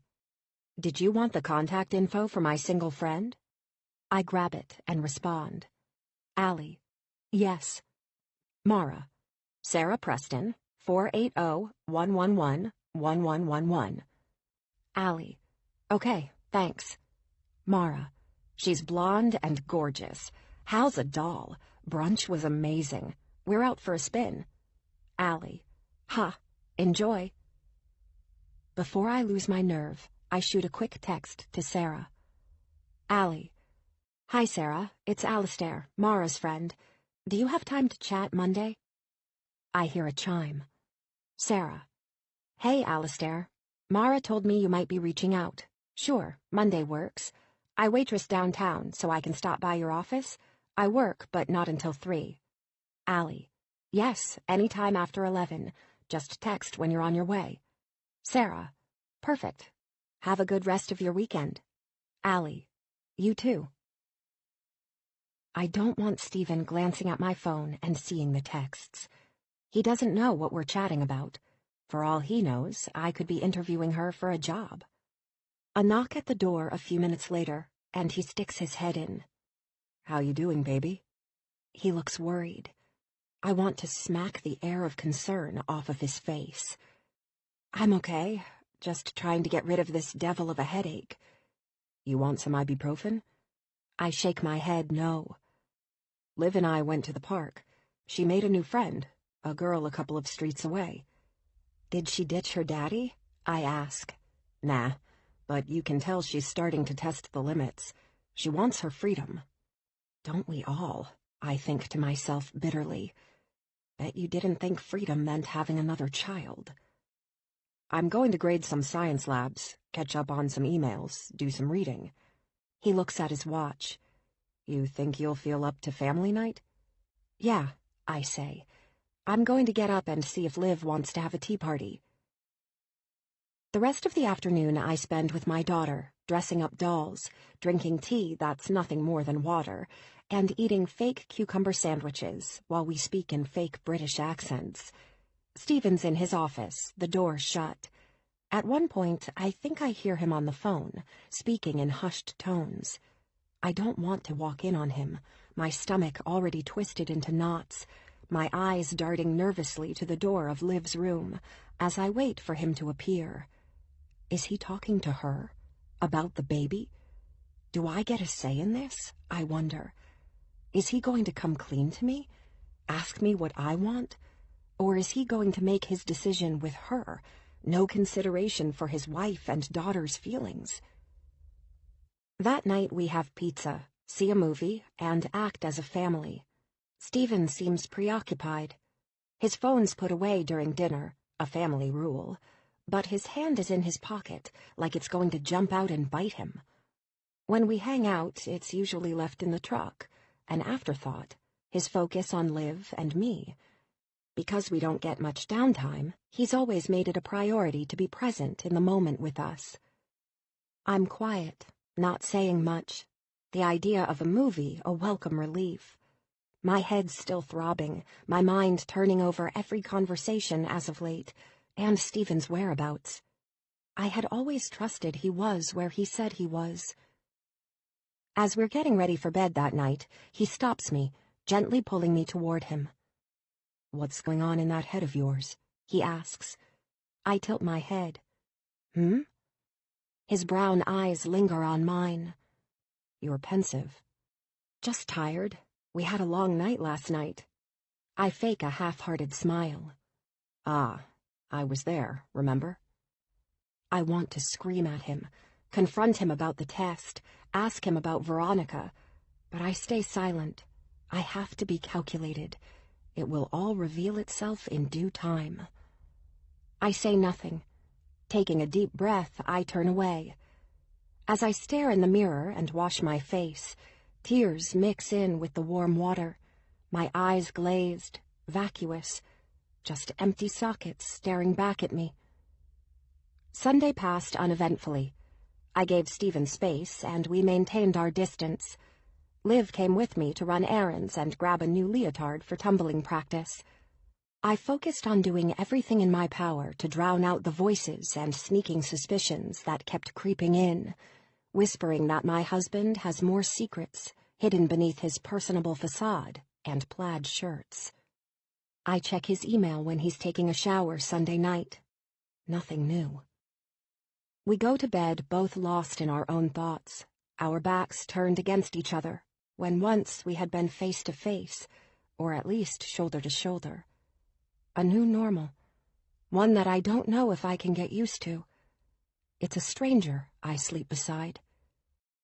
Monday morning, I have nervous energy radiating through my body. Today, I'm going to talk to Sarah. Bryn looks sickly when I walk in the office, and her eyes look swollen. "Are you okay?" I ask. "I am." She tries for a wan smile. "I'm just tired, super nauseous." "Would you rather go home?" "No, I couldn't." She sighs. I think for a minute. She's probably worried about being a temp, the pay, a child to afford. "Actually, I'm ordering you to." I think of how nice she's been, the suggestion for a band, her effort to help me. She stares at me wide-eyed.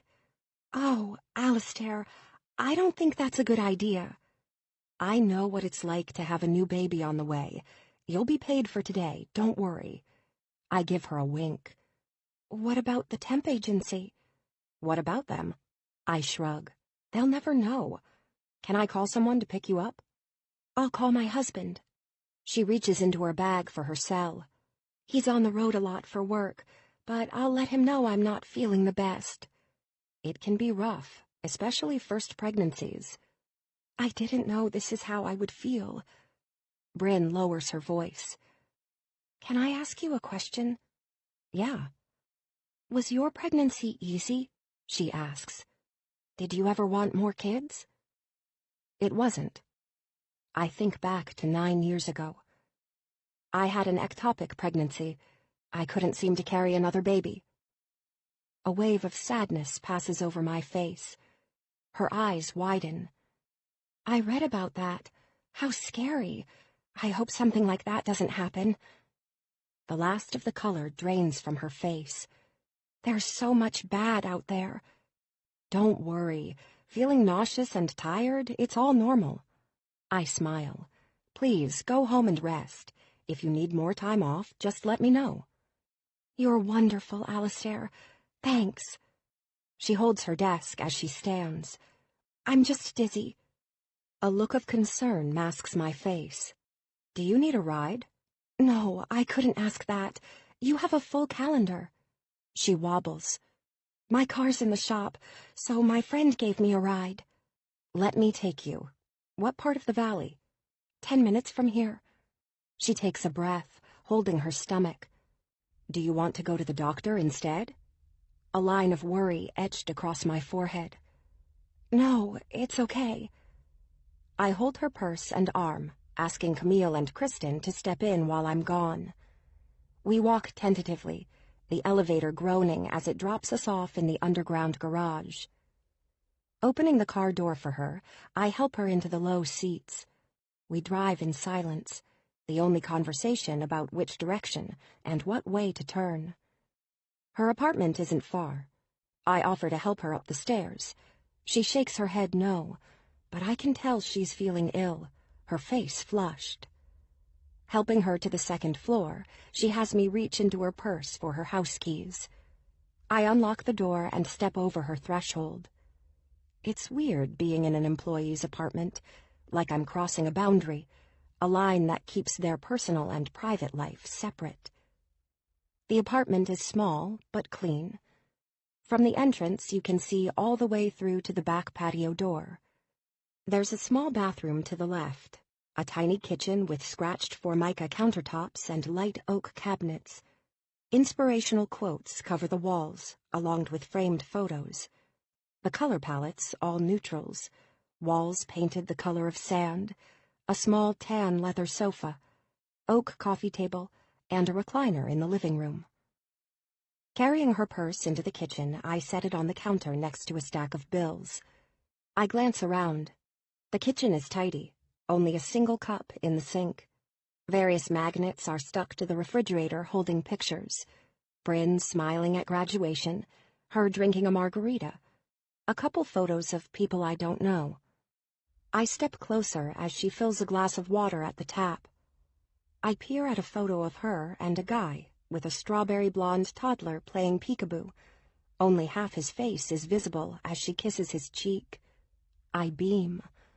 What a cute kid. Is this your nephew? Her face drains. She stares at me in shock and steps in front of the fridge. My sister's kid, Lance. I'm his favorite aunt. Putting a hand on her face, she says, I'm going to go lay down. I'm not feeling well. I nod in understanding. Okay, please call if you need anything at all. She starts to move out of the kitchen, rifling through her purse. I turn back to the fridge. A picture of her in a wedding dress with the same man as in the photo with the child is visible. Yet it's a different man than from the party. I'm about to ask when I notice a torn edge that catches my eye. It's a single photograph stuck behind another one, peeking out from behind the magnet. Reaching my hand up, I pull the photograph out. Swallowing hard, I pull my hand back like I'd been burned. It's me, Stephen, my daughter, on Bryn's fridge. The family picture that disappeared from my desk, the frame missing its photograph. I freeze. Bryn glances up from her bag, a bottle of Tylenol in her hand. There's a silence as we lock eyes. My family? I ask it as a question, unsure why our picture would be on her refrigerator. She licks her lips, her cheeks crimson as she blushes, the color traveling down her neck. Her color already peaked.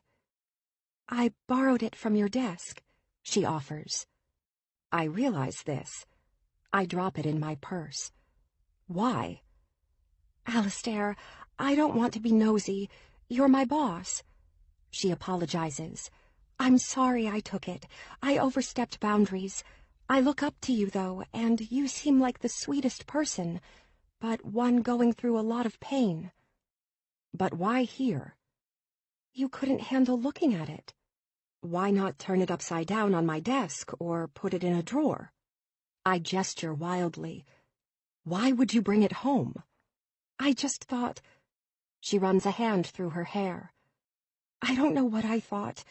I wanted to take it out of your office, and I didn't want it to get lost. She adds, I knew you'd want it back one day. I wasn't trying to take it permanently. The sweet smile, the freckles, the tiny baby bump. I'm thrown. It doesn't add up. I need to process this, never having an employee take family photos. I'm going to take it back, I say. Next time, just ask. She nods her head fervently, tears filling in her eyes. Oh, please don't be mad at me. I'm sorry. Please get some rest. I start to head toward the door. Text me tomorrow if you aren't going to be in. As I drive back to the office, I drum my fingers on the steering wheel absent-mindedly, thinking about the photo. Why would you hang our picture in your home? Maybe she liked the idea of a family? Envious of our relationship? If only she knew what went on behind closed doors. My phone chimes, a text from Sarah Preston. I can't spend too long dwelling on Bryn and the lone photo. Sarah Preston's on her way to my office. She's seated in the lobby speaking to Camille when I walk in. Hi, Alistair. This is Miss Preston. Camille nods at her. She said you had an appointment. I didn't see it on the calendar, but figured since you just spoke, you would know. I laugh. Yes, very last minute. Come this way, Sarah. Sarah stands. She's knockout gorgeous. Long blonde hair, green eyes, and legs that are toned and tanned. Nice to meet you. I turn to shake her hand. Likewise. We go into my office, closing the door. I point at the couch and settle myself in a chair. Thanks for coming to see me. No problem. I work at Prime. Prime is one of the top steakhouses here, managed by a celebrity chef known for his notorious outbursts as much as his premium cuts of meat. I bet the tips are great. You have no idea. She laughs. I wear a short skirt and tight V-neck, and it's on. How do you know Mara? I met Mara at a singles mixer a couple of years ago. She's fun. I love going out to dinner and hearing her stories. What a crack-up. I'm surprised you're single with all the eligible bachelors that must come in. Prime was always packed, a typical wait of a few hours without a reservation, a gathering place for rich men and business meetings. You would think, right? She crosses her leg. I get hit on, but it's always by married men looking for a side piece, or old widows that are older than my father. Ugh, dating. Speaking of, Mara said you needed help. She looks at my naked finger. Are you married? Was. Am. I sigh. Still am. But he's cheating? She stares at me, her green eyes drilling into me. Am I that transparent? I cross my arms, leaning back in the chair. No ring and hesitating. Yes, I see it all the time. Married men hitting on single women at work, on dating sites, secret liaisons. Do you have any idea the number of men who bring mistresses to Prime? It's sick. It's ruined the idea of marriage for me. That's awful. How old are you, if you don't mind me asking? 28. By the way, she adds, you're stunning. I won't ask your age, but you are hot. And those eyes. Thank you. I give her a tight smile, flipping a piece of hair off my shoulder. So, you want to set up a fake profile to try and catch your husband? The picture being me. Did Mara tell you the entire situation? She said your husband was on dating sites. You wanted to see if you could set up a meeting with a girl, catch him in the act. I nod, hating the way it sounds, how psycho-stalkerish. Why don't you help me with what might attract him to my profile? He'll love you. He likes blondes. He married you, though. She raises her eyebrows. Men always want what they can't have. Exactly. She pulls her phone out, clicks on a dating app icon. Wow, so this is how it's done these days. Okay, they use an algorithm based on interests to match people. At least this one does. What does he like to do? Interests, pet peeves? We spend the next half hour creating her profile. She uploads a couple of pictures. He's a sucker for long hair, regardless of the color. He likes outdoorsy pictures, so I suggest one of her hiking. The great aspect of online dating is you can be anything you want to be. There's no verification, no question of truth versus fiction. We decide she's a chemistry teacher, loves to read Dean Koontz, and is a hiking aficionado. It will probably be love at first sight. Or first swipe. You want me to let you know if he contacts me, and then set up a time to meet him? I suck in my breath. Connecting on a dating site isn't the same as meeting them in real life. Yes, then we can coordinate schedules and I can walk in accidentally. I hunch my shoulders. Surprise him. I need to know. Okay, but don't get your hopes up. We might not match right away, or at all, she cautions. But at least this is worth a shot. What can I do to compensate you? Busting a cheating husband is enough. She sighs. You can buy me drinks after. We'll both need it. After our meeting, I head back to my office and sink into my chair, the events of the day catching up with me. I'm digging around in my desk for some lotion. The gold frame that held the family photo is face down in my drawer. Pulling the family picture out of my purse, I pull the felt back off the frame and lay it back inside. I'm not ready to put it back on the desk, but it belongs here, in my office, not with Bryn. Pregnancy hormones can do a crazy number on women, but this is new, I think. Picking up the phone, I call Camille at the front. Hey, Cammy, question about Bryn. Yes? I hear her stop typing, the keyboard going silent. Do we have her husband's number? I'm worried about her. She wasn't feeling well. I want his number in case of an emergency. There's a pause. Let me check. I don't know if the temp agency provided emergency contact info. There are some clicks as she hits keys. Nope, I don't have one. Should I reach out and ask? Probably not a bad idea. I rush to add, I'm worried if we need to get in touch with him since she's pregnant. Back at my desk, I log in to my husband's email. Another message from Mara pops up, less than an hour ago. Stephen, we need to meet. That's all it says. She's persistent, I'll give her that. I dial Mara's number, wanting to tell her that confronting him isn't going to help. I get her voicemail. I shoot a text, asking her to call me. I have a meeting with a client at their firm. They want a smear campaign against a large competitor and have the money to do so. I decline. It's one thing to embellish, stretch facts, and it's another to attack. They would inevitably find out it was me, and I'd be on their dartboard as the bullseye. No thank you.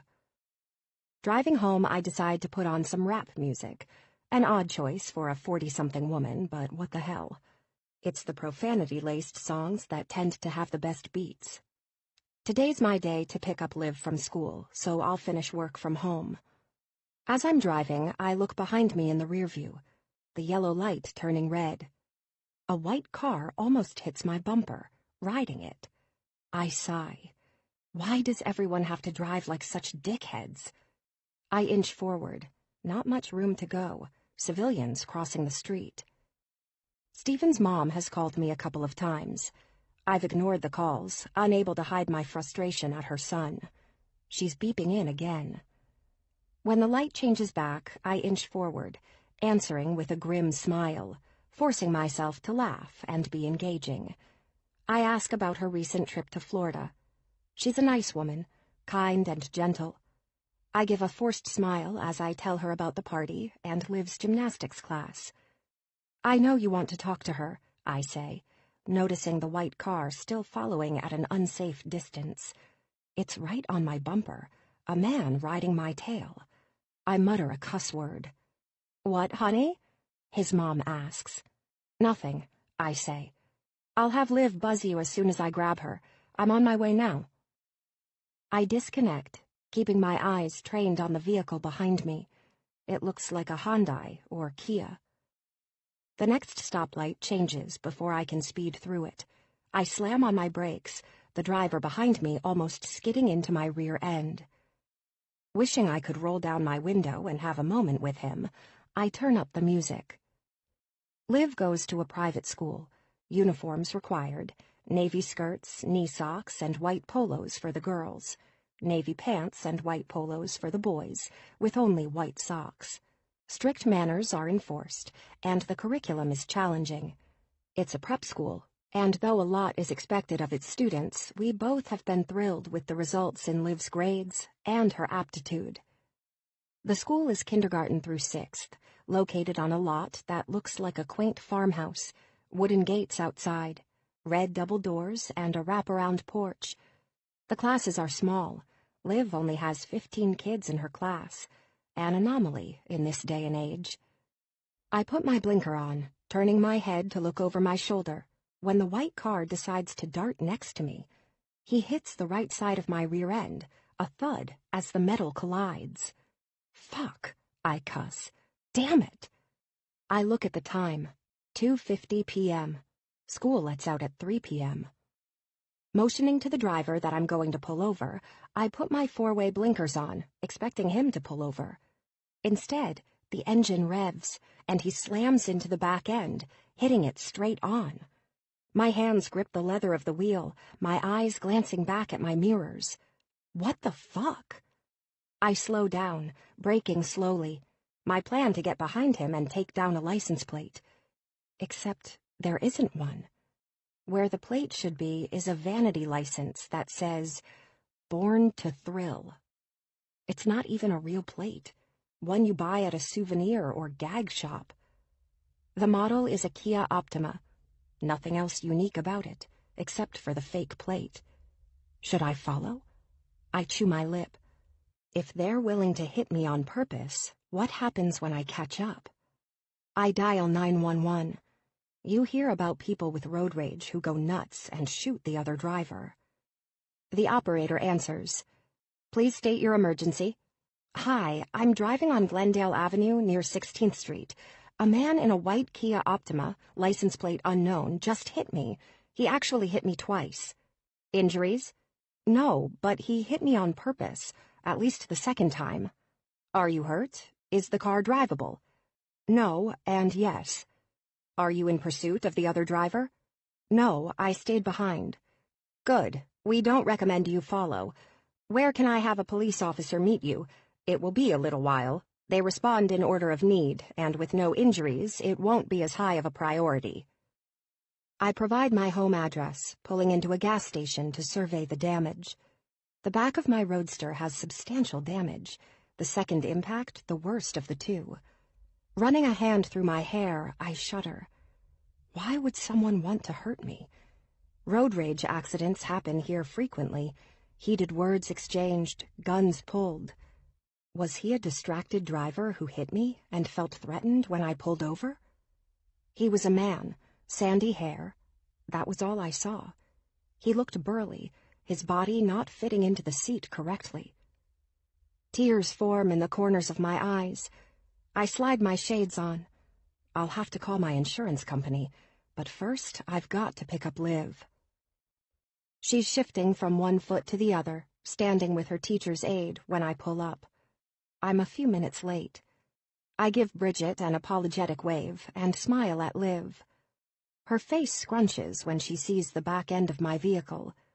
We had run errands yesterday, and it had been pristine, both of us drinking milkshakes as we took it through the car wash. Hi, Lovebug. I jump out, seeing the look of confusion. Mommy had an accident. Are you okay, Mrs. Adams? Bridget asks. Yes, thanks for asking. Sorry I'm late.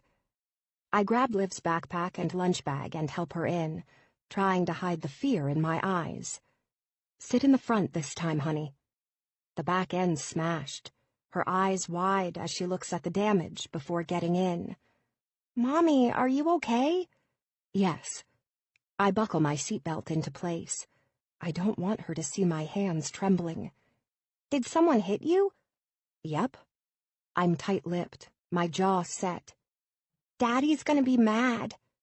She reaches out, touching my shoulder. We won't tell him.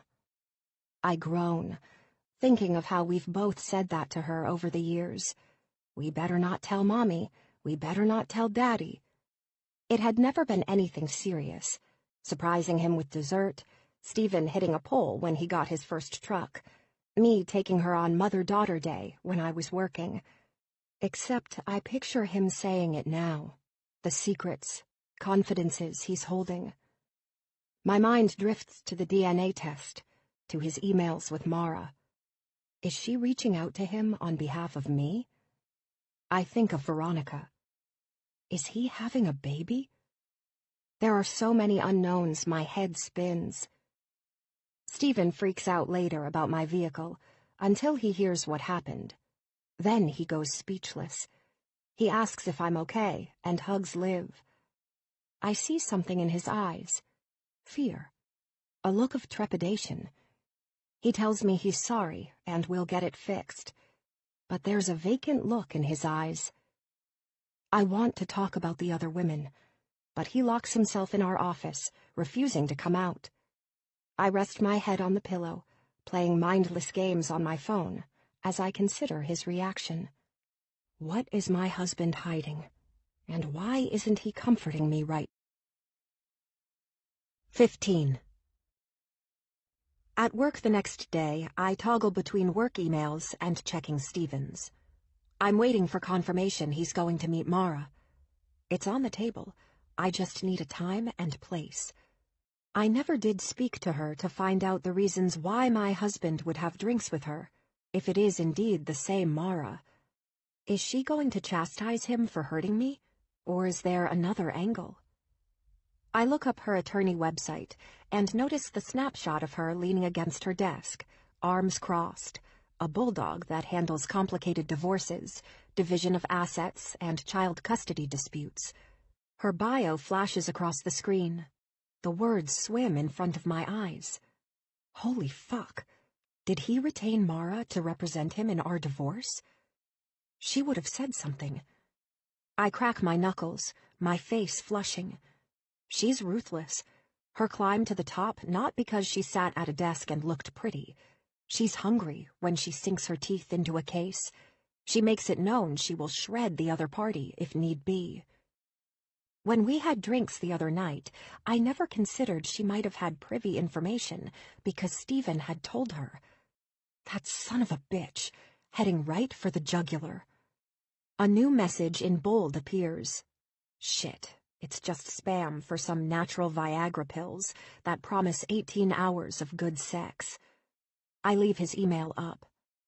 Bryn comes in my office, sulking since the day in her apartment. Hi, Alistair. I just wanted to apologize for being sick the other day. I wave my hand at her. It's no problem. I hope you feel better. Pregnancies can get rough. Do you think one day Liv will want to babysit? It's an odd question. Liv's 9, and by the time she's 13, her child's a toddler. I have no idea. I pause, glancing up from my screen. I don't know. We can cross that bridge when the time comes. She looks like she's been slapped, a blush creeping on her pale skin. She licks her lips. Do you need anything else right now? I glance up from my computer, and another message pops up in his email. I'm distracted. I think I'm good on this end. I've got a meeting to run to. A meeting? She's curious, digging the toe of her flats on the tile. I didn't see it on the calendar. It's not, I say, last minute. My eyes divert to the email from Mara to Stephen, where they agree to meet in 30 minutes. Crap. It's my turn to pick up Liv from school. I shoot Cammy a quick IM to see if she can grab her, since she's on the approved list for pickup and drop-off. Cammy will bring her back here, so she can hang out in my office while I work, finishing her homework or playing on my iPad. She jokes, Did your husband decide to surprise you last minute with a happy hour? I barely glance up at her.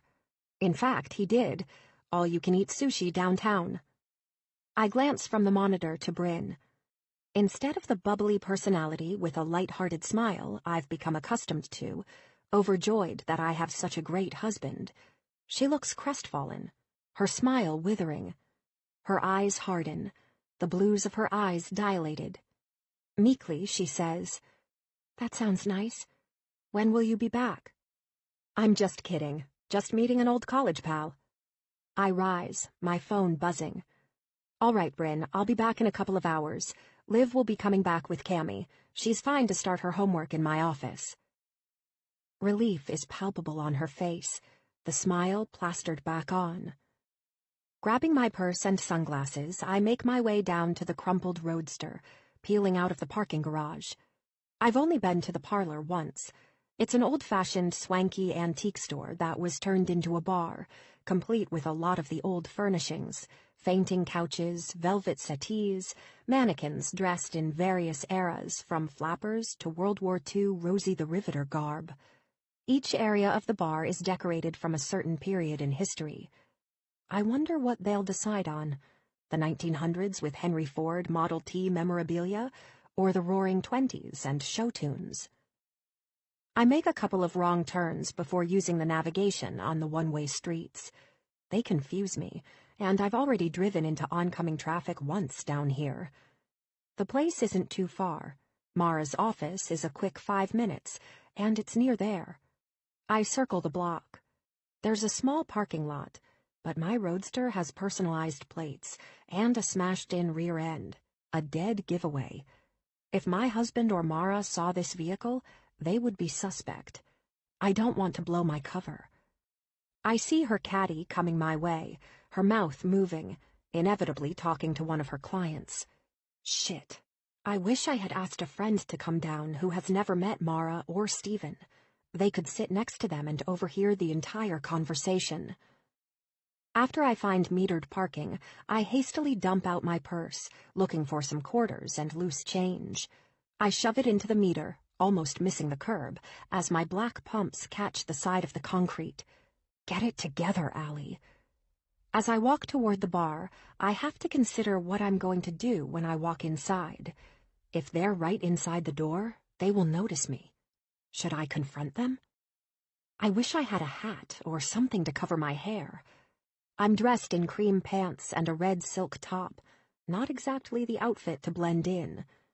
The bar, if I remember correctly, is dark, the lights dimmed. The bar itself is somewhat secluded. There's a wooden door and some stained glass windows in front, but not a lot of natural light. I decide to stand around the side of the building, the opposite side of the parking lot. The building across from me is all glass. I can see the reflections of those behind me that are coming up toward the entrance to the parlor, without them necessarily seeing me, if I stand in just the right place. My legs shake, my feet are killing me, and my hands tremble. Are they meeting to discuss our forthcoming divorce? Leaning against the building, I consider the options. Is getting a divorce the worst option? For Liv, maybe. Financially, yes. Trust-wise, a sense of relief is palpable. I'm tired of wondering what my buttoned-up, outdoorsy mountain man is doing. My phone chimes. I sigh, pulling it out of my purse. I'm not in the right mindset to answer work emails or calls. Tunnel vision on this afternoon day. It's a text from Sarah. Sarah. Hey, Alistair, I got a bite.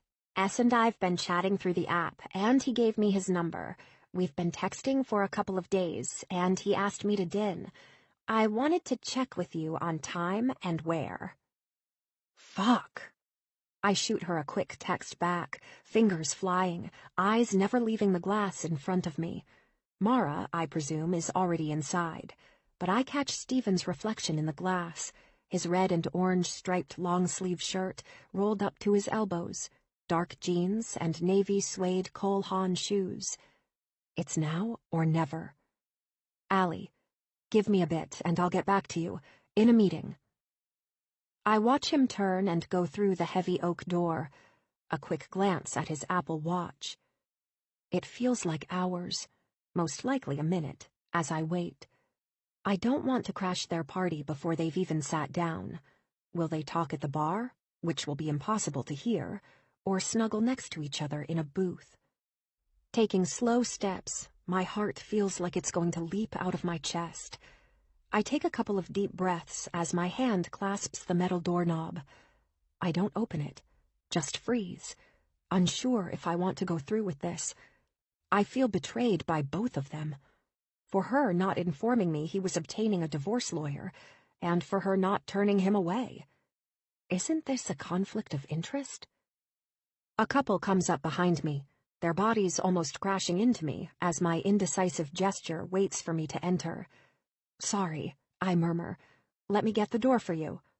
I open it. This way I can dart my eyes around.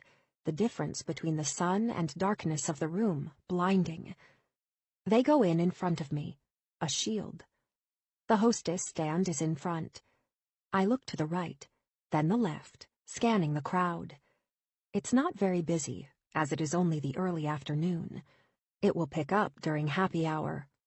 I can pick out the silver bangles on a tanned arm, the small light next to the booth casting Mara in an otherworldly glow of green.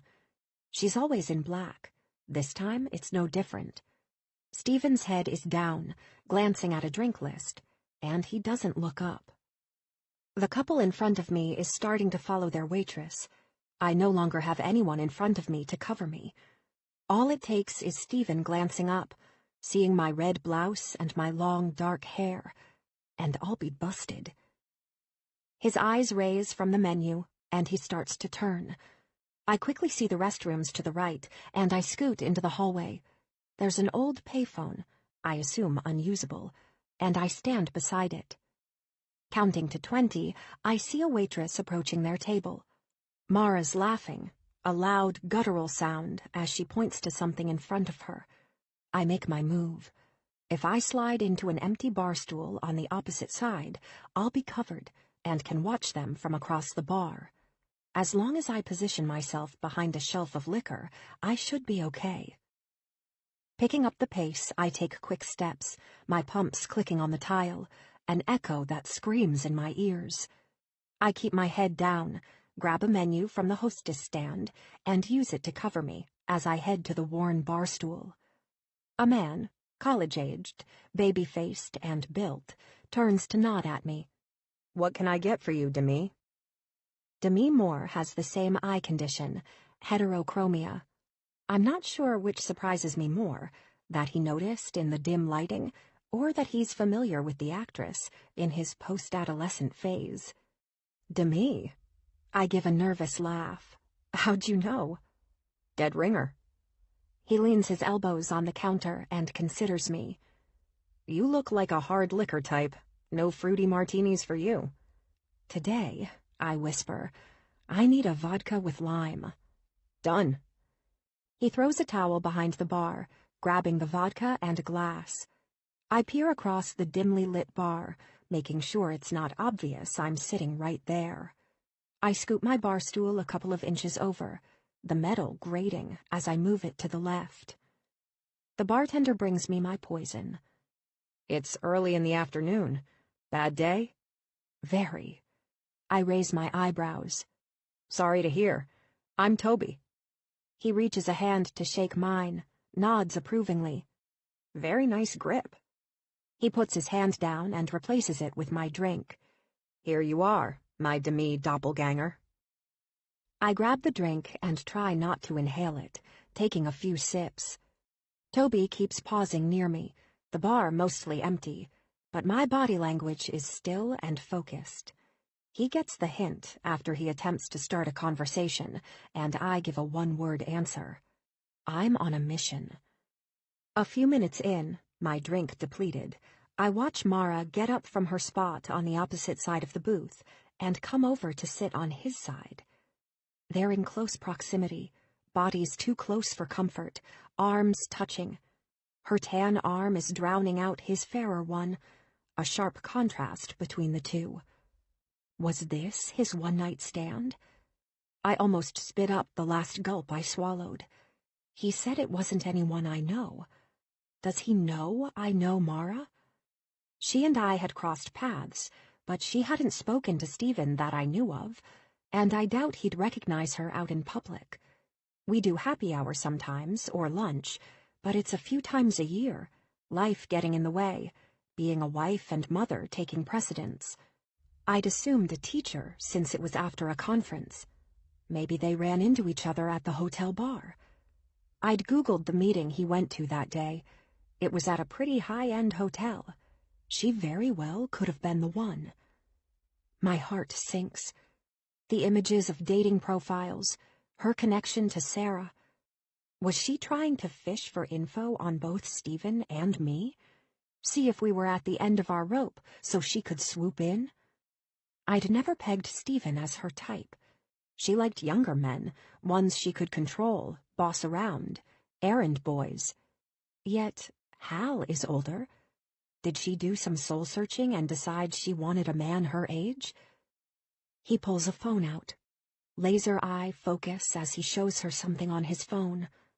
Except, I squint.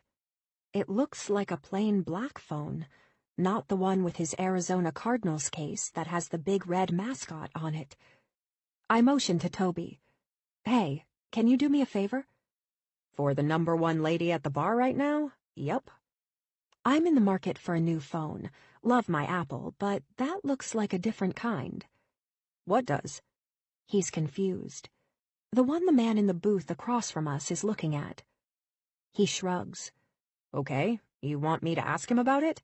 No, I answer quickly. Can you just walk to the other side and see what type it is? He gives me a questioning glance. "I'll see what I can do. I'm only familiar with a couple of types." I hold my breath as he walks to the other end, wiping some glasses with a rag, turning away from me. I keep my head down, in case he decides to open his mouth, admiring the smooth wood on the counter and a chipped nail. I hear footsteps and look up. Definitely not an iPhone. How can you tell? It looks like a cheap burn phone. I don't dare ask if he can see anything on the screen. Is this his secret phone for her? Another drink, please. I sigh. Same. Keeping my eyes trained on them, their heads are bent together, and the phone is shared between them. Is this how they communicate? They decided emails were too risky? She lays a hand on his arm, applying pressure. He nods, his eyes not meeting hers. She whispers something in his ear. At the same time, I want to smear her red lipstick all over her face. The jealousy unfurls in my stomach, a tight ball. Only Stephen and I sit together on the same side of a booth. She leans down. I catch cleavage, lots of it. A V-neck black dress and a long silver chain that stops right at the bottom of the V, screaming at men to let their eyes drift as far down as they can go. I want to pound on the counter and scream.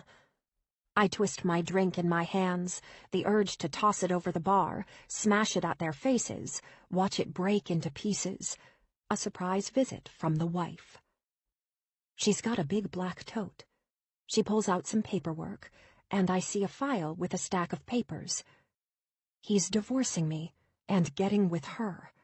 So much for attorney-client relations. Toby's eyeing me with curiosity. He's noticed my fixated stares on the couple. You know 'em? He asks, wiping down the counter. They look familiar. I shrug. I think I've done business with her. What's your line of work? He gives me a toothy grin. Acting? Nah, fashion. I run a specialized boutique. The lie is necessary. Women's clothing? Sex toys and some lingerie. I give him a megawatt smile as his eyes widen, sliding a crumpled 50 across the bar to him. I've seen enough. I wink, stand up slowly. The alcohol feels heavy in my empty stomach. I don't want to risk them seeing me, so I walk as far away from the bar as I can before turning and heading out the front door. Something in me snapped. The divorce papers, Mara, Veronica, the emails, the other phone, the dating sites. I couldn't do it anymore. I tapped my fingers all the way home, not making it back to the office, sitting in the backyard with a glass of wine, as I thought about my future. Liv's future. I ask Cammy to drop her off after work, feigning a headache. Stephen and I were over. That was the only truth I knew. The rest would unravel itself in time. Part 2. Stephen. 16. The previous summer. I fucked up one of the biggest rules of marriage. Adultery. It happened one time. One time. I'm a high school biology teacher, and there was an educators' conference for those that focus on STEM education. It was an all-day event at a local hotel, speakers engaged us, and we broke off into small groups for workshops. It's June, hot as hell outside, and between the monotone voices and the overzealous air conditioning, I was antsy. At the end of the day, I needed a drink. A stiff drink. I'm a beer guy. I like trucks, hunting, plaid, and looking through a telescope at the stars. I'm fascinated by how gadgets work, detest reality television, and working with my hands is my favorite pastime after teaching my favorite subject. This time, I wanted a gin and tonic. My brother in Utah had texted me that my sister-in-law had just been diagnosed with stage 4 uterine cancer. They have 4 children. I'd known about the tests, we'd been in contact. I tried to call him, but he couldn't bring himself to say the words out loud over the phone, the permanence of it, and said he could only text. My heart broke for him, his wife, Jade, and their kids. I imagined something happening to Alistair or Livy. Cancer, a car accident, a sudden life-altering chain of events. I didn't want to tell Alistair about Jade. She'd been stressed lately, and the few months before had been rough. She'd had some PR nightmares, clients that were a handful, and had taken backlash for representing a daycare that had a small child drown under their care. People are cruel, especially internet trolls that hide behind identities and lash out. Strangers used hashtags to call her baby killer, Satan, and, my favorite, Devil in Diane von Furstenberg. She's a strong woman. I love her drive, her passion for work and creativity, her ability to lead. She tried to keep a strong jaw, a level head, but it hurt her. She didn't let on, just drank more wine, took more Xanax, drowning in tears she thought I didn't hear. She's a master at turning on the sink or shower in the bathroom as she cries. I heard the muffled sobs behind the locked door. She shut me out as tight as the lock in place. I was worried, kept a close watch on her, let her know I was there when she needed me. She pulled away, clung to me, and then jerked back. She didn't get bitter or more depressed, but dealt with her feelings by going out more. Said she was with friends. I started to think she was having an affair. She would jump when I'd come up behind her as her fingers flung over the keypad on her phone. She'd hit the home screen suddenly if she caught me looking, lock herself in a room if she got a phone call, and seemed to internalize when she used to be an open book. I'm not proud. I checked her email. Followed her a couple of times when I said I was with my buddies, pulled the phone bill, checked for repeat numbers. I never caught her in the act, a sigh of relief as she went to the gym or shopping instead of on a date. I used to care when she spent $400 on a pair of shoes. Now I welcomed her retail therapy if it meant she wasn't sleeping around. Even the weekend she went on a wine tour with girlfriends, I double-checked with a friend's wife to make sure she went. That's why I know how shitty she feels. The inability to trust, the sinking feeling, the constant pounding of your heart as you wait for the bottom to fall out. Then, our annual summer vacation to Utah a couple of weeks ago to see my parents and two of my siblings came. She claimed work. She'd always done her job remotely when we visited them. It had never been a question if she would go. It was tradition, and it felt almost un-American when she skipped it. It was selfish. Jade and she had never been best friends, but they had a bond. I think she wanted to talk to Alistair in person about her health issues. I thought for sure she'd met someone, thought she'd have a nice reprieve from being my wife that week. I shut my mouth, tramped down all the questions I had, and took it like a man. Meaning, I swallowed my pride, internalized the shit out of it, and didn't handle it the right way. Which led me to a bar on a Thursday at 5:00 p.m., a couple of weeks after I got home from my one parental unit vacation. Propped on a bar stool at a gaudy hotel bar trying to be contemporary, the hottest, swankiest place to be seen. The drinks were $20 a pop, the paintings all impressionist ones, vivid colors and lack of clarity, like my mind after a couple drinks that night. Swallowing my first gin and tonic, I let myself feel sorry for myself. My brother's family, my wife. I felt like I was losing control. I was looking down, examining the reflection as stained glass hit the light. I sniffed as a scent wafted through the air. Smelling her perfume before her, it was a clean aroma. I'm sure there was some flower like jasmine or lilac in it, but I'm a dude. I just know I sniffed her before I saw her face. She slid into the bar stool next to mine, a tan skirt and a navy and white striped blouse with nude heels. Her strawberry blonde hair was in a loose bun, and simple diamonds sparkled from her earlobes.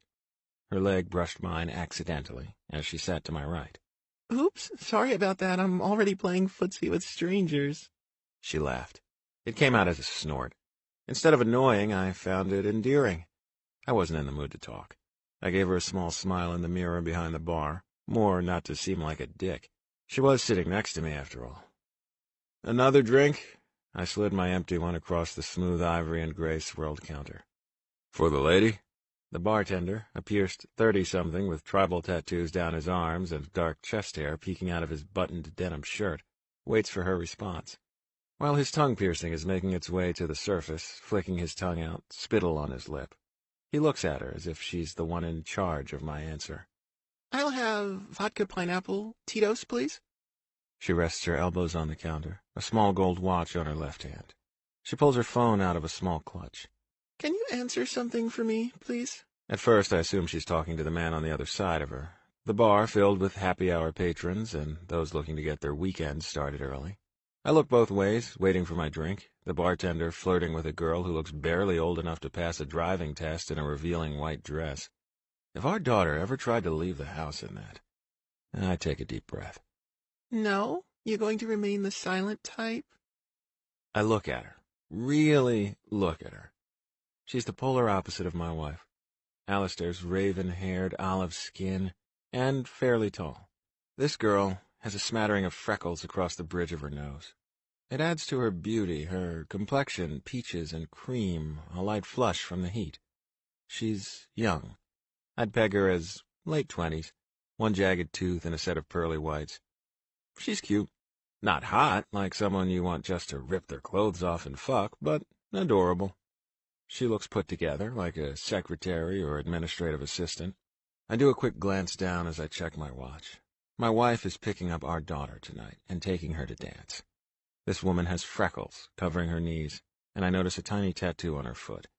Just to be clear, at this point I hadn't thought about fucking her, at least not in reality. I give her a side glance before tilting my head. You talking to me? She looks around in mock exasperation. I can't think of anyone else. My imaginary friend stays home on Thursdays. I chuckle. Okay, what was the question? She taps her phone screen. Why are men such douchebags? This a new lesson you're learning? I just don't get it, she sighs. I'm being stood up. He texted me 5 minutes past the time we were supposed to meet. That's rough. Dating leaves a lot to be desired in today's world. You have no idea. She drums her fingers on the counter. The advent of online dating is an eye-opener. I think guys have always been the village idiots. The bartender sets down my drink and hers at the same time. I give him a nod. My wife, she was dating my roommate when I met her. Your roommate? Isn't that breaking guy code? Not with this one. He stood her up at our dorm. Ah, so you got to play Prince Charming and rescue a damsel in distress. She takes a sip, licking her lips. I notice. I wish I didn't, but I do. I want to bite her juicy pink lower lip. Your wife. Keep talking about your wife, I tell myself. Yep, I got the girl. I drown this one, getting ready to stand, ask for a check, and get the hell home. And we lived happily ever after, kid and white picket fence. Wait, she pouts. Don't leave me. She motions around the bar. I don't want some creepy guy to sit down. I raise my eyebrows. I could be that creepy guy. She shrugs. I notice her blouse is unbuttoned, cleavage showing, peeking up enough to leave me curious. I want to rip her shirt off in the damn camisole underneath it. Fuck. But you're not. You're married, so very safe. I bet you don't have one secret or air of mystery about you. You're a buttoned-up fellow. And you're not, I want to add. You should be naked. I nod. Boring. I'm boring. And old, I add. What is it you millennials say these days? AF? Maybe I'm the one you should be worried about. Maybe I bite. She swings her legs toward me. Her nude heels elongate her legs, wrapping them around my bar stool. So, are you meeting your wife or a buddy tonight? She lowers her eyes conspiratorially. Do I need to leave? Give up my seat? No, I'm here for a conference. Oh, an out-of-towner? Nope, a local. I ask her about where she's from, the date that stood her up, trying to concentrate on anything but those bow-shaped lips. She's funny, charming, sweet, and touches my hand, lightly brushes my sleeve, makes me feel like the center of attention. Truth, I felt flattered. This young, cute chick was giving me the time of day, hanging on every sentence, dripping with sarcasm and, yes, admiration. She asked what I did for work, science teacher. I returned the favor. She said interior design. We talked about her favorite bands. She loves the Struts, hates Coldplay. She likes country, but not the pop country that's taken over the charts. Books? She preferred psych thrillers over romance, biographies over fiction. Science. We discussed my favorite topic, Smoothly, she turned the conversation over to my wife, what she did for work. I swiftly moved us back to talking about safe topics. It felt wrong, talking about my wife while I was flirting with her. We both moved on to another spirit, my third, her second. I told her I had a 9-year-old daughter. My birthday. Childhood ambition, postman or astronaut. She wanted to be a cashier because she was enthralled by the long, fake polished nails and the counting of change. It begins to get blurry after this. I act like I'm 22 in college. We slam shots, the worst kind, fireball. My wife and marital problems and brother and sister-in-law and cancer and remorse and guilt start to sway and dissipate. It's not like I meant to try and get even with Alistair, but at the moment, it was a fleeting thought. We'd shared equal roles throughout our marriage, though the fact she was the breadwinner sometimes grated on me. I didn't let it bother me for the most part. One person inevitably makes more than their spouse. It didn't take away from the fact I was a husband or father. Yet I was sure she had been unfaithful. I couldn't let her have this one up on me. My manhood wouldn't allow it. So, I did what I swore I'd never do. All the advice I'd given friends over the years. Keep your dick in your pants.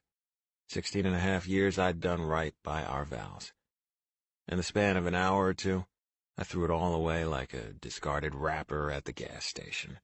The alcohol doesn't justify my actions. I was thinking clearly enough to know putting a hotel room on my credit card wasn't a good idea.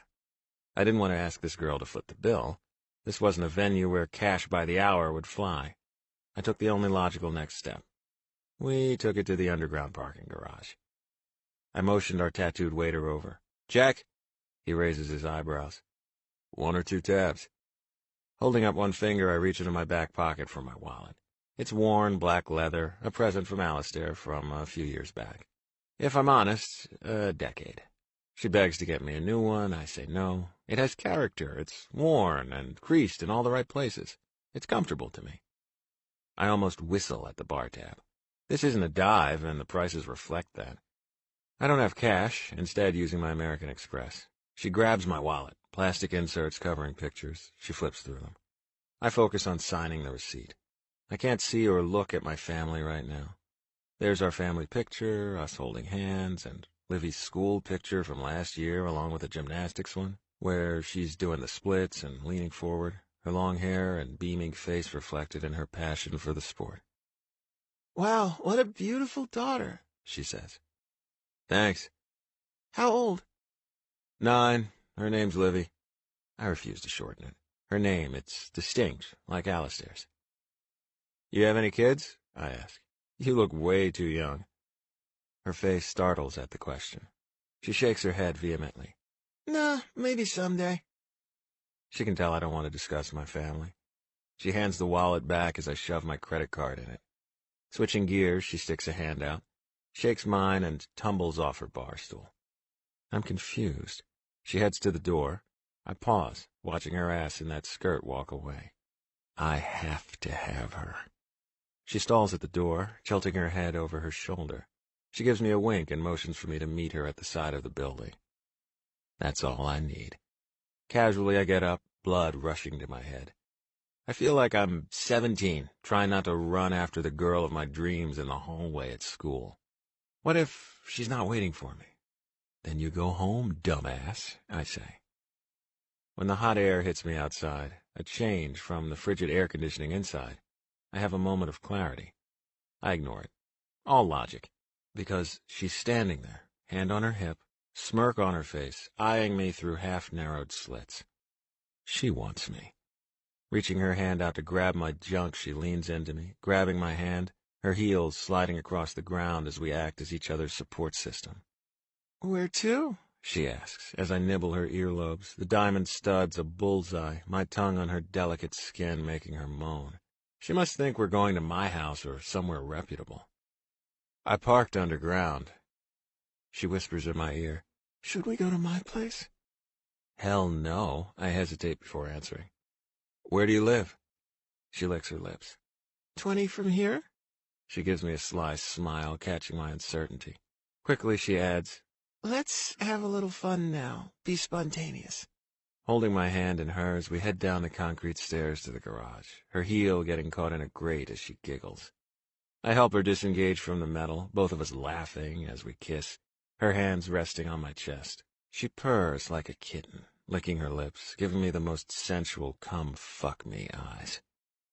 My truck is over this way. I motion to the left. Let's break in my back seat. She pulls me in the other direction. Good thinking. Even though my truck is big, I don't want reminders of my family. The strawberry-scented air freshener Livy picked last time we went to the car wash hanging off the mirror. My wife's iPod in the console, along with the tube of lipstick she calls her money shot, a.k.a. the perfect shade of pink. My truck is comforting. It feels like a snug, well-lived-in home that gets us from point A to B. Not a place to fuck a woman you just met. "Where's your car?" I ask, tasting her neck, my lips moving down to her décolletage. Ah, you want a backseat quickie fast. She pulls me along to a white Kia, fumbling in her clutch for the key. She clicks the fob, and it beeps, opening the back door for me like she's my chauffeur. I climb inside. Stumble is more like it, my height and impairment factoring in my uneasiness. First, I'm on top, then she's on top, both trying to figure out a way to fuck. I don't mean to use that word crassly, dropping the F-bomb like I'm trying to sound younger than a middle-aged man. Except that's exactly what it was. Fucking. Meeting some girl in a bar, imbibing in too much alcohol, staggering to a vehicle to get our rocks off. It was foolish. I finally situate myself in the back seat with her on my lap, legs wrapped around me, heels discarded on the floor, her skirt hitched up to her waist, panties to the side. My hands grab her hips, her waist, her breasts, as she rides me. I didn't have a condom on me, didn't even register, until her wetness was soaking my cock that she was moving on me. By then I was in the moment. No better excuse than it felt amazing. She felt amazing. I pulled her hair out of the barrette that was holding it in a bun, the strawberry blonde waves tumbling past her shoulders as she wrapped her arms around my neck. There was grunting and whispering, licking and kissing, both of us rushing toward an end goal of making the other satiated. I motioned her hips on me and guided her, up and down, faster and slower until she moaned and collapsed on top of me. Until I got a release. Sweat drips down my back, into my pants, the air like a sauna, steaming up the windows of the car. Her body's wet, her hair moist as I hold it in my hand in a vice-like grip. When it's over, I leaned my head back against her gray cloth seats, the parking garage dim. We hear the slam of a door. It sounds like it's right next to us, but it's not. I close my eyes, her heart palpitating against my chest, her blouse unbuttoned and untucked, probably ripped. With my eyes shut, I enjoy the moment for a minute. Her on my lap, head resting against my shoulder, my body at peace, the alcohol numbing all thoughts of the life I'm pretending to exit for a brief moment in time. I untangle her from my arms. She looks stricken, her eyes half closed as they pop open. I kiss her again on her bow-shaped lips, taking one more whiff of her. What's your name? She whispers. Stephen. I'm Veronica. We don't shake hands, just look at each other quizzically. My back aches from the uncomfortable position in the cramped back seat. I help her find her shoes, button her blouse, pull her skirt down. I push the door open, the air stifling. She needs help getting out. Then I exit, flustered, straightening up. We stand there, an awkward moment, heat rising from the pavement. Should I, give you my number or something? Her face flushed, sex looked good on her skin, the creamy white now a pale pink. Crashing back to reality, I lean my arm against the window, and a sigh escapes my lips. Look, Veronica, I'm married. Probably best we keep this between us. Her face falls. The smile is shaky as she nods. I'm out of my element, so I offer advice. Look, there's a lot of crappy guys out there. It might take a while, but you'll find a decent one. She nods, shifting from heel to heel, a lipstick smudge on her collar. Probably one of mine. I feel like a dick. But we both wanted this. Now all I want is to get out of here. A headache starts to pound, throbbing between both eyes. Are you okay to drive? I ask. She nods like she doesn't trust herself to speak. I reach out and stroke the side of her cheek. You are a beautiful girl. Please take care. Slowly taking each step one at a time, I head back to my truck. I don't want her to see the vehicle I get into. I feel her eyes burning holes into the back of my head with every retreating step. I pause at the driver's side door and steal a glance over my shoulder. Her car's still there, but she must be in it. I see exhaust coming out of her tailpipe. My hands grip the steering wheel, and I sit there a minute, staring into oblivion. I flip down the visor, look in the mirror. My eyes are bloodshot, pink lipstick on my collar, and I look stunned. The actuality of what just happened. My pants are still unbuttoned, unzipped, my dick covered in our body fluids. I lean my head down on the steering wheel, and I weep.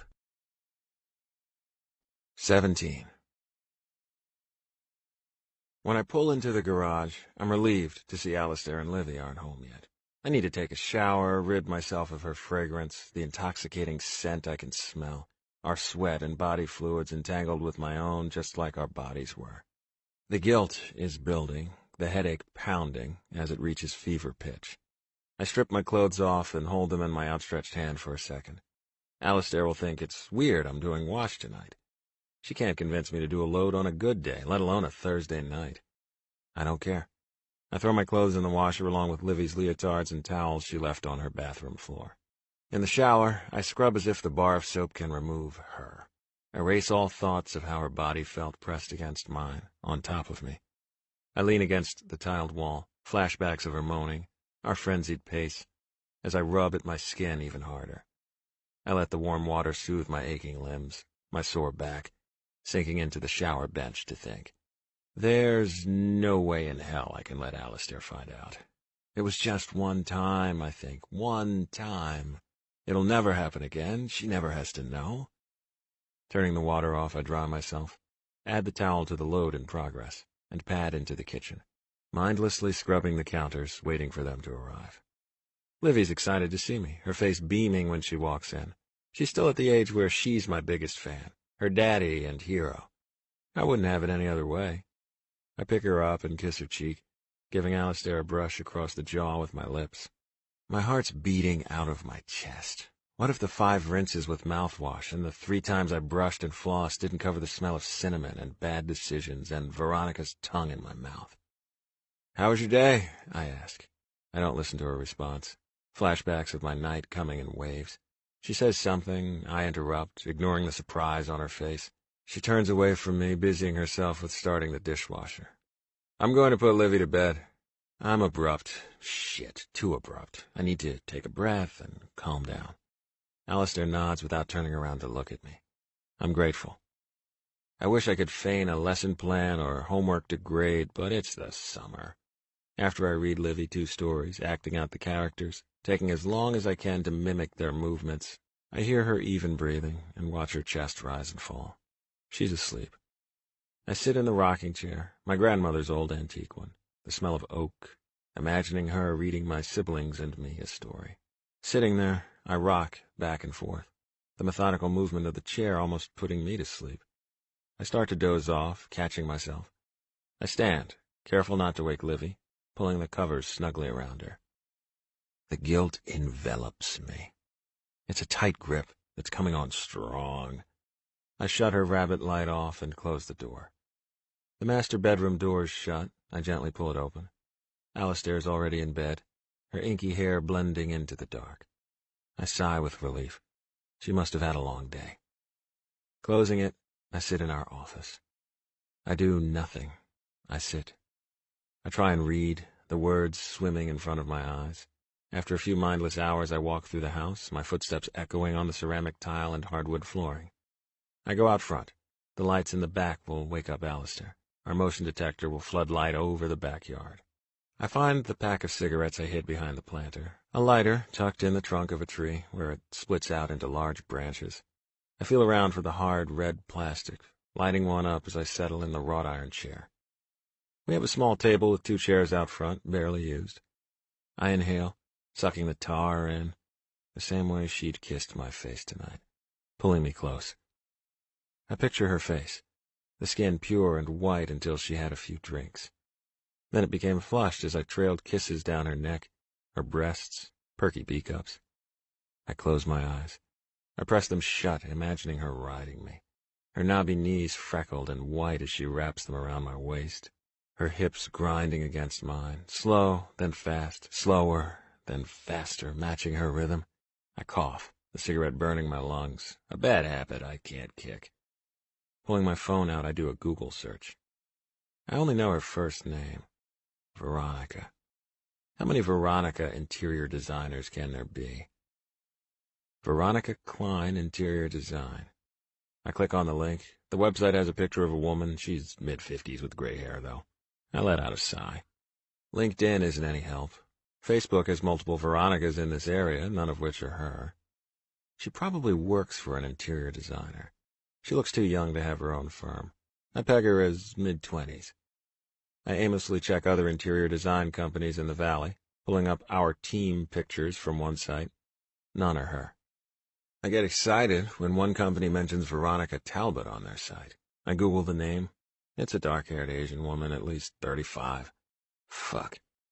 I stub out the butt and stand up. If anything, I need to forget about her. I'm married. I glance at the silver band on my finger etched with our wedding date. I twist it. How can one piece of metal feel so restricting?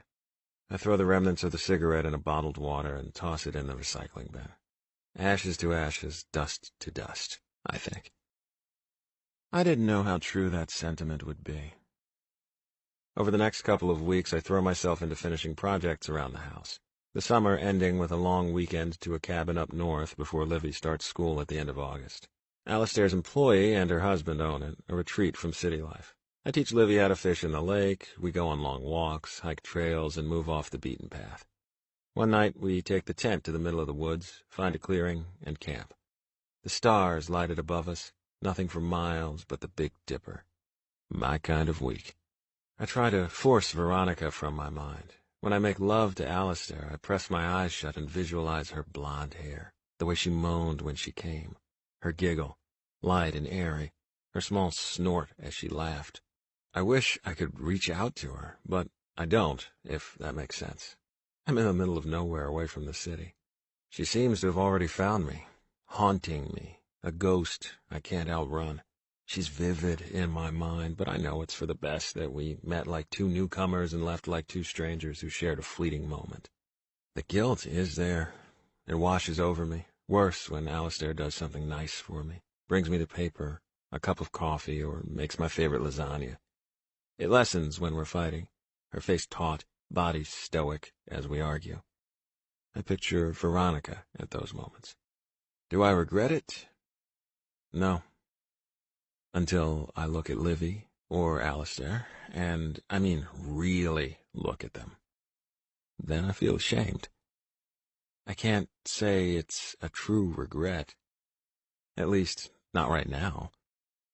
School starts. I'm thrown back into the grind. She isn't etched on my mind as much, but she's still there, and flashbacks as I try to remember the details. How her hair smelled, the taste of her, her gorgeous lips. I'm relieved I can't find her. I tried, but I can't. I search aimlessly on the web. People finders, switchboard, design companies, nada. I wish I had her number. I smash my fist into the wall, a nasty bruise forming. Then I don't. The week school starts, I get an email. It's her. At first, I don't even realize it. I'm clicking through my emails, most of them spam, while others are bills or promotional discounts from department stores. It's easy to overlook. The email address has a woman's name in it, but it's not Veronica. I assume it's a friend of Alistair's. She's mentioned Amara before. One a networking colleague, and one a mom of a girl in Livy's class. When I open it, I assume it's a school function or a playdate request. It's not, though. I scroll to the end of the email before even reading it. My heart skips a beat as I scan the email. XOXO Veronica at the bottom. Veronica says Mara is her middle name. She says hi, asks if we can connect again. Leaning back in my chair, I pound my fists on the arms of my desk chair. It takes every fiber not to respond. A couple of days later, she sends another one. I respond this time. 18. I know what you're thinking, that as soon as I received that email, I made plans to meet her, and that I lied to you when I said it was once. My pulse races. I felt a thrill, a combination of excitement and the unknown. My hands start to sweat. I hit reply right away, then pause. My hands fly over the keyboard, then halt. I start to tell Veronica I want to see her again, and I've been thinking about her. Leaning back in my chair, I consider what this means. I close my eyes, picture how this will end. We sleep together, continue to ravish each other. Then what? I keep lying, cheating, burning everything Alistair and I have worked hard to build because of a spite-fueled moment? Yeah, I was weak, pissed off, and needed a release. As far as I'm concerned, my wife and I are square. Deleting everything I've typed, I hunch over the keyboard. I tell Veronica I enjoyed meeting her. I also mention that it's not the best idea to see each other again. I'm still sitting there, imagining her body, when a new email pops up. She asks me why. Mentioning I'm married, I tell her she's attractive, and while I've thought a lot about her, I have to focus on my marriage. Her first couple emails have been sweet, pensive, lighthearted. She sends another one telling me she feels a deep connection, and that she can't just let me walk out of her life. My resolve is lessening. I apologize, I wasn't trying to be callous. I plan a trip to San Francisco and Napa for my wife's and my 17th anniversary. I plan to put this to bed, figuratively, since I had literally. The next email is from her, but sounds like an alter ego wrote it. She asks if I happened to forget I was married the first time around. I let her have that dig. It's accurate. Alistair comes into the office, gives me a quick nod, and takes a seat at her desk, tucking her feet up underneath her, her long black hair in a messy bun, tortoise-framed reading glasses on. She looks stunning. Alistair's beautiful. She's the most gorgeous right now, makeup-free, long dark lashes fringing her dual-colored eyes. She's naturally beautiful, graceful, and the most content when she's doing something she loves. I used to spend time just watching the expression change on her face, her mannerisms, pinching myself that I got so lucky. 18 years ago, when I proposed, my hands were trembling. I dropped the box her ring was in, convinced she'd say no. I held my breath the entire proposal, rushing the words out as she stared at me, her eyes shining, one green, one hazel. Then I paused, waiting for a response. There was hesitation on her part. She was considering my request. Then she said yes. I have never wanted something so bad in my life until she said she was having our child. Then I wanted that more. I glance at her. She's reading something on her computer, her eyes never moving from the screen, silently mouthing what she's reading, a habit of hers. She's concentrating. I can tell by the way she strains to see the screen, biting her lip when she pauses. I look back at the email. I send one more response, telling her it was nice to meet her, but reiterating that though we weren't a mistake, I didn't want to go down that path. I move all the emails to the recycle bin, deleting both the inbox and sent emails. It's true, I thought I could erase her, like all traces of the emails, with the click of a button. A few weeks go by. I check my email more often than usual, albeit nervously. Did I piss her off? What's she going to say next? I see her email address, and my brow breaks out in beads of sweat. Stephen, we need to meet. It's important. Pick a time and place, and I'll be there. V. This time she doesn't bother to type out her name. Shit. Hesitating, I respond the next day. She knows my name, and if I don't, will she confront me at my house? Tell my wife? She has no proof. It was one time. I was home that night. No long lapses, no text messages between her and me. I breathe a sigh of relief.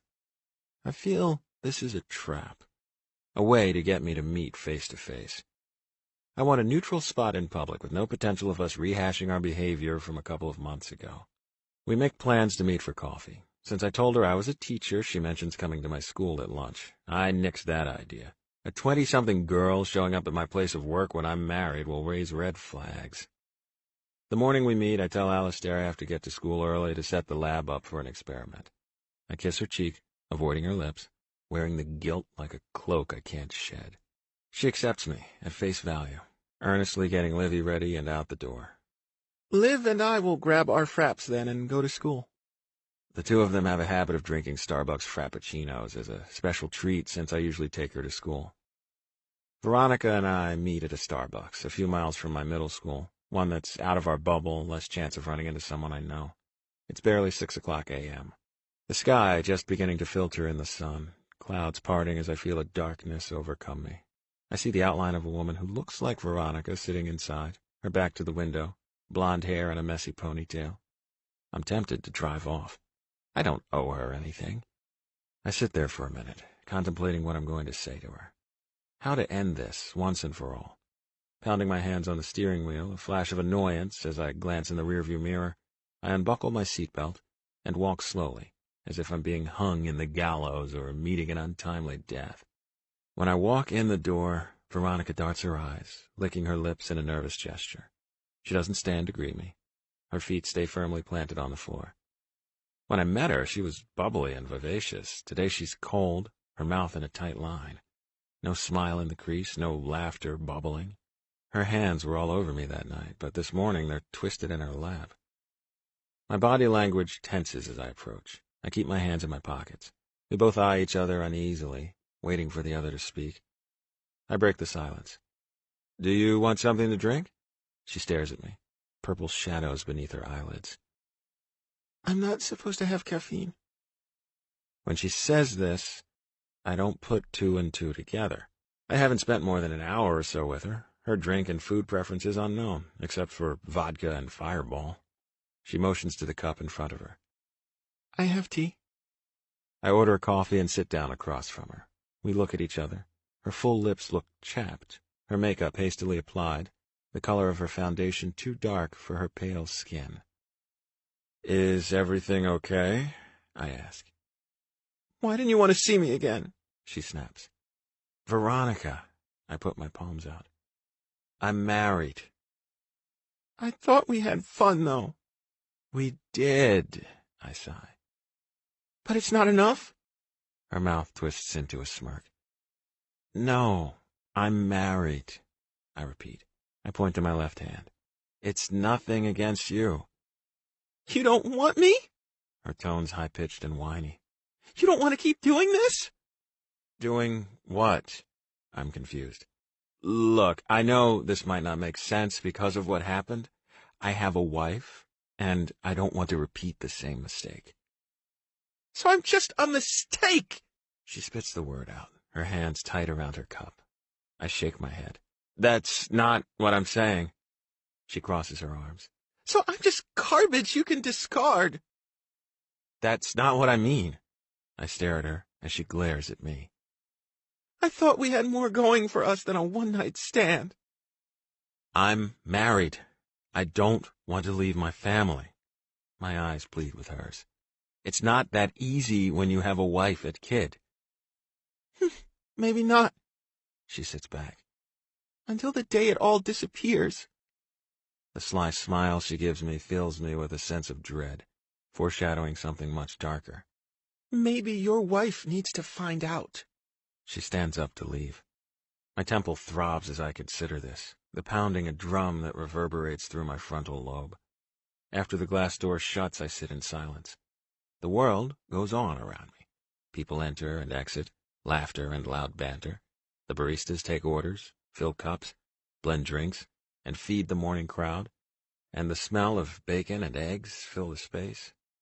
The aroma usually makes me salivate. This time I gag. I stand up, almost puking on the table, as I watch a man eat an egg and bacon English muffin. She emails me again, and again. I don't reply. I decide then that I better tell my wife. This isn't going away. I make a pussy move. To unburden myself, I tell Alistair a partial truth about the affair. Lying next to her in bed is bad enough, the divide between us growing daily. The idea of being between her legs feels wrong. the secret I'm holding tethering me, pressed up with my back against the wall. She starts to notice. My behavior's changing, my moods.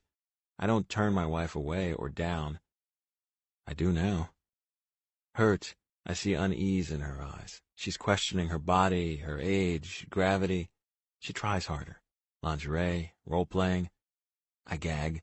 My response, not one she expects. I'll never forget the look on her face as if I wrapped my arms around her neck and squeezed, choking the life out of her body. I did that. I caused this. 19.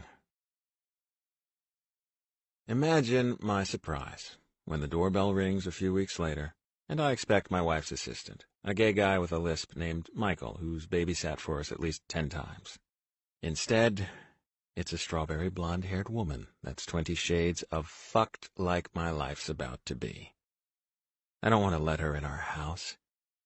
I'm nervous. My hands twitch as I try to play it cool and not lose my shit. Surprise and disgust are two emotions readily available on my face. Alistair's starting to suspect something. She doesn't know why I'm being rude to a stranger. I try and trample my feelings, my gut ready to burst. I bite down on my lip, hard, tasting blood. This is bad. I can't focus during dinner, can't enjoy my wife or the conversation. I puke in the bathroom, my face clammy as I think of our daughter alone with this psycho stalker.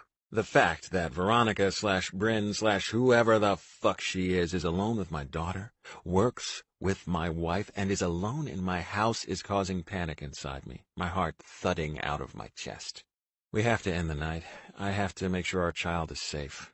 I'm on a mission. The idea for Alistair to still attend the concert with a friend while I try to talk some sense into the two personalities of Veronica/Bryn at the house occurs to me on the drive home. I give Alistair a quick backward glance and a wave, ready to run into the house as soon as she turns the corner out of sight. Unlocking the door, Veronica/Bryn and Livy are perched on the couch, painting Livy's nails a shade of orange. Hi, Daddy. Livy grins. Bryn's helping me stay in the lines. Bryn laughs. It's been a bit challenging. She's alive and looks unharmed. I breathe a sigh of relief. Are you okay, Mr. Adams? Bryn notices my wan face and sharp gasp. You look ill. Did you eat something bad? I want to scream at her, tell her to get the fuck out of my house, out of my life. But I can't. Where's Mommy? Livy's eyes peer behind me. She's coming. I don't want to tell Bryn that Alistair went to a concert. Why'd she drive off then? Bryn gives me a sweet smile. I want to wipe it off her smug face. She ran to the drugstore, I lie, getting me some cough medicine. Sorry you're sick, Daddy, Livy says. Does this mean I don't get to finish my movie? No, Buttercup, you keep watching. I eye them both, Bryn finishing the pinky finger on Livy's right hand. Let me pay you, Bryn, and you can still have a night out. I walk to the kitchen counter. Livy's attention is on the TV and blowing on her nails. Are you sure you don't need me to stay longer? She tilts her head. I could be of service in other ways. She smirks, and I glare. Can you come in the kitchen for a minute? I say. She stands. I'll be right back, she whispers to Livy, who's immersed in her princess movie. She doesn't even acknowledge her, eyes glued to the screen. The first time I've ever been so glad for the movie Frozen. It made listening to the soundtrack for the millionth time worth it. I open the door in the kitchen that goes outside. Let's step out here, I motion to Bryn. I shut the door behind us and turn to her. I start to open my mouth, but her hands latch onto my arms. Her tongue sticks into my mouth, violating it, a sucking sound. I knew you wanted to be alone, you dirty old man, she whispers. I grip her arms, trying not to leave marks. Stop it, Veronica, or Bryn, or whoever the fuck you are. She steps back, her eyes darkening. Stop pretending you don't want me. What the hell is your real name, and what the fuck are you doing working for my wife? I hold her at arm's length. She's like a feral cat twisting and pulling at me. What happened to the interior design firm? I always liked the actress Veronica Lake. She's dismissive, narrowing her eyes at me. And I quit that job so I could go to work for your soon-to-be ex-wife. Huh? I seethe. I'm not leaving my wife. I told you that. Oh, but you will. She motions down to her small belly. Who do you think knocked me up? I drop my hands as if I'd been burned, gripping the door jamb, my weight crippling against it. What did you say? I'm pregnant. I shake my head no, as if that can control unprotected sex and prevent pregnancy. She nods her head up and down as mine goes side to side. At this moment, I feel like I've been kicked in the stomach. My insides twist as the air leaves my lungs. I gasp. I'm a frozen corpse, panting. Did she say what I just thought she said? That night comes back to me, fumbling around in the back seat, no protection, my seed inside of her. I drop her arms. She crosses them immediately, rubbing the spot I grabbed. You might be able to ignore me. She's nonchalant. Don't think you're going to dump your baby the same way. She starts to raise her voice. Treat them like they don't matter. I reach my hand out to cover her mouth. Shut the fuck up. I'm eerily calm. My daughter will hear you. She deserves to know she has a sister or brother on the way. I thought you had a significant other. I point down to her simple gold band. Nah, I just don't want people to judge. I used to. What are you going to do about it? I whisper. What do you mean, what am I going to do about it? Contempt drips from her voice. We are going to have a baby. Veronica, I inhale deeply.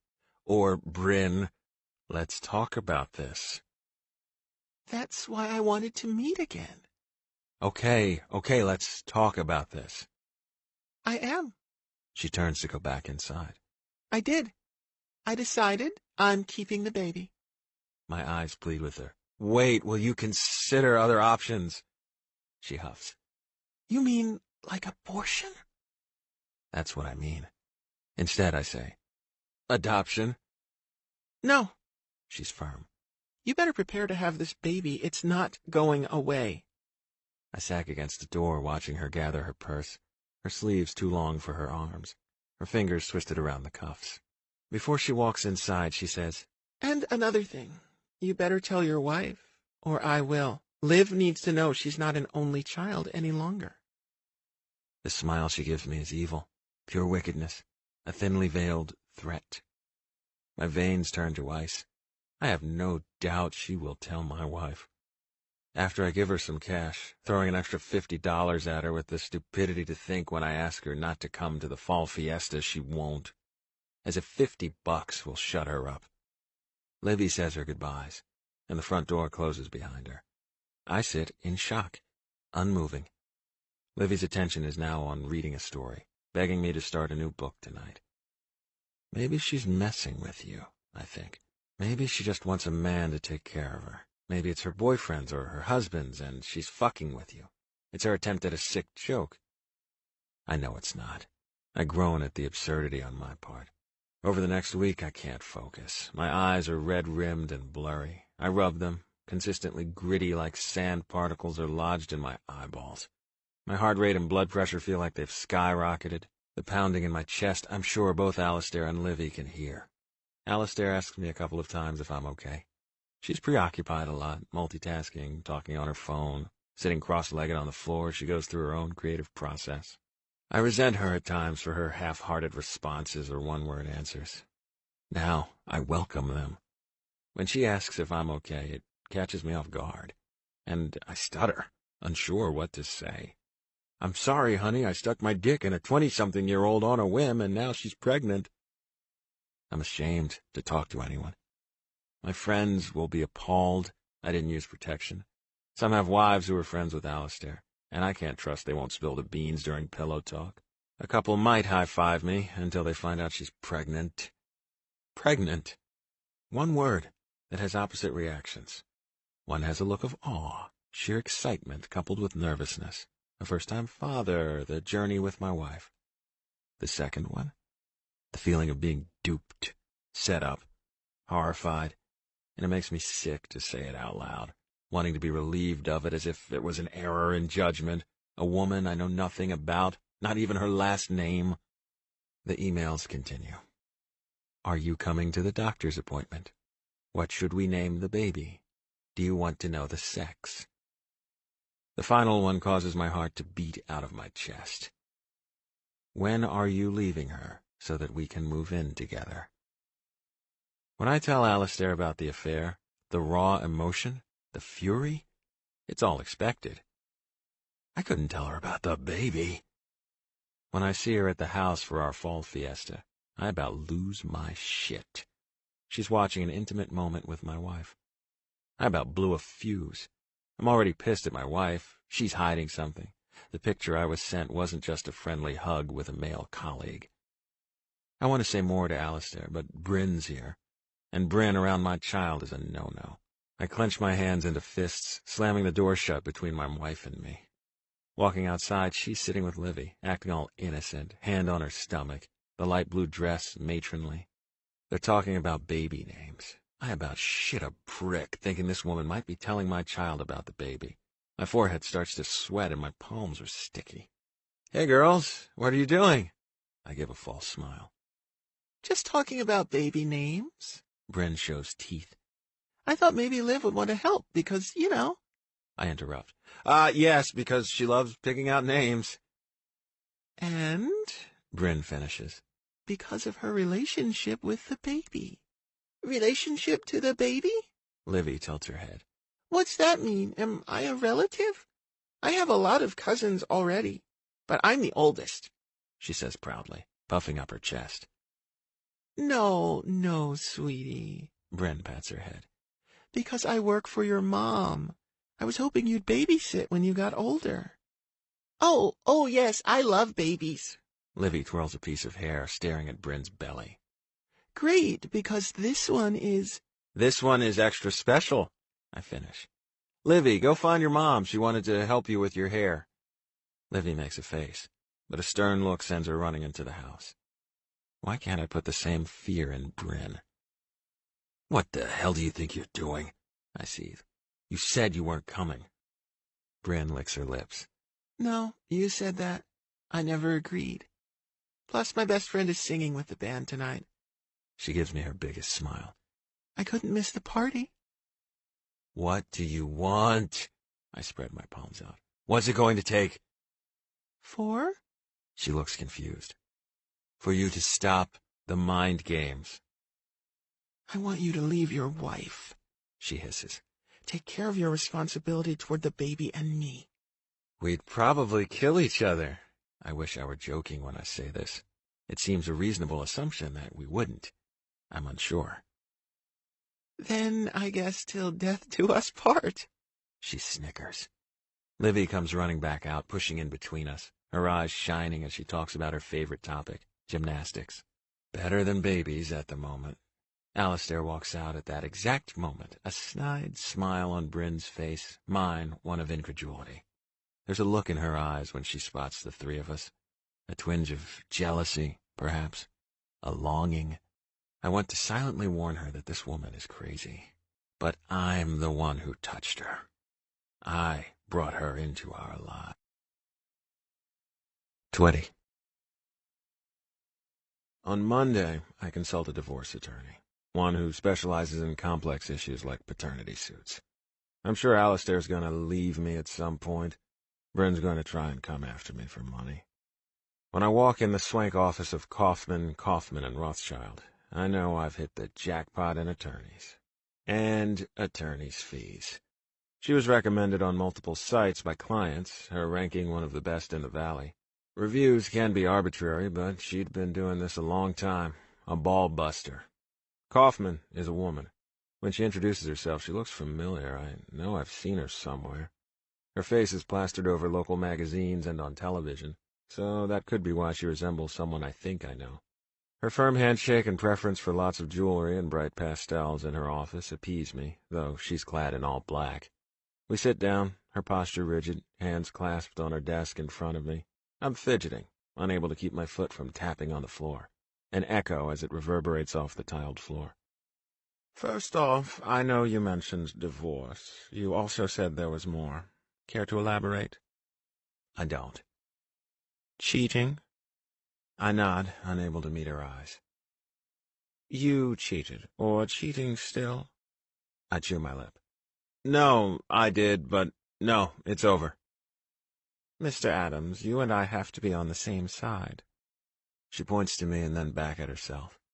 What you tell me in this office stays in this office. I don't get paid to judge your behavior. I get paid to do a job. Makes sense? I need the truth. We live in a no-fault state. Cheating doesn't matter in the eyes of the law. All they care about is if the marriage is irretrievably broken. Is it? I don't want it to be, I sigh. It wasn't my plan. It never is. She leans back, her bracelets clanking. Did you fess up? I nod my head. She wants the divorce now. Clearing my throat, I say, No, not necessarily. She raises her eyebrows. Then you want it. I messed up. Bigger than the affair. She's underage. I cringe. No. My face blushes as she scrutinizes me. You're a teacher, right? She leans her elbows on the desk. It's not a student, is it? No. I almost add, what kind of monster do you think I am? But realize I'm sitting here about to unburden what I've just done. I met a woman at the bar, and we went home together. I don't bother mentioning home was in the backseat of a four-door sedan, or that all of 15 minutes is going to change the trajectory of my life. She finishes for me. And she's pregnant, or says she is. Glad she caught on fast. How well do you know her? I don't. Would she try and extort money from you or your family? My wife has a very successful business. She runs the largest PR agency in town. She looks down at a sheet of paper on her desk. Adams. Adams and Connell? She glances up at me, and the blood drains from her face, her tan fading in front of my eyes. That's her, Alistair Adams. I'm curious. Do you know her? I know of her. The words are rushed, and we switched back to the topic of the other woman. Has she come after you for money, or what's her angle? Did she approach you with an, oh no, I'm late text, or is there more to it? I inhale. She doesn't have my number, but she tempts with my wife as her assistant. Her contact with me has been email. She's taking notes, her pen clicking as she thinks. Do you know her intentions with the baby? She said she's keeping it. Won't consider adoption or, she finishes. Abortion. Nope. Are we sure yet she's pregnant? She provided any proof? Like, did she pee on a stick in front of me while I watched? I run my hands through my hair, frustrated at the questions, my stupidity, the lack of information I have. I know this sounds simplistic, but I'm trying to gather info to determine what steps we need to take. Establishing paternity is first. She tilts her head. Especially on the off chance she's lying. Do people really do that? I ask. The question is stupid. I know they do it. You read about professional athletes and celebrities who get caught in scandals like this all the time. I'm not a movie star. We're not the kind of people you extort money from. We're well off, sure, not rich. All the time. She lowers her voice. I see women who are dying to have a baby, just to have a baby like it's the latest handbag from Gucci. I see women who want to get pregnant to get back at boyfriends or exes. I see women try to get pregnant to get a baby daddy to pay their car note. I see men who try to keep their wives by poking holes in the condom or hiding their birth control. But why me? I murmur. Why not? She says. You might not be rich, but you're a guy. You slept with her. I'm assuming without protection. Don't say it, I warn. I know. Know what? What you're thinking. I charge by the hour. Don't bother worrying about what I think. A dick feels better in a moist pussy than covered in latex. She says it nonchalantly, tapping her pen on the desk. Is there a way to establish paternity before the baby's born? I ask. Yes, there have been a lot of advancements in DNA testing. There are a couple of options. I'd recommend a NIP test. It's a non-invasive prenatal paternity test. You can do this before the baby's born, get it out of the way. It's a simple blood test for both parents. How far along is she? I ordered one online from a drugstore, I interrupt. I picked it up over the weekend. Great, but we have to have one that's court-approved. How far along is she? Around 4, I think. The date of the conference is on my calendar. It should be tattooed on my brain, but I've tried to push it out of my memory as if I can force it not to exist. This is doable after 8 weeks, so you should be good on that. Other options include an ultrasound and a thin needle. It's invasive, and I'm no doctor, but I'd go with a simple blood draw. Okay. I rub my hands together, preparing for the worst. She cautions me. Some of the tests you can order online, but many are what they consider a curiosity test. Court-approved tests are more expensive, but if we end up in court, the point is moot. We'd need it anyway. Do I get a say in what happens to the baby? If she keeps it, no. If she's planning to raise it, prepare yourself for child support. She looks at me, taking in my disheveled appearance and bloodshot eyes. Have you told your wife about the baby? I rub my sweaty palms on the knees of my dress pants. Only the affair. Has the woman threatened you in any way? Yeah, now she wants to tell my wife, my daughter, and move in together. Her face hardens, a frown twisting her face. What can you tell me about the woman? She's mid-20s. I know her first name, not her last. A blush creeps down my neck. That's about all I know. She did work at an interior design firm, or so she said. Do you know her address or phone number? Again, I cringe. No, just email. I'm going to want to have a PI take a look at this if the DNA test comes back as you being the father. She stands. We need to know what we're dealing with. But only then? Yes, if your wife knows and she's not pregnant, or the baby's not yours, then all of this added pain will be eliminated regarding the child. She continues. If she is pregnant, we need to find out if there's an additional motive on her part. Does it matter? I motion to my pockets. I'll still have to take care of the baby. Yes, that's correct. However, we should have a clear picture of what we're dealing with, especially if she's threatening you or has a couple of screws loose. You said she's asked about moving in together. Has there been communication regarding that? Was she strung along at all, or promised that? Not at all. I grit my teeth. Look, I fucked up, but she contacted me out of the blue. When I didn't give her what she wanted, a second meeting, she came unglued. The only time I've seen her since is at a coffee shop in public, where she told me she's pregnant and keeping it. Are you worried she'll tell your wife, especially if they work together? I nod. Or that I'll have to. I give her the information I know on Veronica/Bryn, my face burning.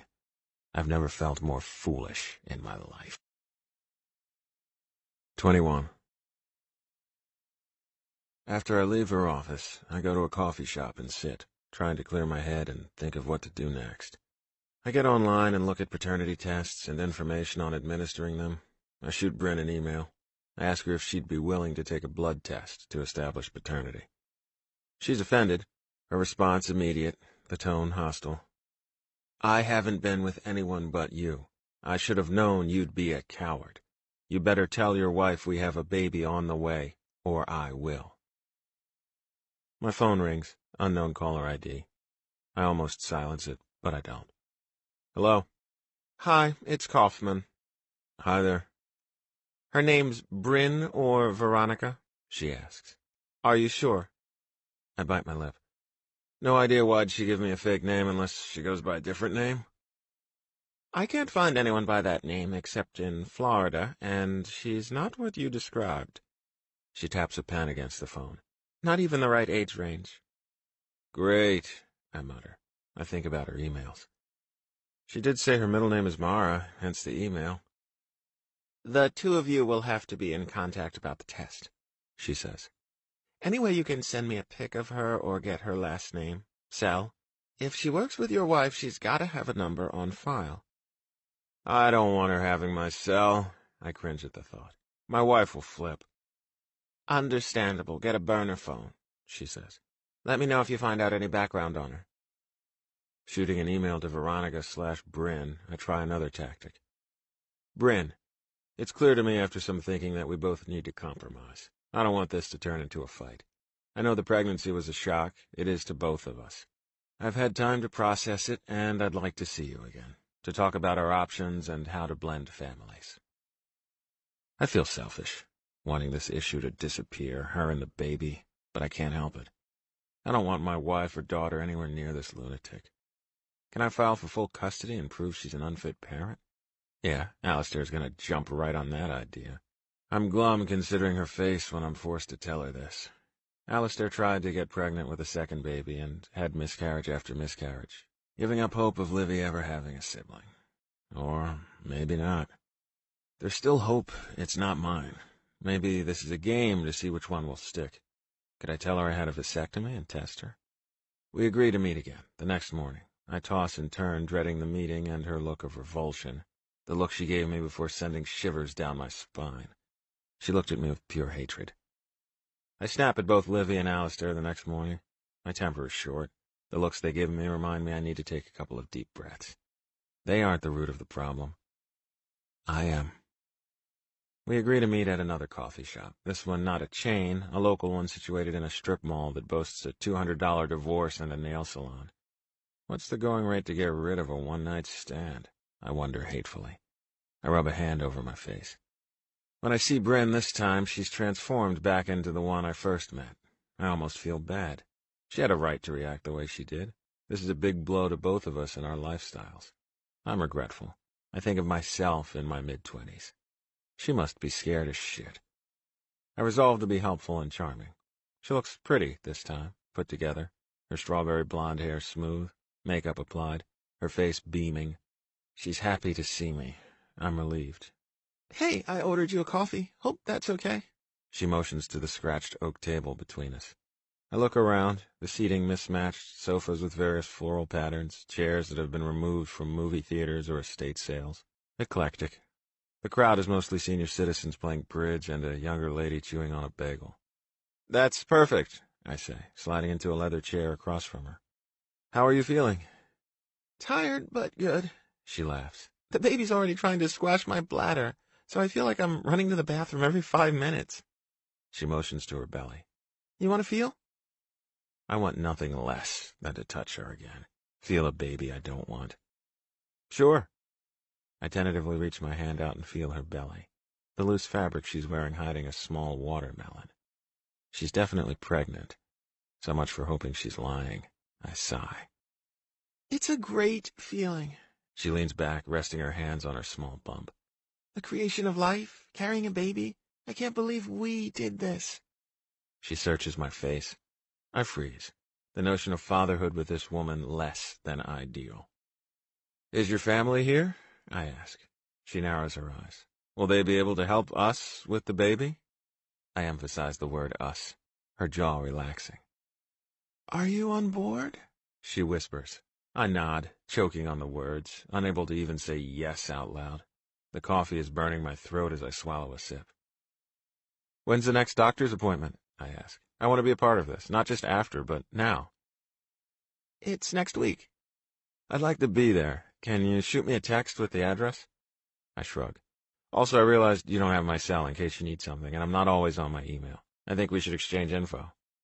She giggles. Yeah, if we're having a baby, we probably should. A woman stops us, hand on her hip. Well, look at you two. You're positively glowing, she says to Bryn, who blushes, red creeping up her cheeks. Sorry I overheard you say baby. You're pregnant? Yes, we're a couple of months along. Bryn leans forward and grabs my hand. It's awkward. Her touch, dainty fingers in my palm. I try not to pull my hand away. Congratulations. The woman sips her coffee. Enjoy it. The years pass by so fast. Before you know it, they're 25 and married. Bryn nods as if she has any idea. The woman walks off and Bryn turns to me. So, what should we do about your situation? I pause, wanting to snatch my hand back. She's still holding it tightly. What situation? Your marriage, silly. She gives me a small smile. How did Alistair react? I play coy. I'm still waiting to tell her. Bryn yanks her hand away like I'd slapped her. What? Her tone is icy. What do you mean? She doesn't need to know about the baby just yet. Bryn shakes her head repeatedly, reminding me of The Exorcist, as if it might fly off her head, the jerky motions as she disagrees.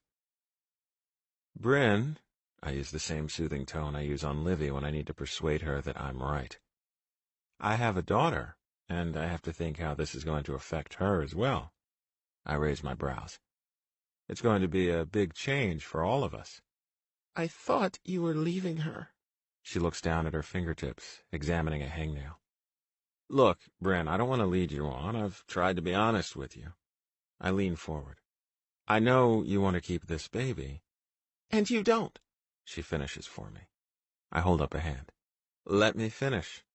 She seethes as she stares, waiting for me to continue. There's a lot of moving pieces. I've been married a long time, have a child that needs me, and is going to have a lot of questions. This is going to be news for everyone. I run a hand through my hair. It stands up on end. I'm sure if you picture our child, you can understand that you wouldn't want to intentionally hurt them. Her face softens. I think I've gotten through to her, if that's possible. I want to know more about you, I say quietly. You ask about leaving my wife, but I don't know you. I point to my chest. Who are you as a person? Your likes? What are your pet peeves? Any childhood animals? She considers my questions, her head tilting, a strand of blonde covering her face. I like older men, strawberries, and anything strawberry-flavored, starbursts, tea. Pet peeves are indecisiveness and people who cheat. She looks thoughtful, her eyes glancing at the ceiling.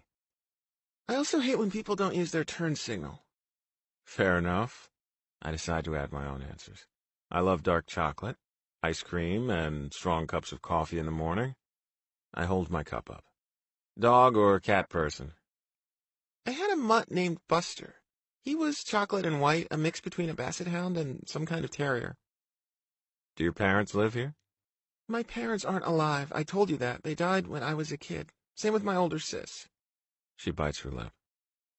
That's the hardest thing about this pregnancy. Being alone. I'm shocked.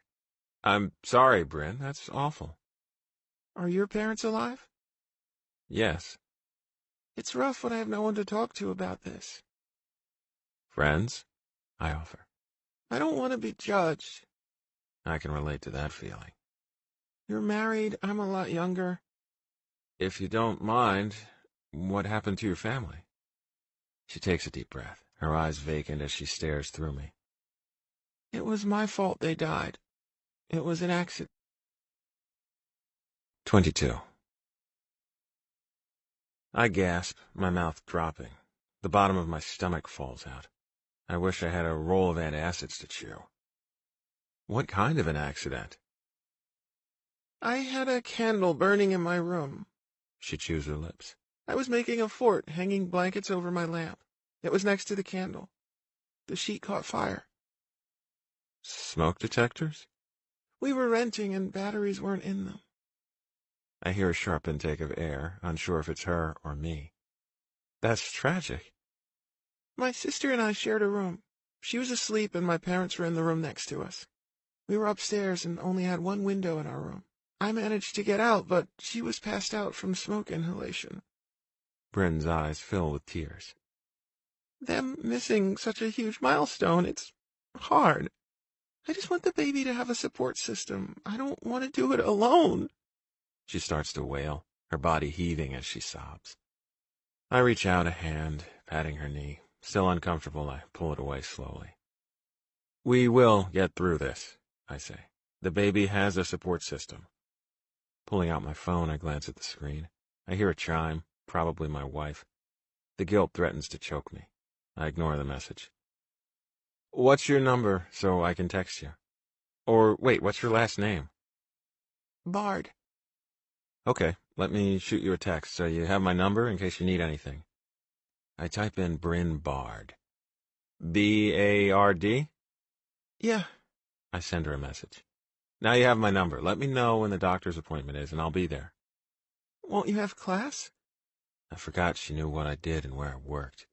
Yeah, but moving forward, maybe we can work together to schedule the appointments. She scrunches her face. It shouldn't be difficult since you work with my wife.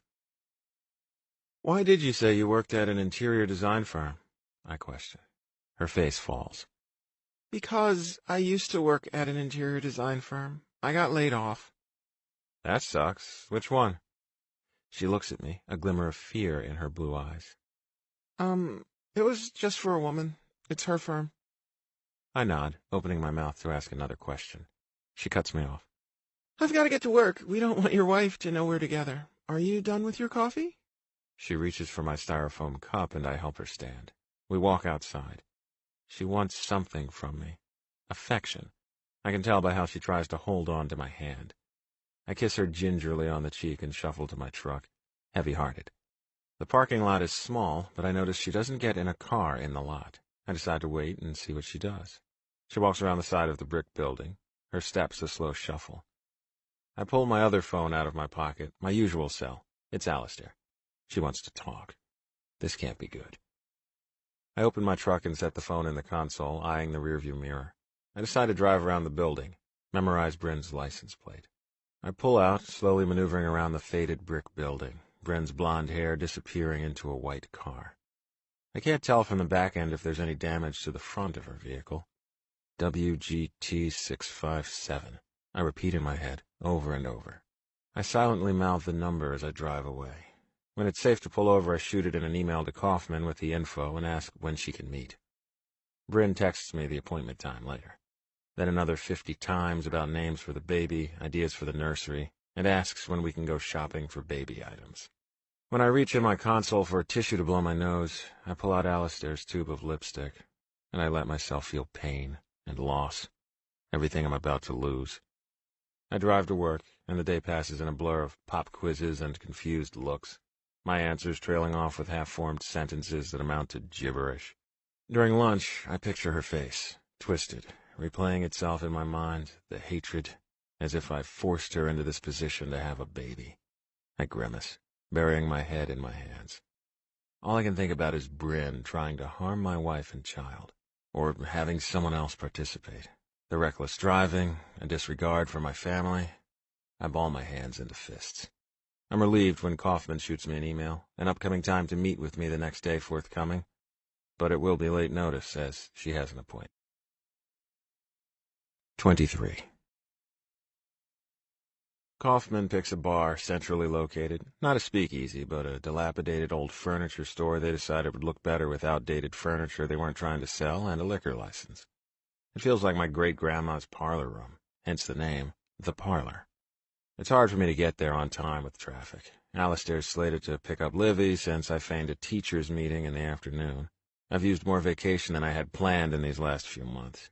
I'm waiting for Alistair to notice. She might not, considering a vacation was nixed immediately. I guess the idea of traveling with your cheating husband who has a pregnant one-night stand that's 17 years your junior is not a cause for celebration. Kaufman's already arrived. She doesn't bother to stand when she greets me. She's wearing a black dress, her hair piled on top of her head, red lipstick and minimal shadow, a small smile as I sit down. We make ourselves comfy in a booth, the dim lighting easing the tension I feel. The lack of illumination makes me feel less judged. We look like mere shadows on the walls, an old Tiffany lamp on the table between us, the stained glass casting rays of color. Dearly beloved and former movie stars and random memorabilia from various time periods clutter ledges and built-in shelving. She peruses the menu. I pretend to, suddenly nervous in her presence. I talk to her. I keep my head down, staring at the appetizers on the menu. Good.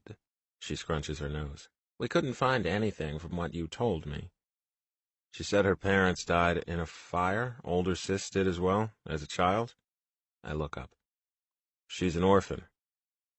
Who wants a baby? Kaufman finishes. I have more info for you. A waitress arrives, dressed like an old-school Pan Am flight attendant.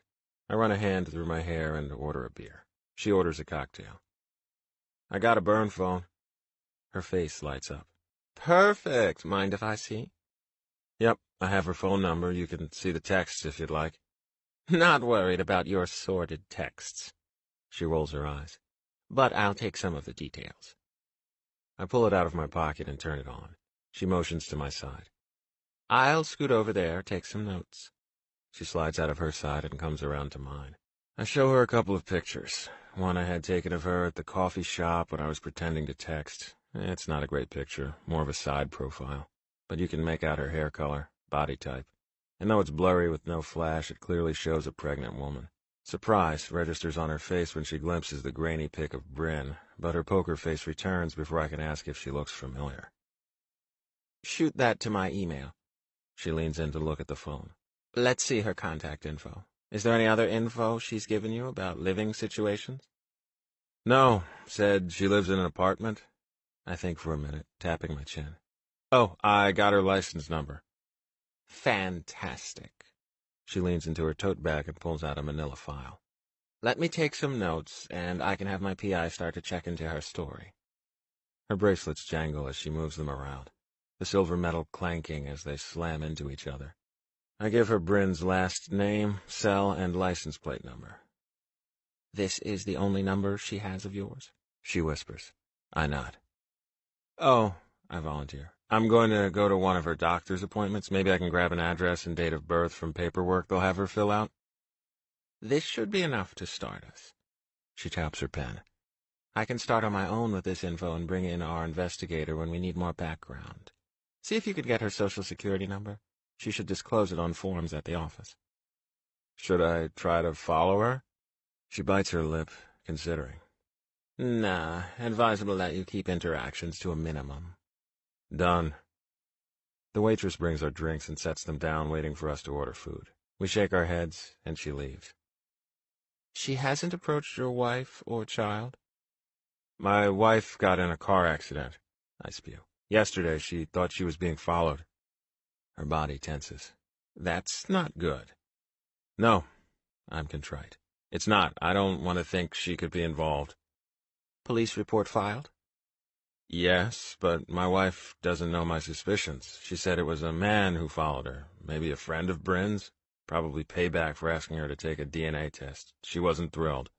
No one is. She's sullen, her elbows on the table. I don't know how to tell my wife about this. I take a swig of beer. The taste usually goes down smooth, but today it bloats in my stomach. She grabs my hand for a split second. Hang in there. We will get to the bottom of this. I know it's my baby. I play with the condensation on my glass as it slides down. Probably is, she agrees. The question is what she wants. This seems more personal than child support or custody. She wants you. I'm glum, running a hand through my hair. I know.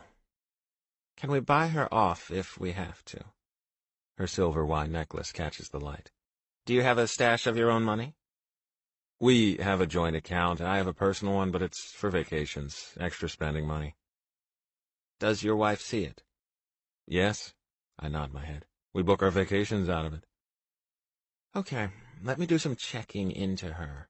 She warns. Remember, this could and will probably get ugly. She stands. I'm always for damage control. Tell my wife? My hands start to tremble. The thought of telling my wife of 17 years, the look on her face, the disappointment. I grip the edge of the booth, feeling the pressure as I clamp the burgundy leather, cotton poking out in spots, the frayed stitching. She sees the expression, my change in body language. This isn't comfortable, Stephen, but she will find out, especially if this woman tries to extort money or integrate herself more than she already has into your life. She wants something. Yeah, I slowly rise, the blood rushing to my face. She wants money, I murmur. Or me. Either way, she bites her lip, there's a steep cost. I'm going to lose my family. I choke the words out, a struggle as I think of what this is going to cost me. Everything. and there's not a damn thing I can do about it. 24. The night in question. My hands are tight on the steering wheel. I'm driving up the road to our house. Livy dropped off at her friend's home for the night. The last few weeks have been nail-biters. The constant stress is eating me. I'm snapping off at all the wrong people. My wife, my daughter, my mom, my students. I run a hand through my hair and sigh. How do I get rid of this leech that's permanently attached to me? Coming clean about the affair to Alistair was hard enough. Gut-wrenching. I keep waiting for her to file divorce papers. And now the baby? I'm at a loss. I see years of court dates, attorney's fees, and a child that's lost in the mix. No, if I'm honest with myself, I don't want the baby. We had a child. We tried for another, and it didn't work. Livy's almost 10. She doesn't need another sibling. If Alistair had miraculously come to me telling me that she was pregnant now, I'd be elated, but not overjoyed. It would be starting all over. A baby with another woman? A sly, conniving woman? The lengths she will go to. I shudder, my skin crawling as I picture her innocent face, her threats, her baseless accusations. My headlights sweep over the driveway, and I see a vehicle parked over the middle of the concrete. Alistair's gone until tomorrow night. Her backward glance is one of finality as it relates to me. I think she's finally done with me. I hadn't called any of my guy friends. The idea of drinking or even the thought of fun makes me tired. I just want to relax, lose myself in a sci-fi movie, maybe find a project to do in my shed. Use my hands, my brain, but not think of my never-ending dilemma. I throw my hands in the air. Unfucking believable. It's a Cadillac. Did Bryn borrow a car or sneak over? This cannot be happening. It was bad enough she was here babysitting. I try not to beat myself up about melding herself in our lives, our private haven. I guess when you have an affair, you sometimes let people into more of your life than you choose. When I park, it's crooked, trying to avoid putting a tire track across the fake sod in the front. I squint my eyes in the dark at her ivory car. The interior light's not on. I don't see her sitting there. We have to get a security alarm. I'm spooked. I silently put that on my to-do list for tomorrow. Call security companies. It shouldn't be the first train of thought to wonder why your future baby mama is at your house, but maybe she's not feeling well. She probably helped Alistair book her flight to Atlanta and knows exactly when she's coming home. I sigh. Removing the key from the ignition, I slowly get out, hesitating. The last person I want to see tonight is her. I see a dark shadow, and I freeze. It's moments like these I wish I carried a gun. When the woman turns, her chestnut hair and tan skin illuminate under the front door light. Thank God it's not Bryn. I breathe a sigh of relief. I don't know why Kaufman is visiting me at my home. Did I miss something? Pulling my phone out of my pocket, I check the call log. I have 17 missed calls and 12 new texts, all from Bryn. Am I glad to see you? I whistle. We need to talk. She laughs, a guttural sound in her throat. Sorry to come by on a Saturday night. Is Alistair around? No, she had a last-minute biz trip, I groan, and she probably wants to avoid me. I have some disturbing news. I couldn't wait. Her eyes narrow. Can we talk? My heart sinks. My hands start to tremble. I fumble to get the metal in the lock. Come on in. Where's your daughter? She scans the living room as she follows me inside. Sleepover. I don't want her to see the anxiety in my twitchy demeanor. Okay. Kaufman's dressed casually. I've never seen her in denim and a long-sleeved plaid shirt. She looks like a regular human being, not the usual dragon slayer she's notorious for. You need to tell Alistair, she blurts out. The moment the words leave her mouth, she notices the look of dread in my set jaws. I know, Stephen, but this is getting serious. Do you want a drink? I motion to the kitchen. I've got some vodka in here or beer out back. A vodka would be great. She sets her purse down on the counter. Mixed with? Pineapple, lime juice. She raises her brows. Grapefruit? I check the cupboard for a bottle of Tito's. Have a seat. Thanks. She grabs the easy chair, the one covered in decorative pillows. Stephen, I sense hesitation. I gotta come clean with you. I glance up from pouring her drink. She's visible to me from where she's sitting. I hear her voice loud and clear. I'm friends with your wife. I bring the vodka and grapefruit over to the couch and hand her one. I stare at her, uncomprehending. Then it hits me. She's always looked familiar. It wasn't because of the television ads or the billboards. It's because I've seen her in passing. This is the Mara that Alistair knows. She stopped by our party. I was so focused on Bryn's behavior and concerned she would make a scene at the fiesta that I didn't even put two and two together. The events that night were hazy as the party went on in my drunken stupor. Smacking a hand on my forehead, I feel like an idiot.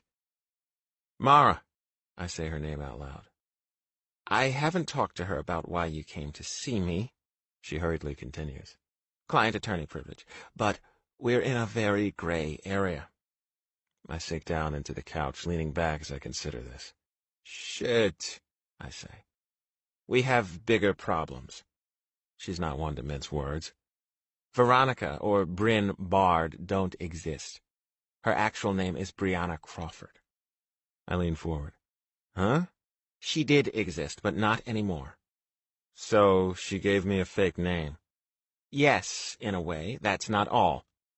I nod, confused, waiting for her to continue. I looked her family up, Mara says. I saw the articles. A family by the name of Bard did die. The articles all confirm that 2 parents, a daughter, and a family pet died. 1 escaped. We lock eyes. Stephen, the girl that got out of the fire, she killed her family. On purpose. 25. What do you mean, intentionally? I stand up, drowning my drink in one gulp. She was charged as a minor. Allegedly, she was abused, so was her sister. There was no proof, not to say she wasn't, but the family kept their distance from everyone. Might be because they didn't want their mistreatment of children known. Her parents abused her? She claimed they tortured her and her sister, locked up food, beat them, starved them. Both went to school, but it was sporadic. They moved around a lot, and she told the police they ate dog food a majority of the time. I feel sick, disgusted, and my hands ball into fists. Brianna, a.k.a. Bryn, set fire to the house when everyone was sleeping. It was a rundown place, no batteries in the smoke alarms. They were renting a slum property out of the city limits. Why didn't she save her sister? From what I've read, it's unknown. They shared a bed and room. Why her sister didn't follow her out is an uncertainty. Mara takes a long sip of her drink before continuing. The house was a total loss. No bodies to claim. They were charred. Did they charge Bryn or Brianna? She was having night terrors when they first put her in a foster home. Psychologists tried talking to her. She had a nervous breakdown at one point. They suspected arson, but it was a hard case to prove. With no smoke detectors, the house burned to the foundation. No witnesses. They weren't confident they would be able to convict her. So they released her into society? No, they put her in a troubled girls' home until she turned 18. Mara bites her lip. She moved out west after. She wanted a new name. Why did she say she was Veronica/Bryn? Didn't she expect someone would put this together? She stares at me long and hard. No, there's no reason you would. The records are sealed. I got a favor. I stand up and pour myself another vodka. This time straight with no mixer. There's more. Does the name Crawford ring a bell? My brow furrows as I think. The name Crawford doesn't bring to mind anyone I know. I work with a Crawford at the middle school and have a student with the last name. What about Lancelot Crawford? I shake my head. Lance Crawford. Brianna Crawford. Mara, I don't know those names. The drowning last spring. Drowning? I can't think of anyone that lost their life that I know. The little boy who drowned in the daycare pool. That was Brianna, a.k.a. Bryn's, son. Easing myself onto the couch, I bury my head in my hands. A moment of clarity as I consider what Mara just said. The words hang in the air. I stand up to pace. The area rugs are going to be threadbare when I stop. Now I want the floor to swallow me whole. What the fuck are you talking about? She owns a temporary employment service. Mara drops her voice. She goes by Bryn Bard now, and used that name to get hired to work with Alistair. You're telling me a one-night stand that's pregnant with my baby has been working with my wife to get close to my family? I grab onto the fireplace mantel for support, leaning my head against it. A heart attack is sure to follow. I whip my head around. How wouldn't my wife recognize her? Mara shrugs. There was a lot of negative press, but Brianna had red hair then. She just changed her appearance enough. It wasn't like Alistair was ever face-to-face with her when the drowning happened or subsequently. I'm appalled. She lost a child, so she used me to have another one to get back at my wife? Yes, that's what I'm telling you. How did you figure this out? I wanted to find out where she worked prior to Allie's firm. My PI was able to track down her employment history. Brianna was fired from her job at the interior design firm when she quit going after Lance died. Can you imagine how I feel right now? What if Alistair and Livy are in more danger than I thought? She's her administrative assistant and has access to everything. Alistair's out of town at a conference. What if something happens to her? That's what concerns me. Mara stands. I didn't want to just drop a bomb on you and leave, but I had to warn you. You gotta talk to Allie. She's going to ruin me. Ruin us, I whisper. We hear a creak, like a door opening. We ignore it. The house is old. Every time the heat comes on, it's a loud thunk followed by a shudder. Being built in the 60s, floorboards creak, and the house settles on its own terms. I've got a date tonight with your neighbor, Hal. Mara shrugs. I don't want to leave you like this. Are you going to be okay? Can you get in touch with Allie? It's time she knew the truth. I reach for Mara's empty glass, standing as I take it from her hand. I'll tell her. I'll call her as soon as you... I don't even finish my sentence when there's a loud bang. 26. We both jump. It's a knock on the front door. A muffled voice comes from behind it. Hey guys, it's Hal. He must have seen my car in the driveway, Mara murmurs. Just be careful and aware of your surroundings if you go anywhere. Call me tomorrow if you need to revisit this. She opens the door. Hey, Hal. Hey, saw your car and thought we'd ask Allie and Stephen if they wanted to join us. He gives her a quick peck on the cheek. No, Allie's on a business trip. She gives him a tight smile. Hey, Stephen. Hal looks past her to me. I'm leaning against the edge of the chair, wanting nothing more than to sink back into it, bury my head in my hands, and cry. Hey, Hal, you be good to our friend. I try to impart something besides despair in my tone. I will, he smiles. Even happier now for your parties. I chuckle. You kids have fun. I wag my finger at Mara and attempt a stern voice. Behave, young lady. They laugh and head out. Mara gives me a backward glance as she leaves, concern in her eyes, a silent, "It'll be okay," mouthed as she shuts the door behind her. I hear the engine start, see the headlights of the caddy backing out of the driveway. A thud, I assume, comes from the tires hitting the pavement. Another thump that sounds like it's from the hallway. Damn heating unit. Sometimes I wish we'd purchased a new house or gutted this one and started over. We've replaced enough over the years. Copper piping, the air conditioning unit, the roof. I lean forward and run a hand through my already mussed hair. A creaking sound echoes through the house. Then, tiny footsteps. What the? Before I can reconcile whom they belong to, a controlled voice, a voice I'd know anywhere, says, "You know what concerns me?" I cringe, my eyes shutting and opening as she moves into my line of sight. It's Veronica. Brianna. Except her appearance has changed. She's no longer strawberry blonde. Her hair's the color of cinnamon, a light brown tint. It amplifies her ivory skin and blue eyes, washing out her complexion. She leans against the wall to my left, arms crossed. The creaks must have been her coming through a door, sneaking down the hallway toward me. How much of what Mara said did she hear? I start to sweat, beads of perspiration forming on my neck. What concerns me is idle gossip, using statements like, I'm going to ruin you. Brianna's calm, her eyes honed in on my face, her pupils dilated. Your wife ruined me, ruined my marriage. She uncrosses her arms, a small handbag wrapped around one thin wrist. She pulls a gun out of the faux leather, a small, compact one, the type that are geared toward women. My face freezes, hands immediately in the air as if they can shield me from her wrath. There's no need for that. Is that so? Brianna tilts her head, casually holding the gun like it's a small baby. Shrinking into the gray wool, I lean back, hands folded in my lap. I did set our piece of shit rental on fire. That's true. Brianna shrugs her shoulders. My dad had been beating the shit out of my sister and me since we were toddlers. Same with my mom. She tucks a strand of dark hair that falls out of a messy bun behind her ear. My mama was just as guilty as him. She went along with it.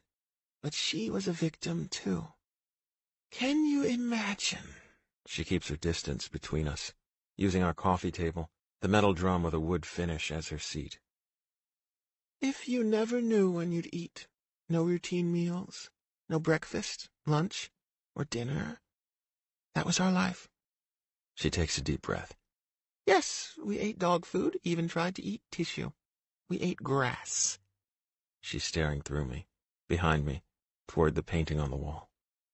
I hesitate, deciding if I should keep her talking on this topic. Did your teachers say anything? Teachers didn't say much back then. They knew we were underweight. We smelled. Half the time we skipped class. Kids can be cruel. Adults not much better. She gives me a twisted smile. The night of the fire, my dad had hit my mama with a frying pan when she didn't cook his meat just right. I remember that night. My mouth was watering at the smell, hoping we'd at least get a scrap. Her eyes fill with tears.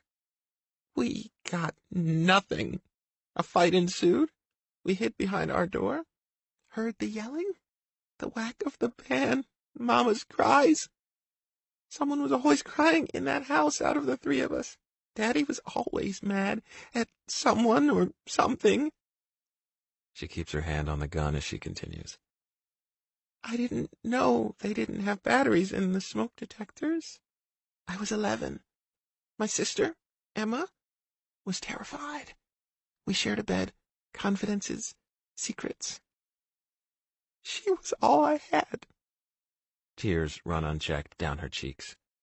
I thought we would have time to get out.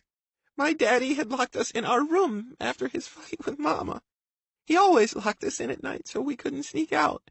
We had a tiny window in our room, but he told us we would break an arm if we tried to jump.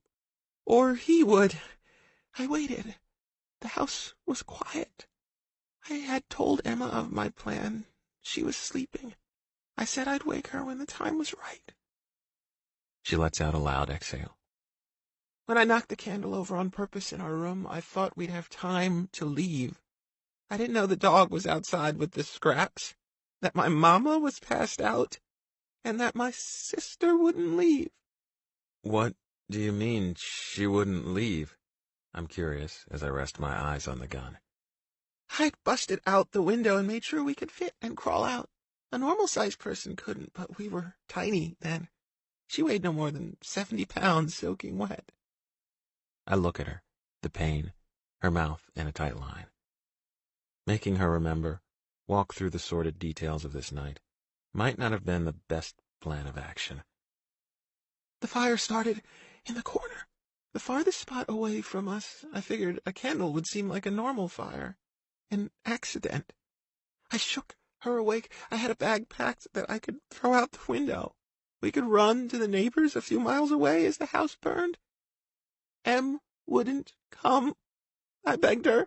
Tried to push her out the window first. She wanted our mama and wasn't leaving without her. My eyes widen, horrified, as I picture two young girls, not much older than my daughter, figuring out decisions that impact the rest of their lives, how to escape circumstances that are no fault of their own. I lose my sister, and I try to move on. She tugs at her bun, loosening and tightening the elastic band holding it precariously in place. So, yes, they put me in a group home. They couldn't argue the candle theory and that it wasn't an accident. It was called a tragic accident. No one knew what to do with me. So, a troubled girls' home was the answer. She sighs. Everyone in town was glad to get rid of our family. We were the white trash misfits. Many said I did the town a favor. She's grim, her mouth tight. I miss my sister every day. I don't blame you, I whisper, for trying to escape. I clench my hands into fists, forgetting about the gun, the baby, the situation I'm in. I imagine if it were my child and someone hurt Livy. It's heartbreaking. I blink my eyes, forcing the thoughts from them. I'd kill them. There's silence for a moment. We both catch our breath, lost in our own thoughts, Brianna reliving the terror, a haunted look in her gaze. I meet a guy, the first one to be kind to me, and the one who wants to build a life together. We fall in love, get married, have a beautiful boy. I finally get some happiness in the void losing Emma left. She shudders. I had Lance for 3 years. 3 years! Can you imagine? That's all the time I got with him. Then he was taken away from us so cruelly, so tragically, all in the blink of an eye. And you wanted another baby? I shake my head. Why me? Why come after us? My wife didn't harm your child. No, Brianna says. She didn't. Not with her own hands. But she defended the daycare to the press, a smear campaign on my husband and me. He left me, couldn't handle the pain. We looked at each other, and nothing could bring back our angel. 27. How did you find me that night at the bar? I switched tactics, trying to buy time, get to a phone. I picture that night, her flirtatious behavior, our conversation, the night my life changed when she sat down on the bar stool next to me. I became a little obsessed, what with all the free time I had on my hands. She smirks. I lost my job. I could barely get out of bed. This gave me a purpose. I Googled your wife's firm, found an article from a few years back on the remodel of your house that was featured in a local magazine. How did you know I would have a drink there? I didn't, but chances are after an all-day conference, a drink at the bar in the lobby isn't unusual. I waited to see after the conference where you would go. How did you know I would, the words catch in my throat, be unfaithful to my wife? I didn't, but there's a good chance when it's presented. Men are weak and tend to think with the wrong head. She shrugs. I'm bewildered. What if I'd never cheated before? She frowns. You looked miserable. It was worth a shot. And it paid off. What about proof? I ask. What if it hadn't been me? She grimaces. I took a photo from your wallet when you paid the bill. I saw the family photo. One happy family. I interject. What if you hadn't gotten pregnant from that one time? I made sure it was the right time for my body. I also had a dashboard cam set up to at least record us. I figured I could use that later as collateral, or keep trying with you. She pauses. Though you were a tough sell, I decided working with her was the next best thing after you went radio silent. I'm baffled. The chain of events that led us to this point read like a horror story with no happy ending. What now? I ask. Brianna rubs the gun against her chin. I'm deciding. Why would you want to do me harm? I pick at the gray tweed on the couch. A baby is on the way. You're keeping it, and I'll be supporting it. Why this? Stephen, don't you get it? Bryn smirks. I've lost everything. You, living or dead, doesn't matter. I want you both to pay. Let's talk about this. I try a comforting approach. Alistair represented the daycare, yes, but what about the daycare itself? Why go after Alistair? She grits her teeth.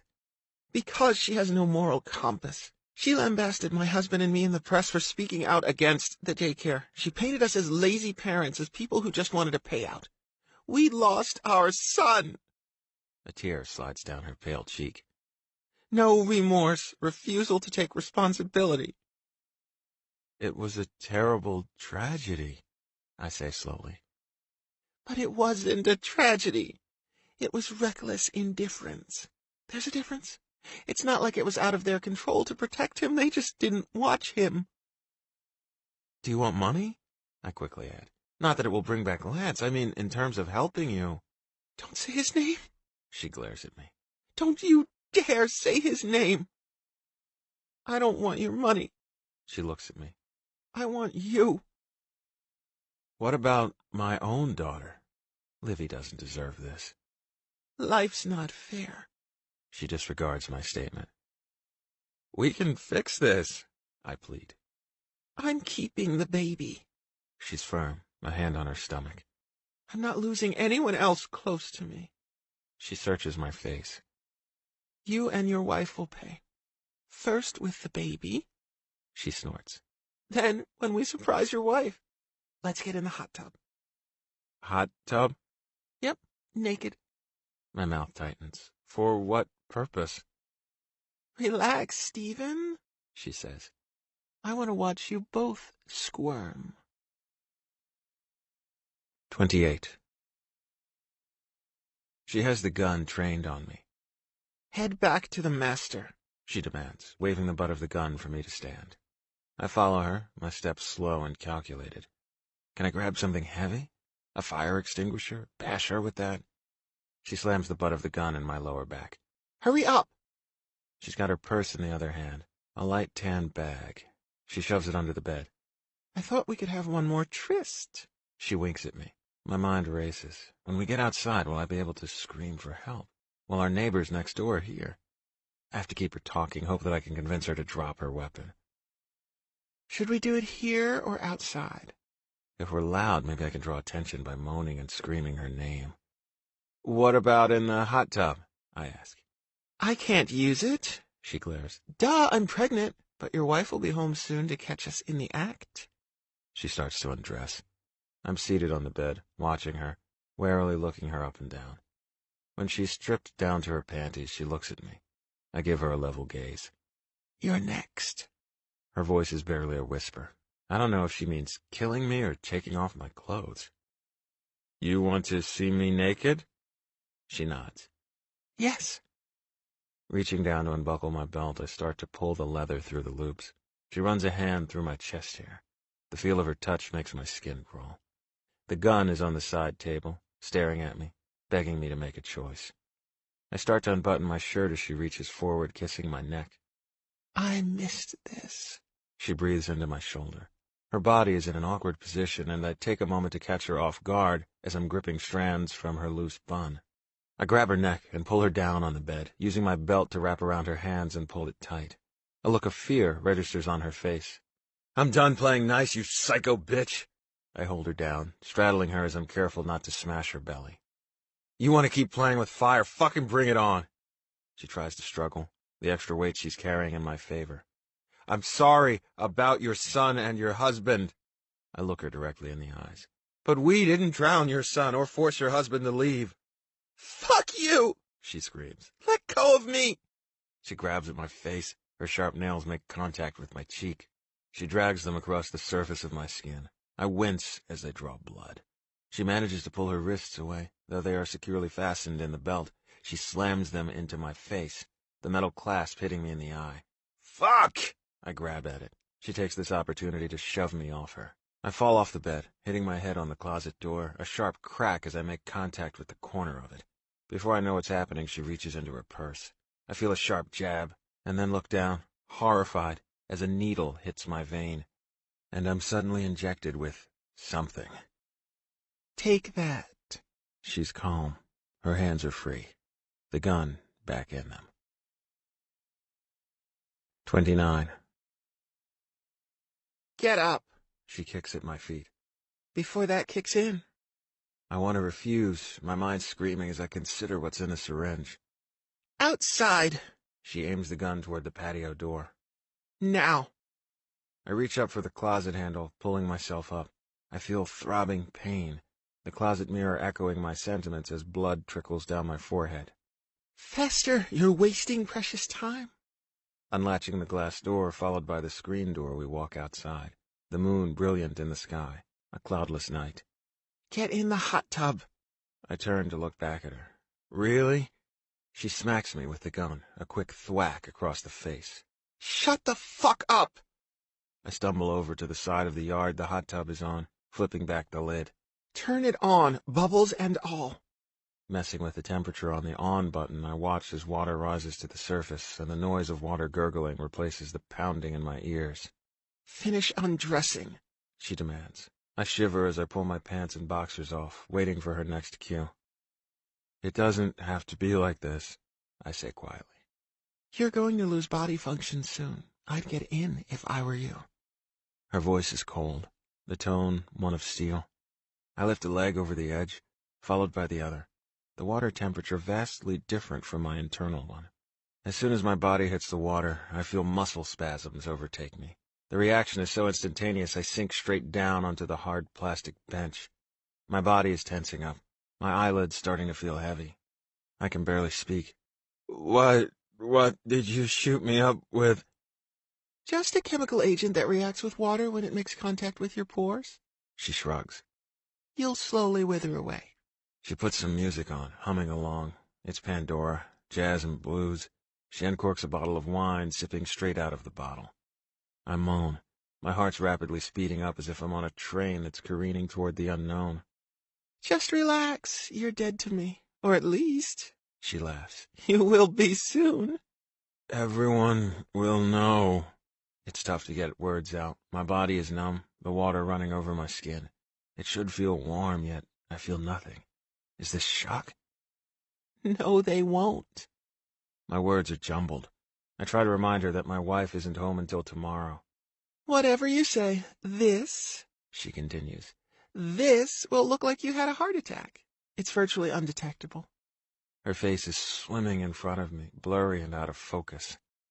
I slip down in the water, my head bobbing under as I slide beneath the smooth surface. She's starting to fade from memory, my eyes shut as I press them closed. I think of Alistair. I think of Livy. Would Mara or Hal come back and check on me? Water fills my nostrils as I lose control, sliding further down. I try to grab onto something, but my arms only manage air. "Stay down," she says. "I don't want to shoot you." The sound of water is whooshing in my ears. The bubbles. I feel myself losing consciousness. Brianna's climbing into the hot tub, her pregnant body still naked. She's trying to push me under, her hands on my head as she aims to sink me. It's then that I hear a scream. I don't know who shrieked first, if it came from my paralyzed body or hers. She sang my name over and over. She falls onto me, collapsing on my body. I can tell it's not intentional by the groan. Something caught her by surprise. My head surfaces as she pulls me up. She tries to untangle herself, her lips pressed against my ear. Her arms are wrapped around my neck, tightening their grip. She whispers, "You're a dead man if you don't play along." Grasping me, she pulls me around, and I'm face to face with my wife, a look of terror on Alistair's face. I hope she can read the fear on my face, see the signs I'm not doing well. I'm fading fast. My eyes keep continuously blinking, my breathing labored. 30. Alistair. The hair's the right color, almost the exact shade of Mara's. Everything else is different. This isn't the woman I expected to see. You? I'm confused. Bryn? I shake my head, uncomprehending. Where's Mara? I gasp, the air sucked out of my lungs, a look of disbelief as I watch, transfixed, my arms crossed for warmth, as my assistant untangles herself from him, her lips moaning in his ear. Bryn reaches an arm around his neck in a protective gesture, kissing his cheek, then behind his lobes. Whispering something in his ear, she grips him and pushes him forward to face me, clutching his arms tightly. She tries to lower herself into the water, covering her nakedness, hiding behind him. exactly like the coward she is. My husband moves in slow motion, comatose, his eyes empty and flat, pupils dilated. He opens his mouth to say something, but closes it. There's no coming back from this. No logical reason a naked woman that's not his wife is in the hot tub straddling him. No justification for this behavior. No work colleague he met in a bar and had drinks with. So this is the woman he got pregnant. I open my mouth to speak. Why do you have my ring? My tone is level. One might consider it conversational. And why is it in Mara's purse? I'm not correlating Mara's purse on the counter and my assistant out here. A reasonable explanation has to be forthcoming. I'm in shock. Sighing. I don't want to repeat myself. I wave my hand in the air, stepping closer. Do you need me to come to you, show you my ring? Walking to the side of the hot tub, where the towels are, I reach out to throw them both one. Did you steal her purse as well? Bryn smirks. Get out, I say. Alistair. Bryn's monotone. I'm so glad you showed up tonight. I noticed you changed your flight. Sure. I point at him. First, though, I want to know why my husband can't even say a word.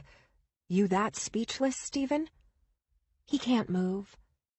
Bryn gives him a quick shake. He's wasted. His head lolls to the side, a nasty cut on his face. I've never seen him so out of it. She pulls herself out of the hot tub, her skin covered in goosebumps as she wraps the towel around her body. I try not to gasp at her visible bump. Her bikini bottoms are on the ground, tossed to the side, discarded, just like I was, onto a newer model. Her teeth chatter. I don't know what you mean about your ring. You stupid slut, I seethe, flashing my ring in her face. Why the fuck is this in Mara's purse? As the words leave my mouth, I'm confused. It's not her purse I found the ring in. Are there multiple affairs going on? She ignores my question. I was going to message you tonight. Bryn's malignant smile twists.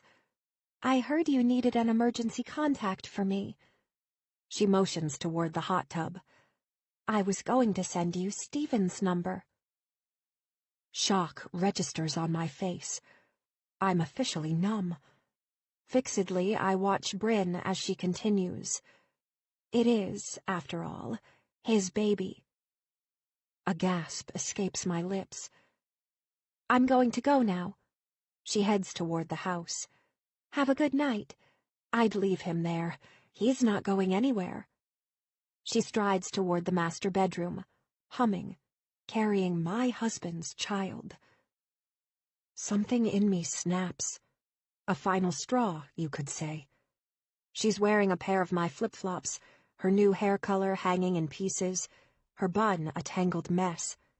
Before I can stop myself, I pick up the pace behind her, closing the gap. Her face registers fear as I connect with it in the glass. My reflection, one of a woman who's lost her family and her mind. I grab her by her loose hair and pull, yanking her backward.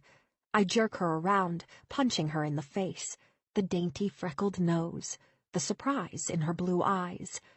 I hit her, slamming my fist into her jaw, the boxing classes paying off. I ignore her screams, her hands slapping out at me, the sight of blood as I continue pummeling her face. She trips and loses her balance, falling to the ground. I don't stop, her falling like an omen to keep going. I've almost won the battle. She scoots backward, her hands shielding her face from my punches as she tries to stand again. I reach out to kick her, trying to sweep her off her feet and back on the ground. Stay down, bitch. There are moments in life that give us pause. We watch in horror, slow motion, too late to change the course of fate, our actions permanent as we deal with the aftermath of a mistake we make. Tonight, I watch as she goes down again. This time, she's at an odd angle. She's off balance, her arms reaching out to grab for something, her face confused as she realizes she's going down, but not straight down. Her head making contact with the side of the marble slab coffee table that's weather-resistant, durable, contract grade. Her head fuses to the edge, a thud as the two seem to join together for a brief moment. Panic's on her face as she falls, terror as she smashes into it. Her brown hair falls away, revealing a split in her skull, blood gushing, a matted mess. The towel falls from her grip, her pale skin glowing in the light, naked and shivering. Just like that, she goes down. Her eyes close, her mouth hangs, breathing labored, then ragged. Her arms crumble at her sides. Then she's lifeless. Her body is twisted in a weird position, limbs tangled. Silence. A rush of noise floods my eardrums, replacing the sinister quiet. I hear screaming. It must be her. 31. Alistair. It's not. It's Mara. She's behind me. Her voice is grief-stricken, the words jumbled. She gets to her knees, straightening Bryn's body out, a position where she can do CPR. She isn't moving, so she starts chest compressions. Tears are running down my face, and blood is everywhere.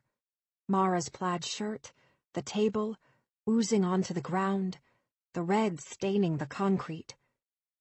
She's dead. I killed her.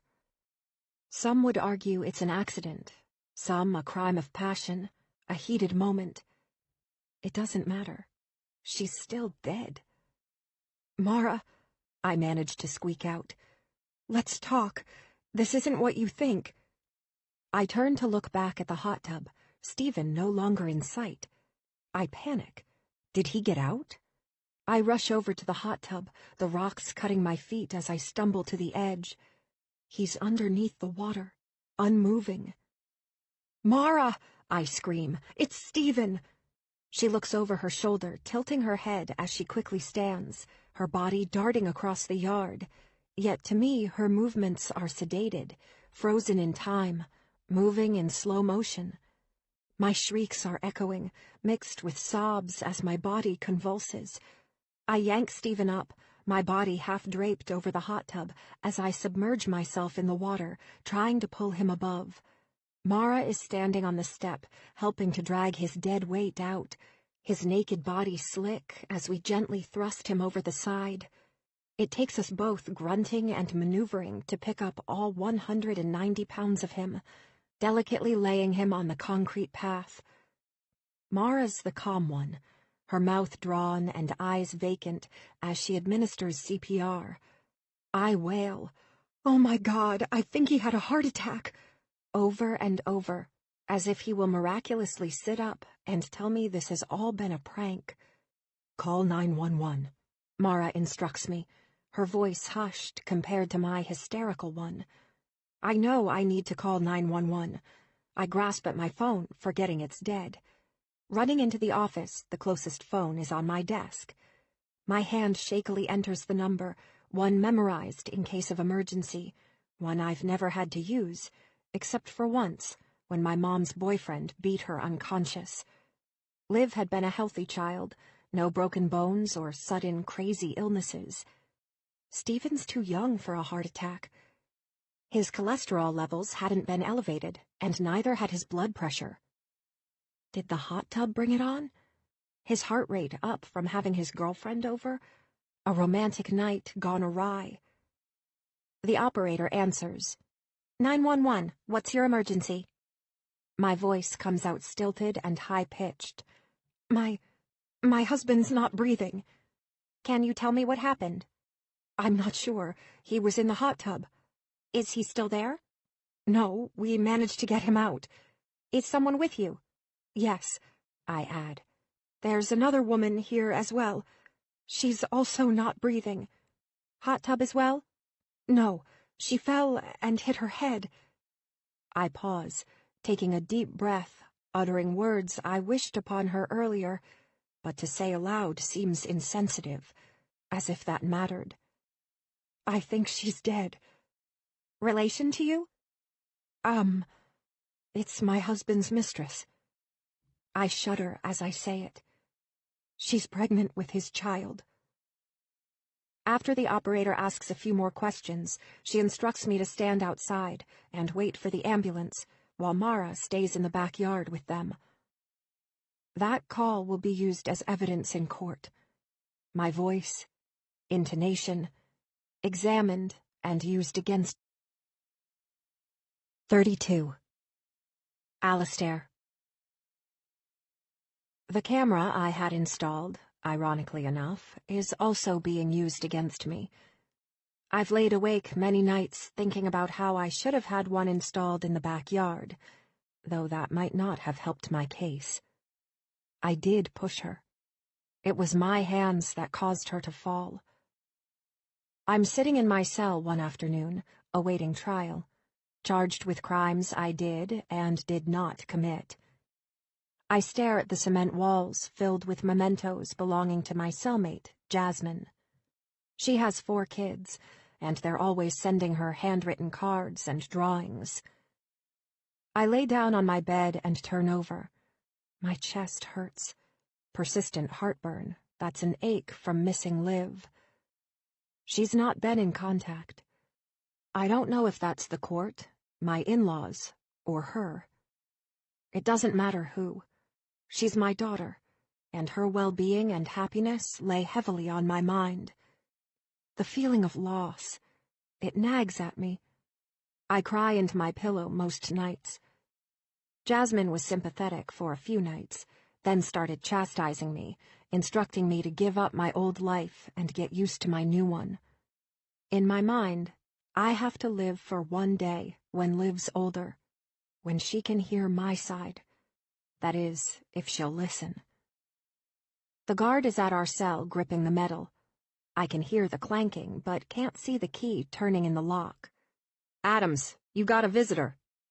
I don't answer, assuming she screwed up. "Adams, get up. Visitor." She's annoyed, her tone snappish. Rolling over on my side, I sit up, wiping a piece of stringy hair from my eyes. The long, jet-black hair that hung down my back is now cut short, jaw-length, the upkeep easier in a prison full of women. I don't have the energy or care to worry about my appearance. I've aged 15 years in a matter of months. Climbing down, I wait for the guard to open my cell. I hide my surprise, waiting for Georgette, the corrections officer, to lead me to the visiting room, a place I'd only been a handful of times. Craig came to visit me when I had to sign over documents related to our PR agency, my eyes burning, as it suddenly became Connell and Merstead, 2 large PR agencies merging into one, without me. "Who is it?" I ask Georgette. She shrugs. "No idea." "You've made a mistake?" I ask it like a question. "Nah, don't think so." She leads me into the visiting room, where scratched oak tables are surrounded by red plastic chairs, and a vending machine laden with soda and candy, the atmosphere one of a cafeteria, not a prison. Children visiting are dressed up like adults, their mannerisms unsure and their eyes uneasy as they take in the other prisoners. It's a chaotic scene, tables filled, some voices hushed, others overwhelmed with emotion, ranging from sadness to anger. The guards watch, gazing around the room, silently judging the inmates for being here in the first place. It takes me a minute before I spot my visitor. Mara. She's on my visitors list, but had never come. My attorney is the only female who bothers visiting, her goal to lessen the charges, minimize the sentence as we prepare for trial. After I had told Mara I thought she was the one having an affair with Stephen, she was shocked and disappointed in me, her face betraying a hint of disgust at my suspicion. Her hair is twisted up in an intricate bun, and she's in a business suit, black with a red diamond-patterned blouse, 4-inch-tall black pumps, and unlike her usual affinity for jewelry, this time she's wearing a small black choker. No silver bangles in sight. A small smile escapes her lips when she sees me. She stands. Her eyes follow me across the room. Allie. She says my name. I almost turn around and head back to my cell. It's been so long to hear my name uttered in a way that wasn't one of disappointment, distrust, or discipline. I nod. Mara? We both stare at each other. Her eyes peer up and down. The baggy green prison-issued scrubs that hang on me, my plain sandals with socks, my short hair, and makeup-free complexion. Night and day from how it used to be. Gone are the business suits, the expensive facials, the manicures, and the high-end purses. I sit. She follows suit. She's nervous, fidgeting with her neck, touching the choker, and then putting her hands back in her lap and repeating the process. Waiting, I don't know what she wants, what she came to say to me. The last time I saw her, I was being cuffed, hauled off to jail, her mouth in a tight line as tears streamed down her usually tough exterior. I assumed she would be a character witness, since she knew both Stephen and me, and was present that night. I kept telling her it was an accident that night. She thought I intended to hurt both Stephen and who I found out was actually Brianna Crawford. I had to see you, she whispers. I didn't want you to think I was ignoring you. Is there any other way? It comes out snide. She shakes her head. I know you didn't try to kill Stephen. In fact, that's why I'm here. Glancing at my friend, I search her face. The skin tan and taut, expertly applied makeup on her face, Botox and fillers, softening signs of aging. He's awake. She whispers it. He's awake, Allie, and he's talking. I freeze up. This news unexpected. Not one to be pessimistic until my life turned down a road that led me here. I used to be an eternal optimist. Or maybe Stephen evened me out and helped me see the positive. Yes, probably the latter. I was always the realist. Stephen's minimally conscious state was a result of cerebral hypoxia, a scary term that means he was deprived of oxygen in the brain. It wasn't a heart attack like I initially thought. The doctor suggested it was a transient ischemic attack, or mini-stroke. Stephen was able to reach for objects and respond to sentences, but in one-word answers. I've felt lost and increasingly selfish, wishing he would wake up, if only to give his side of the events. The police found an empty syringe in the hot tub and were unable to take prints off of it, suggesting that I had injected him to cause this prognosis. They also found a gun in the bottom of the hot tub. The same outcome. They charged me with premeditated murder, 2 counts, since the baby didn't make it, and 1 charge of attempted murder for Stephen. They argued that I willingly came home early, installed the camera, all in the hopes of catching my husband with his mistress. I can't argue that. It is true. What I do disagree with is the time I put into deciding on a punishment for the 2 of them. I didn't push her to kill her. At least that's what I tell myself, my conscious self. Subconsciously, there might be truth to that. Will Stephen be able to testify? I'm suddenly nervous, my palms sweaty. Our marriage is over. Catching him with another woman and the subsequent aftermath of being charged with murder is enough to destroy any relationship, even one of almost 2 decades, especially when you have the death penalty hanging over your head. I've seen the papers, the news. I shrug. What they say about me? You can't read that shit. You know this. They either crucify you for your actions or revel in the fact you took care of your husband's mistress. I know. I do know this with my area of expertise, yet it's hard when you're on the other side of the equation.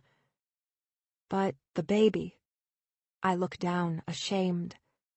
I never meant to hurt the baby. My last statement hangs in the air. Mara's unsure how to proceed. The unborn child didn't make a decision to be born out of an affair. I start to tear up, dabbing clumsily at my eyes. I know in my heart I wasn't trying to off her baby. I never realized it was Stephen's until after. My mindset had been on Mara as the other woman. Mara had given me the background on Bryn Crawford, a.k.a. Brianna, after that night, and her warning to Stephen.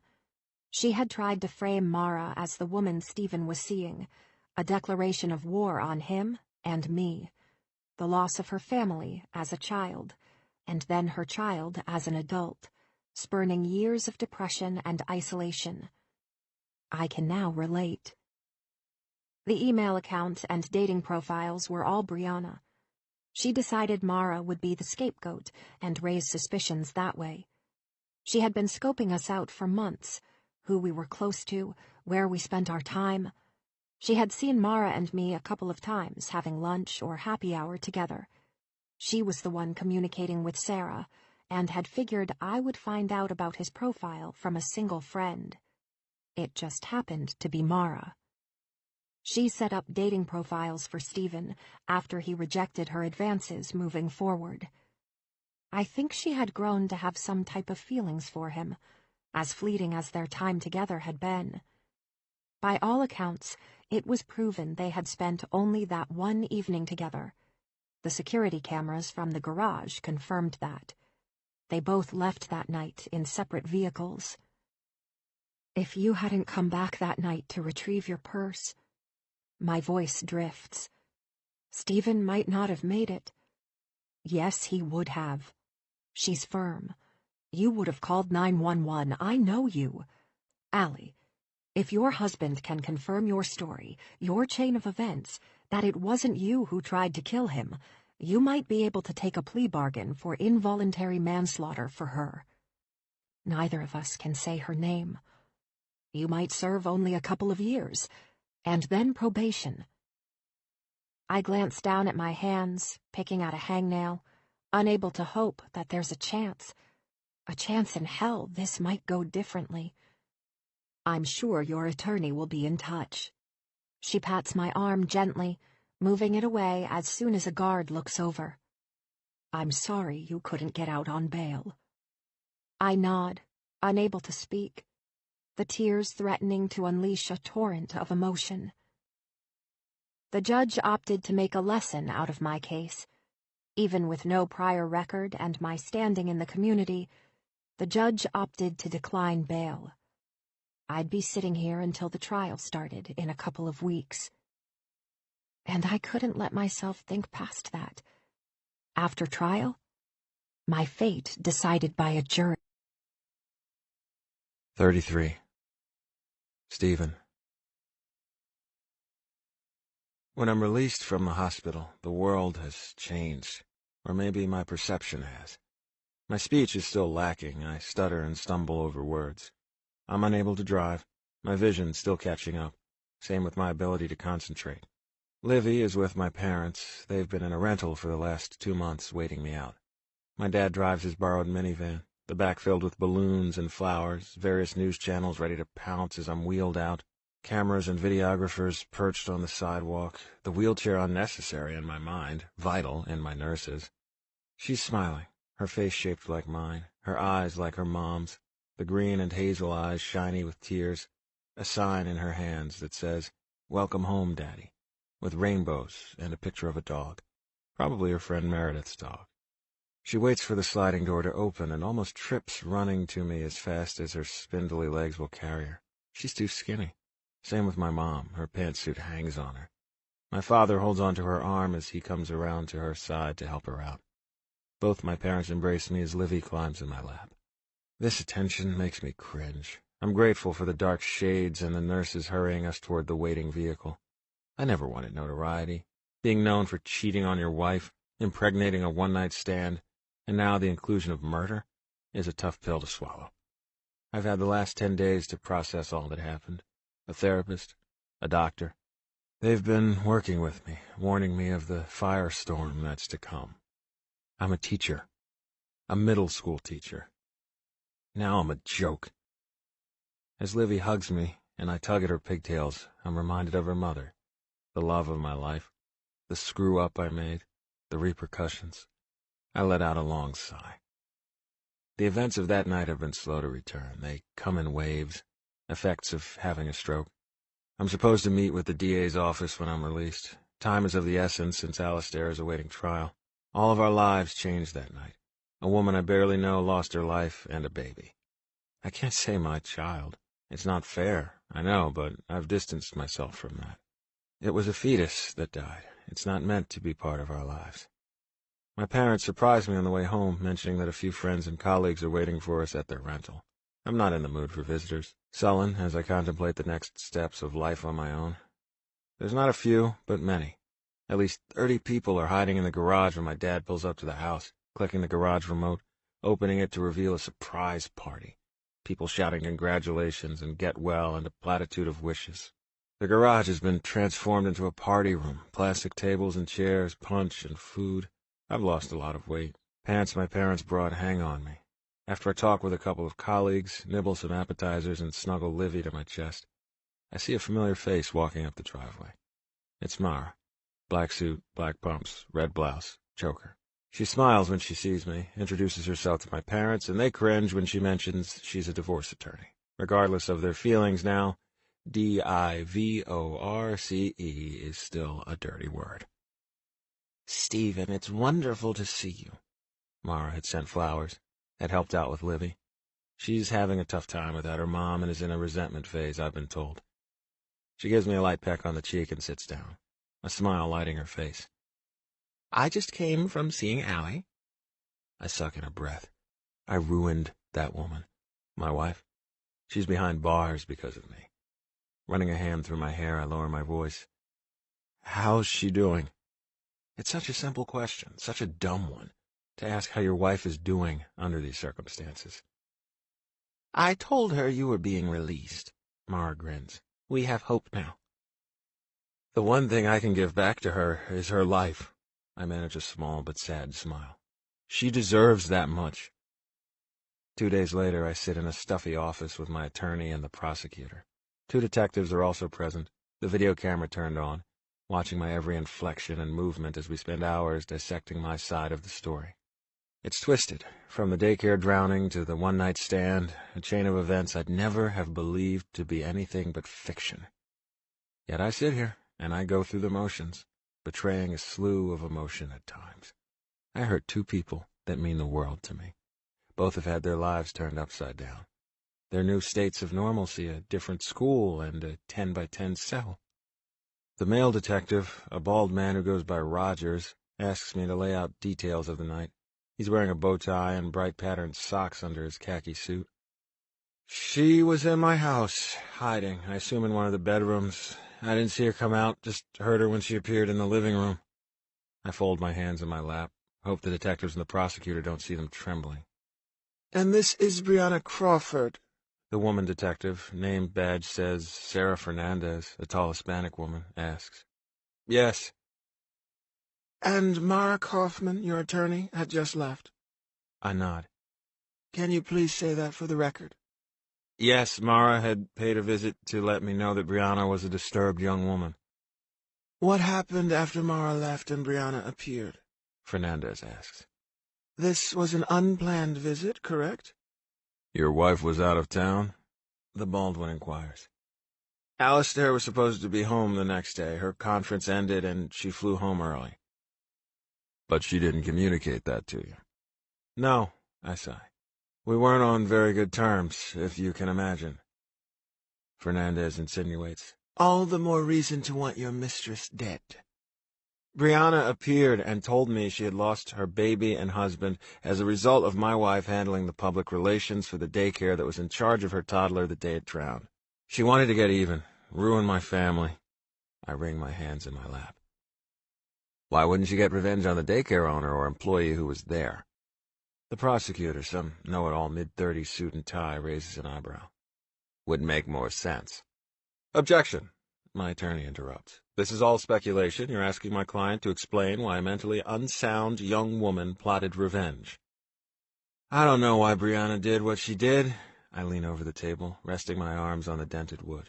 I made a mistake. It was one time, and it culminated into something bigger than all of us. So back to that night. Rogers butts in. She told me to get naked, wanted me in the hot tub, I believe because it would look more like a heart attack or stroke. But it was a mini-stroke. Fernandez taps her notepad. She injected me with a syringe. I don't know what chemical compound it was. It mirrors the same symptoms as an attack or stroke and is unnoticeable in the bloodstream.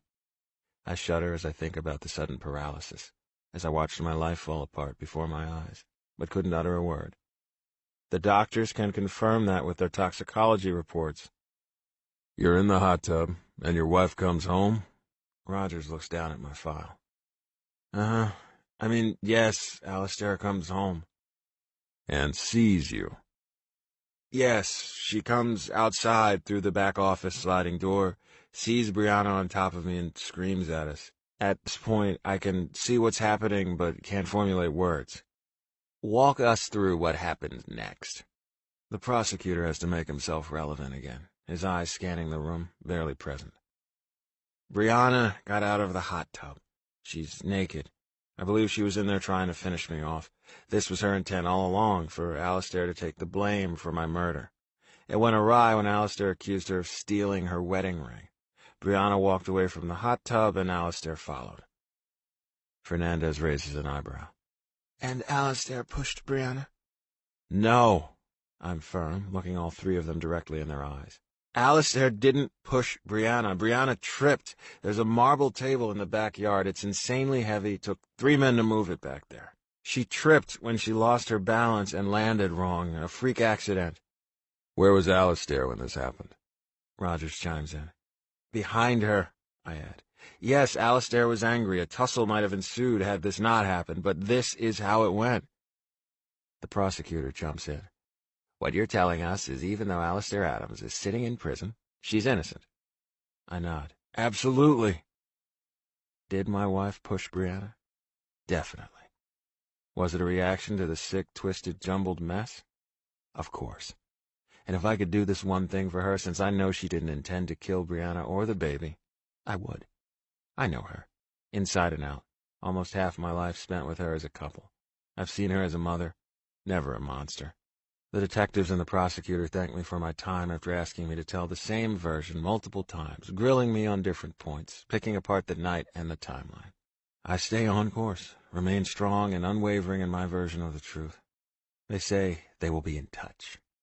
I used to say I wanted nothing more than Alistair's hand in marriage, then our daughter.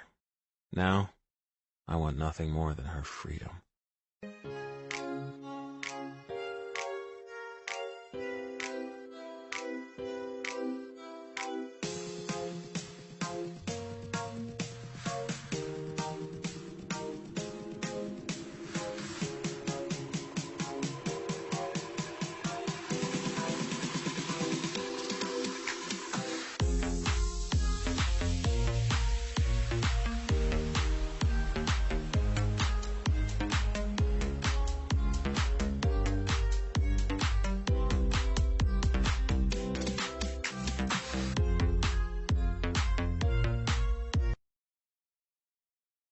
"34. Alistair. I breathe in the fresh air, shutting my eyes tight against the sunlight. It's not like I couldn't feel the same warmth from outside in the prison yard. It's that freedom has a different sentiment to it. Freedom. I roll the word over on my tongue, repeating it multiple times. Carrying a small plastic bag with the remnants of what I came in with, I'm dressed in jeans and a plain V-neck tee Mara brought, my clothes from before sagging on my bony frame. Her ivory Cadillac is in the parking lot, idling, as she waves and jumps out of the car, dropping a cigarette on the ground, embracing me in a tight hug. She kisses my cheek, and I hold her. Human touch, one I've missed. Let's get you back to live. I sigh contentedly. The thought of my daughter causes a flood of emotions, tears streaming down my cheeks. We decided it was best she didn't come to the prison to greet me. She's being driven to a resort-style hotel, so we can spend the afternoon together. I've still got to pick up the pieces of my life. The direction my life is headed now, on a path much different than a week ago. After the district attorney dropped the charges due to insufficient evidence, paperwork was submitted and a release date set. I spent every night pacing the cell or staring at the ceiling, sure they'd change their minds, that this was a mistake. I had only let myself begin to think I might have a lesser sentence after Mara told me Stephen was now awake. I had never dreamed I would walk out a free woman. As we pass the scenery, I observe it differently. It was always present, speeding by just like life, too minimal to deserve my attention, the background to a life full of noise and flutter. Now I see it. I really see it. The cactus, the cars, the desert landscaping, the barren land, the never-ending sprawl of the city.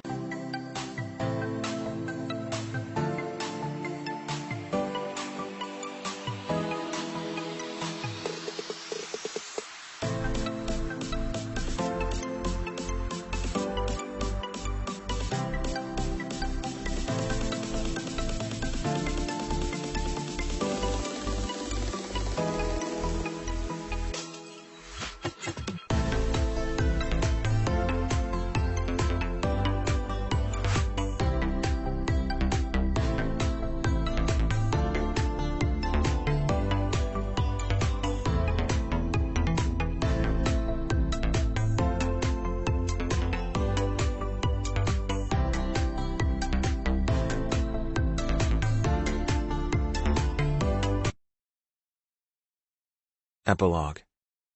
Stephen. It's been a few months, and we've been adjusting to a new normal. Not the intended one at this point in our lives, but a decent one. After Alistair reunited with Livy, she made every effort to spend as much time with her as she could until we figured out the next steps. She ended up staying with Mara as she picked up the pieces and decided what to do with the rest of her life. The city, as big as it is in size, is too small to rebuild when your reputations are shot. I'm that teacher that banged the dead woman and an illicit baby maker, and Alistair is the deranged baby killer or the saintly wife, depending on whom you ask. Together, we both decided a move was in the cards. Separately. She filed for divorce. It was expected. We had some conversations after she was released, and it was the next step. There are some situations in life out of your control, and some that aren't. I played my cards that day in the bar, took a chance, a risky gamble, and it cost us everything. I'm done feeling sorry for myself. It is what it is. There's not a day that goes by I don't see Brianna's face, haunted when I shut my eyes. The same goes for my wife. Her beautiful hazel and green eyes, the tortured look on them as I told her about my affair. Now we are in a smaller city, a few hours north of where we came from, both finding our way. We talk, are amicable, and try to co-parent Livy as best we can. I teach 8th grade biology now, and Alistair is passionate about the law and assisting those that can't afford legal representation. She works for a nonprofit that specializes in this. We will never be normal again, bound together by more than most. It's more than a child in marriage. It's murder. Or, in my mind, justifiable homicide. This concludes The Ruined Wife by Marin Montgomery. Narrated by Piper Goodeve and Sean Crisden. Copyright 2018 by Marin Montgomery. This unabridged audiobook is published by arrangement with Marin Montgomery and was produced in the year 2019 by Tantor Media Incorporated, a division of Recorded Books, which holds the copyright thereto. Please visit Tantor.com for more information on our growing library of unabridged audiobooks.